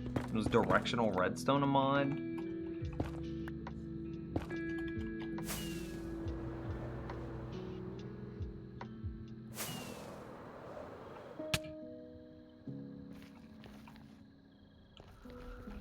This is very good. So, I mean, look at this huge area that we've got cleared now. I need to, like, lava fill this in, do something there. Because that's a nice, easy, flat spot that we could just douse in lava. Just put up a little lip like this, and then flood the damn thing. You feel? And then that would stop zombie piglins from spawning. Bane of arthropods also affect endermite and silverfish. I guess that doesn't make them spiders, though.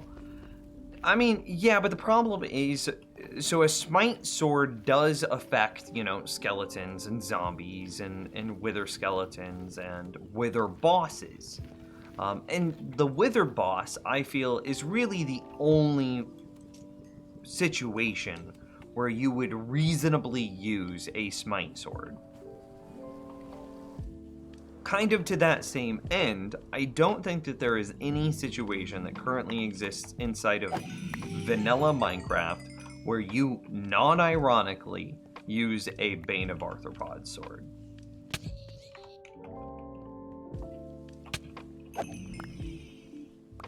Okay, we're just gonna reset. Yeah, because I want to go get lava buckets anyway.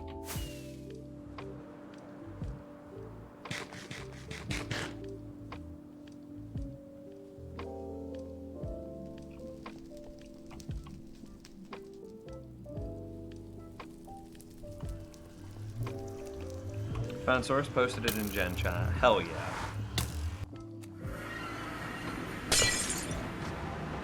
The original piston was a mod posted on Minecraft forums by Hippopotamus. The code for that version was given to Jeb, who then worked on implementing pistons into vanilla Minecraft. I mean, yeah. Whew. And like, so then based on castles findings, horses were also... So like, we've now seen that horses are directly pulled from a mod. Pistons are directly pulled from a mod. You know. I'm not gonna drop this. Blah blah blah blah blah blah.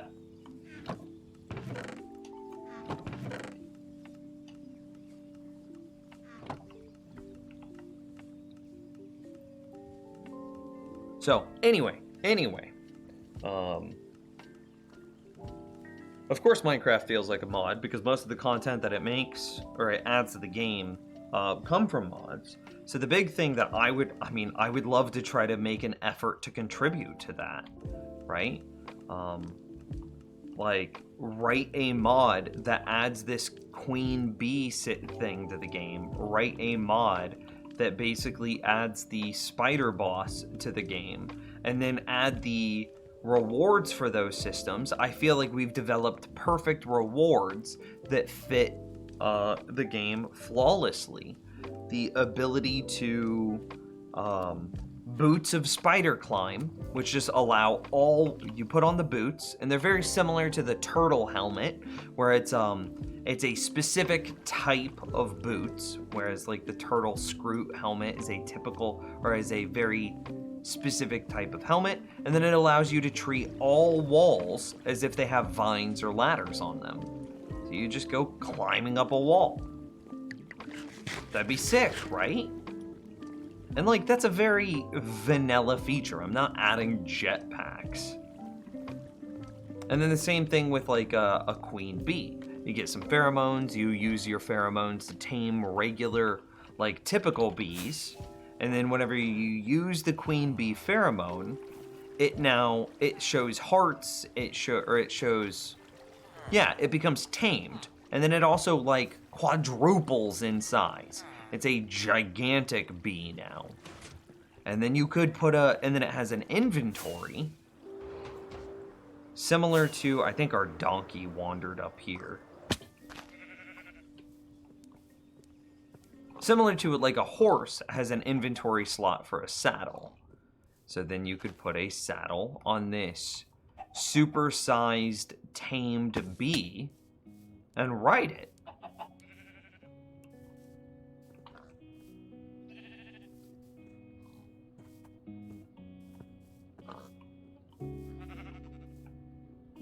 And I think that would be just the most perfect of things.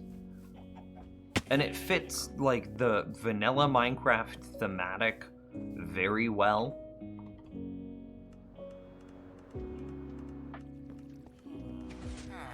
I think it's awesome. You should make a mod that removes quasi. See, okay, so we've talked about the slot, and as much as I would like to do that, what did I come to the overworld for? I forgot.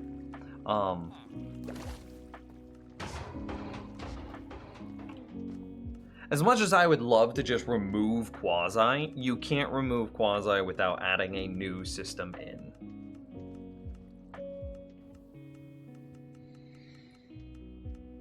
Debatable. A giant rideable bee would be cool, but that doesn't feel very vanilla. People said the same thing about horses when they were added in. We already have, so you're right, there is, oh, lava, thank you, TY. You're right, there is nothing else in the game that is a rideable flying mount. You're right, absolutely. But, we already have context for rideable mounts of multiple varieties. We have the pig strider-based system, where you can ride something that's not completely under your control. So then you use, the fishing rod to guide it around.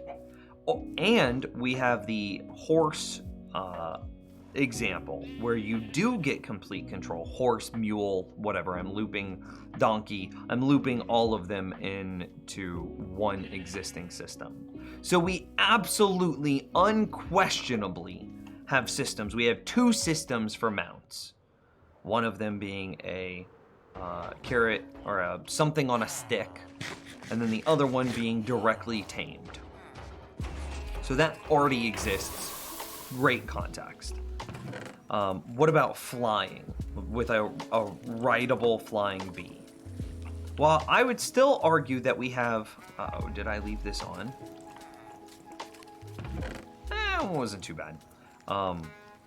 I would argue that we still have context for that. Oh, we just ran out of water bottles. I need to AFK drinking, or AFK fishing. I would argue that we still have context for flying as well. Elytra are basically a required thing inside of the game now. And having something that competes with Elytra, I think it's a lot more interesting for a gameplay mechanic. So all I'd be really doing is combining the gameplay mechanic that already exists with Elytra with the gameplay mechanic that already exists with horses or pigs.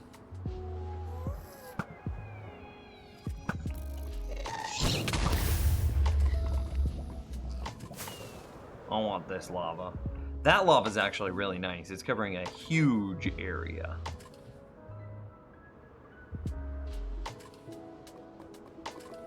There's a good spot to grab lava from.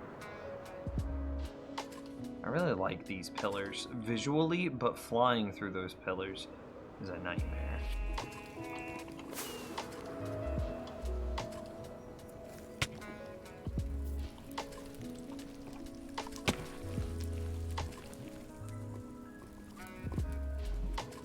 I'll just come like to the bottom and just start grabbing stuff.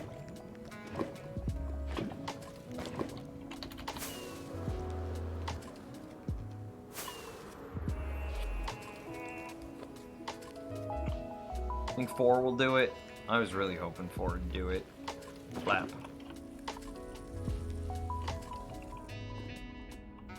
Yeah, that one's gotta get scooted forward a bit.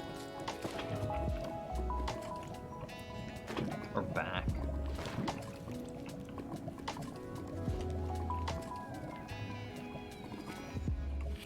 Maybe we need a little bit more than 4.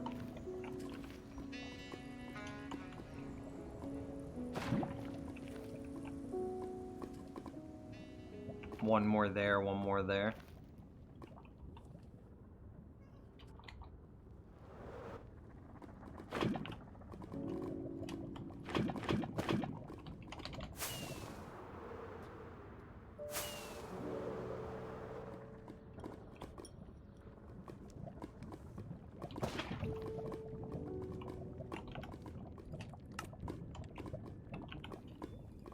Just making sure that we had plenty of time left.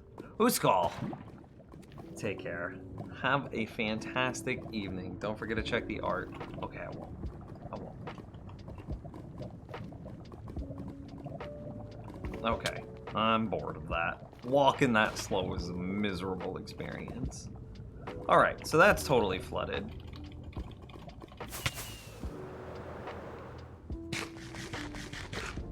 Now I want to do something. I would like to see if there is any perceivable difference in the rates of the farm since we've now cleared a huge amount of area.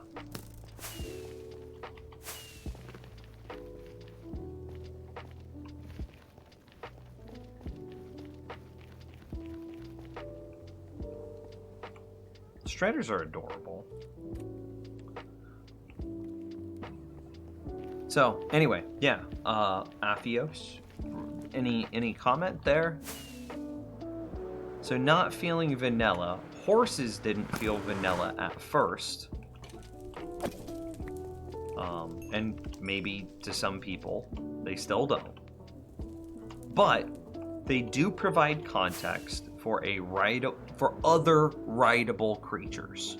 I think that that's a very fair statement.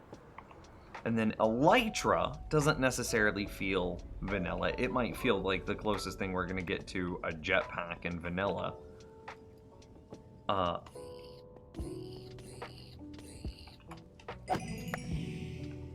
Should clean up my inventory.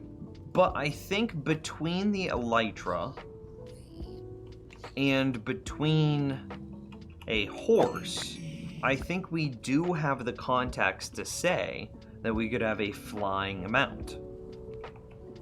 And then we already have bees in the game, so I think that fits well. So if you're gonna have a flying mount, it shouldn't be something wild or new, right? You shouldn't, as much as I would love a phoenix, but you shouldn't have flying phoenixes or whatever in the game. Raids don't feel any different. Where are my mobs? There's a bunch over there. There's a bunch there, a bunch there.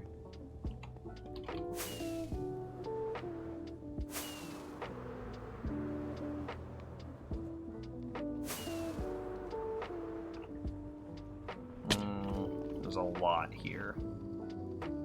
There's a lot up in this area. Not a mob cap's worth, but enough to cause some problems.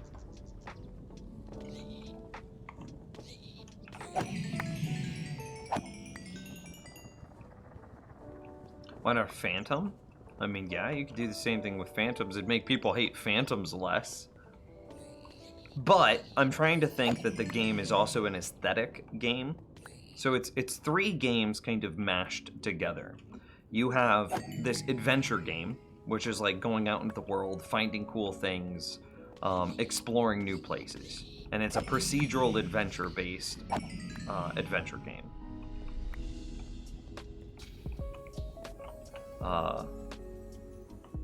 So you've got that.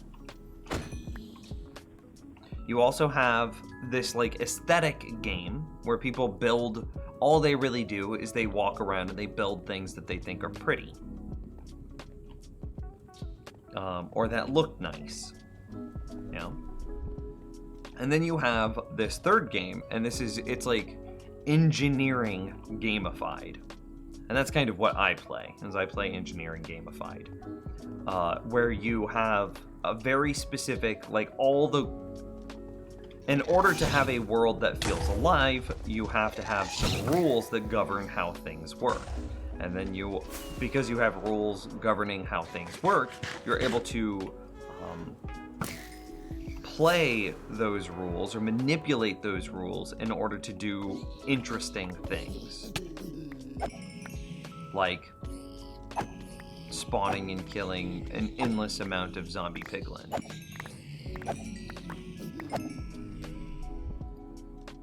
Right? So I don't think that a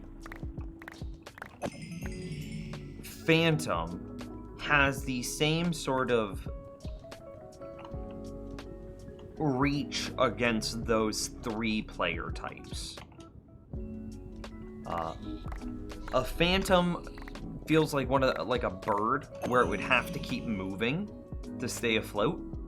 Like it can't hover, which means that it doesn't really have that much of a difference from the Elytra.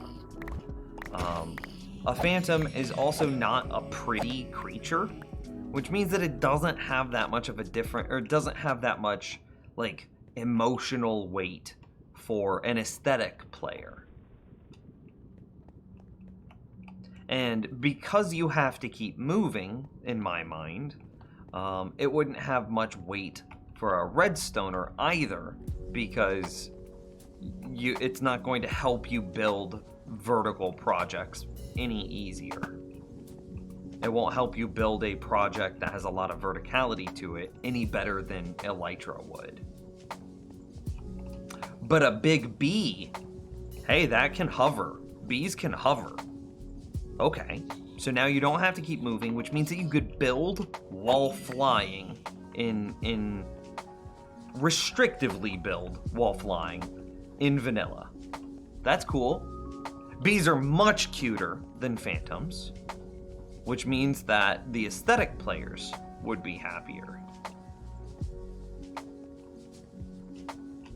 And I think it fits a lot better. You seen Dream's video where they modded Minecraft so you never leave the Nether? It was really cool and showed off some of the new mechanics of piglin treating and using warp forest and hoglins for food. I haven't seen it, but I can imagine it.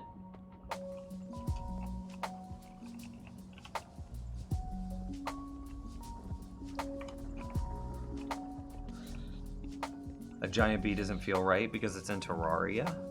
I mean, I definitely think that Minecraft should be looking to inspiration of similar games for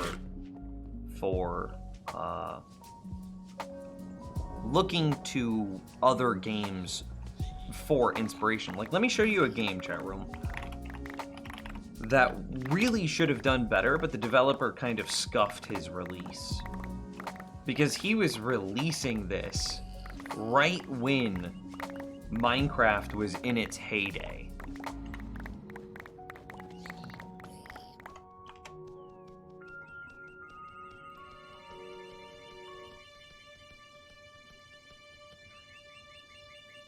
I don't like this trailer.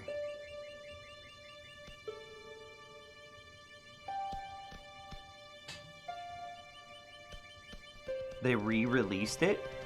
They did. And apparently it's still bad. I don't feel bad, dude.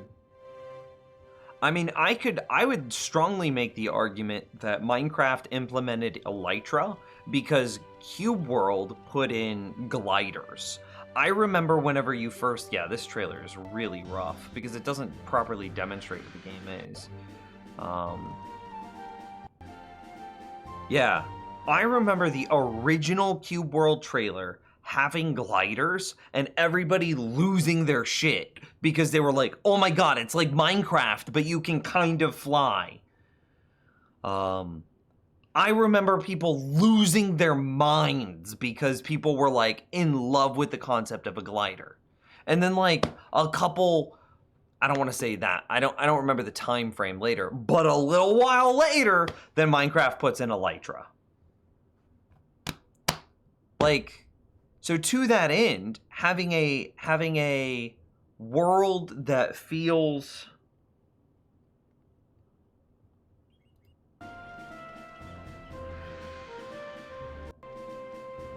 more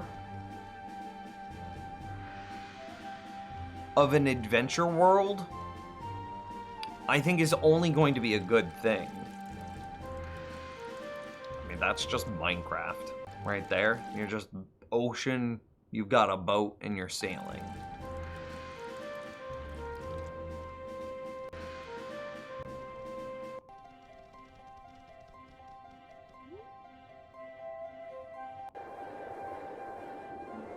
They have flight paths in this game too.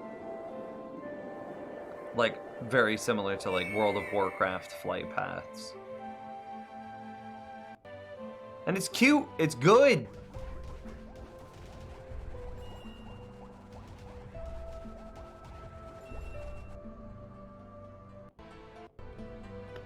So I would absolutely love to see them pull from Cube World and Terraria and other similar games like that.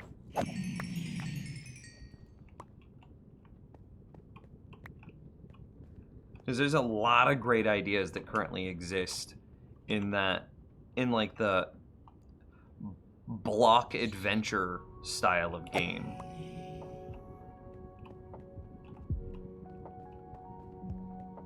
Elytra update was 3 years after the original trailer.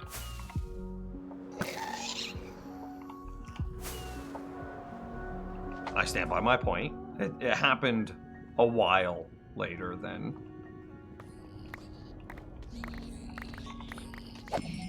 But you definitely have a block adventure game. We can agree that Elytra and gliders are mostly the same thing, right? The only difference is the ability to firework rocket to boost your glide.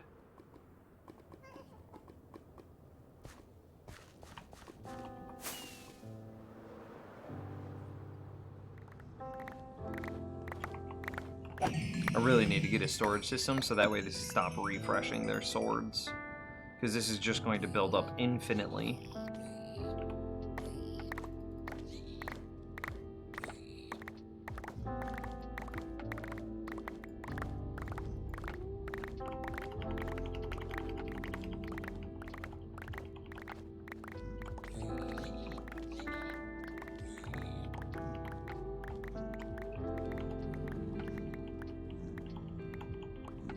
I think I've almost got them all. How are you doing, Nims? I'm great, Ender. How are you?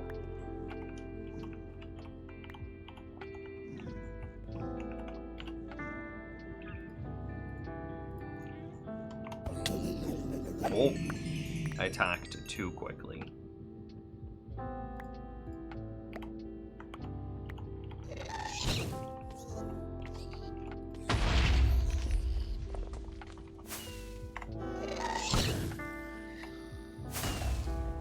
I wish I could say I meant to land right there, but I didn't. Cool content, but it would feel more modded. So if people wanted to play that, I don't see why people wouldn't want to play modded. I mean, I don't disagree.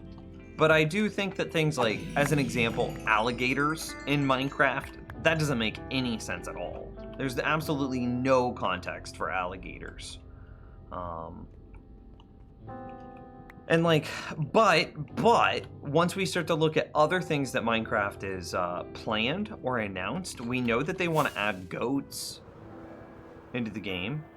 That might end up feeling modded.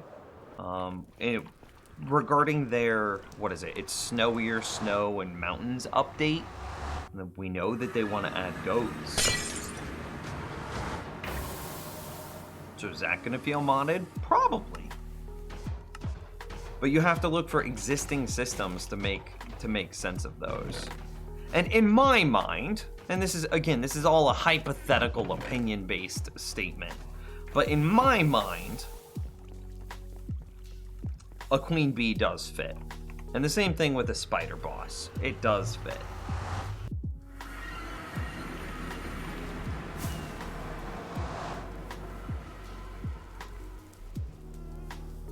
How low are the piglins when you hit them? They're at 1 hit. What have they announced? At first, everything will feel modded. It will be normal eventually. Yeah, plus minus most things. There's some things that definitely still feel kind of strange. I mean, I don't ride horses. But I'd love a new boss, and a spider boss would be good. Well, then what do you feel about the proposed Boots of Spider Climb, then? Very similar to the Scroot helmet, where they allow you to treat any vertical surface as a ladder. So you just put on the Boots of Spider Climb, and then you're able to you can just walk at a wall, and then you go up it, as if it had vines on it. And that's your reward from doing the spider boss.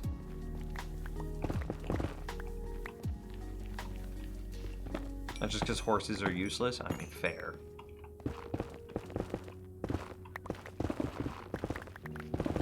But I absolutely do think that everything that they add should be... I mean, you can see how the things that we're discussing here are rooted inside of existing gameplay mechanics.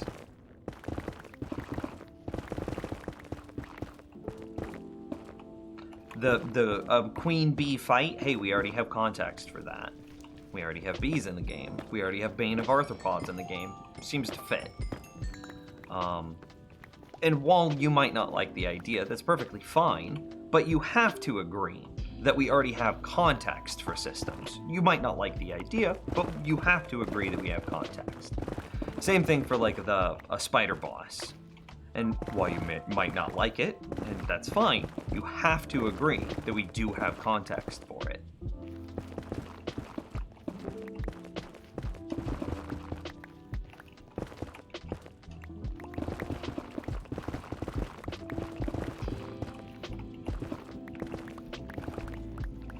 And so I'm not gonna ride or die any one of these specific ideas. It's a hypothetical. But I will ride or die the idea of here's how you approach Minecraft development in a way that keeps the game true to itself. Everything is going to feel foreign at first, which might make it feel modded. But if you follow the rules, then I do think that you get to add systems, you get to add new things in a way that keeps the game feeling true to itself.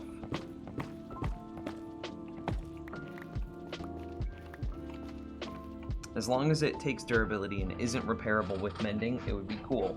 I mean, that's kind of the nitty-gritty of it. But yeah, I mean that'd be fine. You'd absolutely have to take durability damage while climbing up a wall. in the same way that Soul Sand boots or Soul Speed boots give you durability damage when using them for the movement speed. Personally, I don't know if I would agree with they're mutually exclusive with mending. However, I can respect that ideology.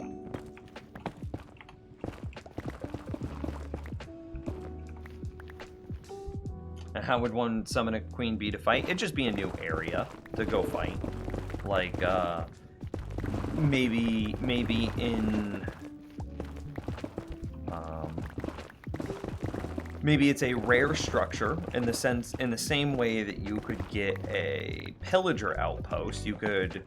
There could be a giant tree, and then at the top of the tree is a giant beehive, and then inside the giant beehive you have the queen bee. Very similar, and see, again, this context matters. So this would be almost a perfect one-to-one for something like the Ocean Monument. You have a one-off mob that's waiting inside, that can't escape, and will never respawn. Elder Guardian.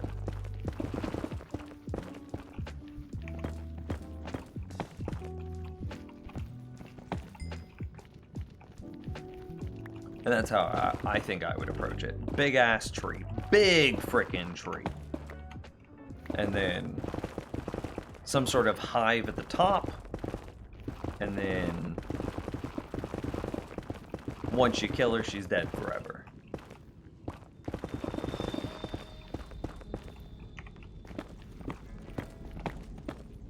And we also have to think about, you know, if we were to actually implement this into the game, it has to fit the current power curve of Minecraft. So a tree that's, you know, 150 blocks tall makes sense because it would... New players would be very, very, very unlikely to try to get up to the top of this tree. It would be such a difficult challenge for a brand new player to Minecraft or somebody that's just started a fresh world to get up there that it would fit the power curve nicely. Similarly to, you don't want a brand new player being able to get into the end in the first 2 minutes. You know, ignore speed running here, because that's irrelevant. But you don't want the player to accidentally stumble into the end, into the first minute. You don't want the player to accidentally stumble into the Nether in the first minute. You don't want a player to accidentally stumble into a Ocean Monument into the first few minutes. So all of these things have systems that prevent new players from accidentally finding themselves in content that's too hard for them. And so for a queen bee, my mind, top of a very tall tree. There's no way that somebody... It will be obvious to a new player that this is not somewhere that they're supposed to be until later.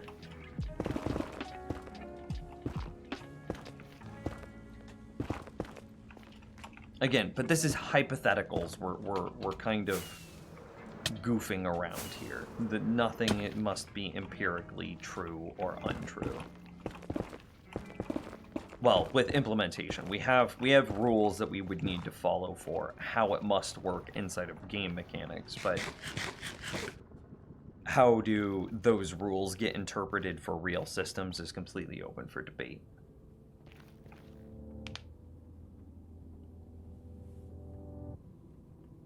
Hang on, let me catch up in chat real quick.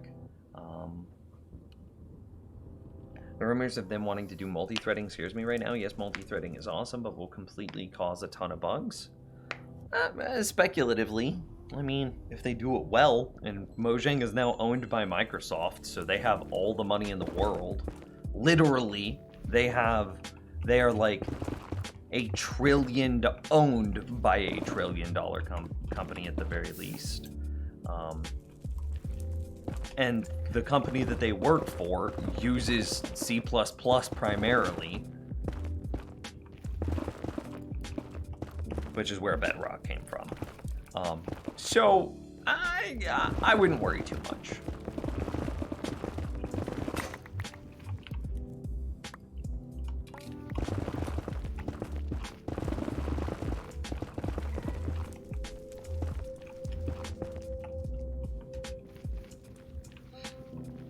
Anyway, that would make the netherite armor have a bit more of a reason to exist, so you can have boots and wings and some survivability. A little bit. I still think netherite shouldn't have existed until the Aether was properly released, but I'm not gonna... It's fine, it's here. I can't just shake my fist angrily at the sky for forever. Let me finish catching the chat. I think some things should be irreparable and make it more finite. Personally, I get really bored of the maintenance of items that are irreparable. My bow being infinity instead of mending is already the top end of what, like, I have fun maintaining. So personally, I would not like that. But again, I can respect that mentality. I think they should add a mob or structure to the end. Perhaps there could be a mob that hunts down the player in the end city. What context do you have for such a system? Where does that exist elsewhere in the game? I mean, you kind of already have that with the Enderman, right? Why would you need a second mob?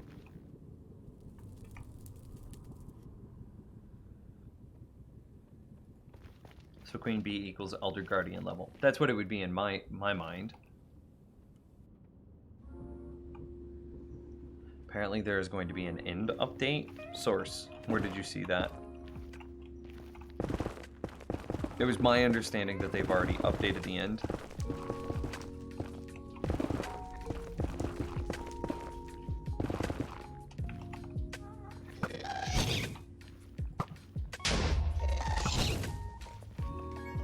This dude's got mad jukes.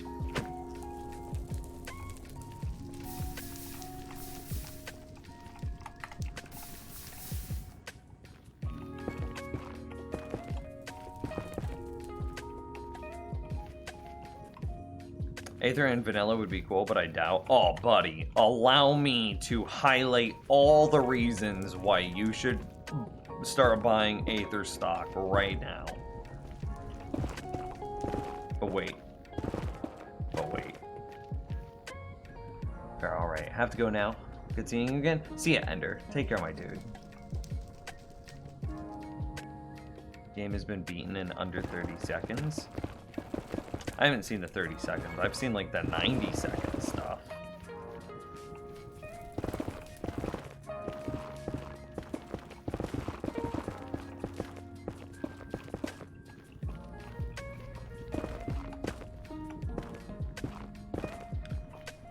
But again, balancing, like trying to say that certain things shouldn't or should exist because of speedrunners is not how you balance a game. You need to be aware that you have a speedrunning community and not break it, but you don't develop for the speedrunner community.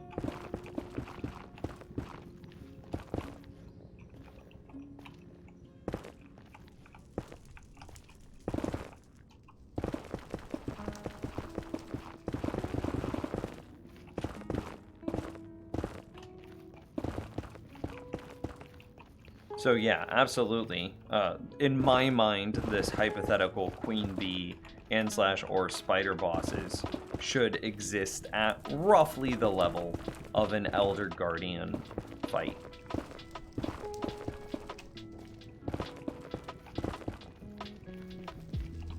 You know, I imagine that there are like 20 bees up in her nest that spawn the moment you hit her, or the moment you enter the hive, or something like that. And then I imagine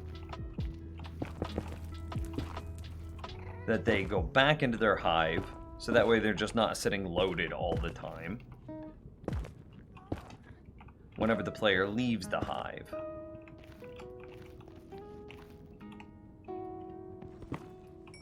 Didn't I once try to destroy these 2 pieces of quartz earlier? I think it did.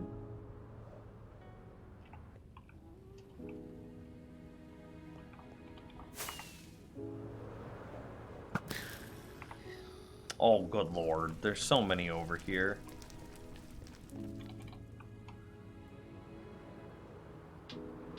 You want me to link it to you? Nah, I'm good.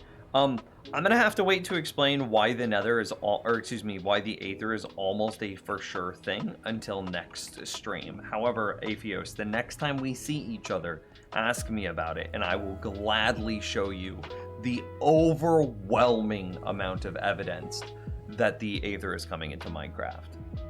And it truly is overwhelming. What would you want from a redstone update and or mod aside from quasi-connectivity refactor?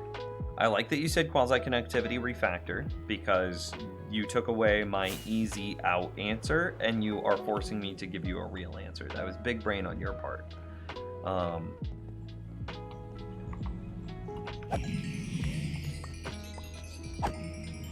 Can we have a hint?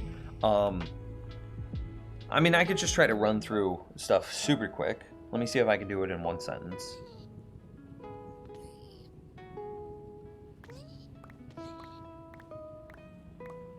It used to exist.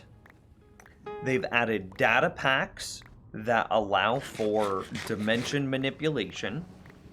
The Aether, or excuse me, the power of the netherite armor blows out the existing power curve in Minecraft. The netherite armor having knockback resistance is indicative of a world where knockback is very dangerous. That world does not currently exist in vanilla Minecraft. The April Fool's Day prank was a dimensional prank, which adds that they are working with dimensional code. They've added data packs able to change dimensional code.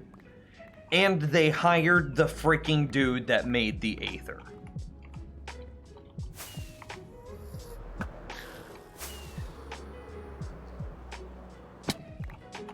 In 1 sentence, 30 seconds, or 30 seconds.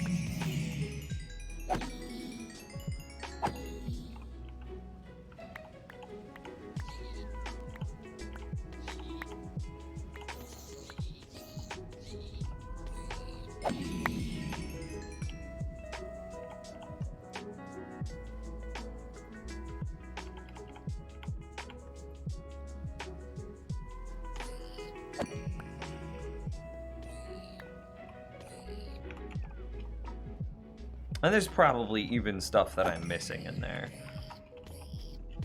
It was previously announced, it used to exist, it got scrapped and converted into the end. It fits the time cycles if you look at their Minecraft's quarterly release plan.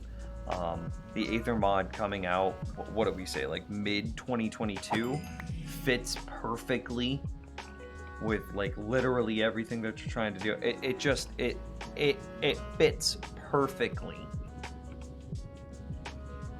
So, what would the queen bee drop? An elytra that gives armor with less flight? Nah, she would have to drop. In my mind, it's like queen bee pheromones that then manipulate the existing bees somehow. What would I want from redstone? We're gonna try to wrap this up here. What would I want from redstone? Pipes. So effectively hoppers that, by the way, we are losing some zombie piglin. We should fix that next stream. Pipes. So hoppers that that only exist to move items. That seems like it would be very handy, especially with taking items up. And it would also be nice for reducing world lag. I don't know if auto crafters should exist.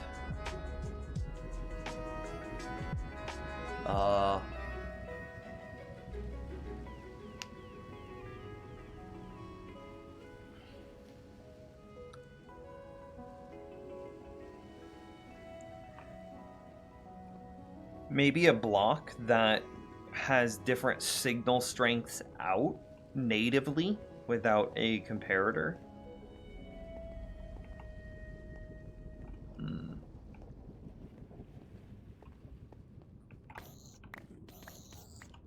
But just as an aside, absolutely there should be no way to integrate an elytra with a chest plate. That would be way too powerful. That would, because you would never need to wear anything other than that thing ever again for the rest of your Minecraft time. The only way that something like that could exist is if it was exclusive with mending.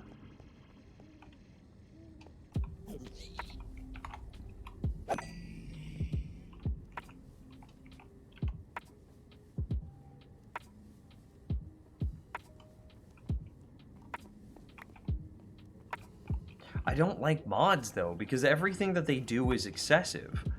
See, I disagree with you completely.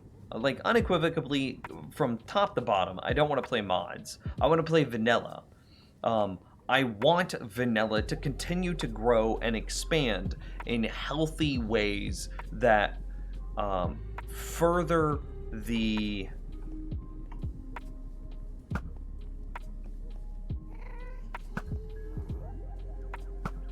that further improve... God, my aim is bad today. Or is this gas just juking me?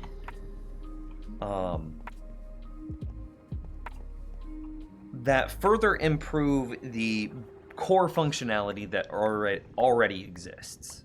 Mo creatures does not need to exist. I don't want to play Mo creatures. But I want the creatures that do exist to have more functionality and feel more lively.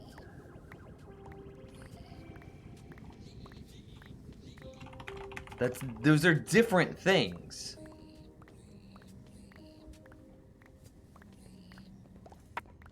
I mean, it gives 2 bars of armor and rockets are half as effective. Even if you disagree, it's a good concept. No, I disagree. It's not a good concept. It will be, so it gives 4 armor as opposed to 8 armor that a normal chest plate gives.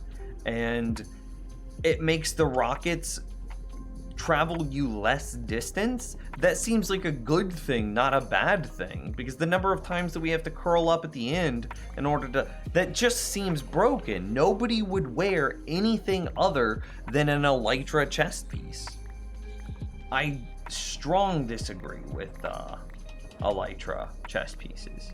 Oh, with auto crafting? Yeah, I'd probably be fine with auto crafting. Something like a furnace that you use a, you know, instead of getting the crafting book here, you use a different type of crafting book to preload a recipe, and then you have a hopper in the top that then adds the items for that recipe. You have a hopper in the back that adds fuel, because they should cost fuel, and then you have a hopper underneath that pulls the completed item out, just like a furnace would. So, and I think that that would be...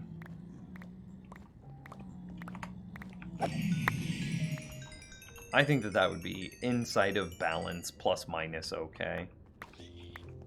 Figuring out how much fuel that should cost and what the recipe to make an auto crafter, because they should be very late game. Maybe an auto crafter costs diamonds. See, like, that's other stuff that I'm really sad about.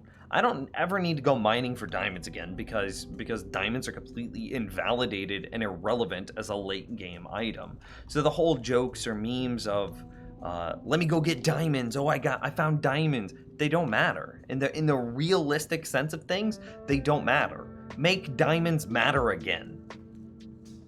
Matter. No. Make diamonds matter again.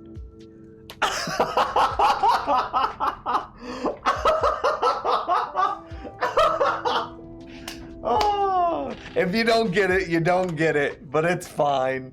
It's fine. Okay. We're gonna go. You don't need diamonds for the 2 best armors. You don't. You need emeralds. Diamonds don't matter because you can get diamond chest pieces from villagers, and arguably getting diamond chest pieces from villagers is a safer, and if you're, if you had the same amount of experience working with villagers as you do mining, I would argue that working with a villager is even easier than going mining for diamonds. So, nah, diamonds don't matter. Make diamonds matter again. Oh, God. Whoops. Will somebody clip that? Because I am very amused by that. So anyway, I'm gonna be off, chat room. I'm gonna go hang out with girlfriend. I'm gonna go get dinner and whatnot. You guys are absolutely wonderful. I love you very much. Huge shout out to Slicky and Grode with the 25 gifted subs. Dude was a legend today. Then Eltrian with his tier 2 sub to be able to get access to our supporter server. If you guys want access to that server, either through the Patreon or through a tier 2 sub on Twitch, either works. Either way, doesn't matter. Join the Discord and follow the stream. Much love, chat room. I will be back same time, same place tomorrow. Have a good night.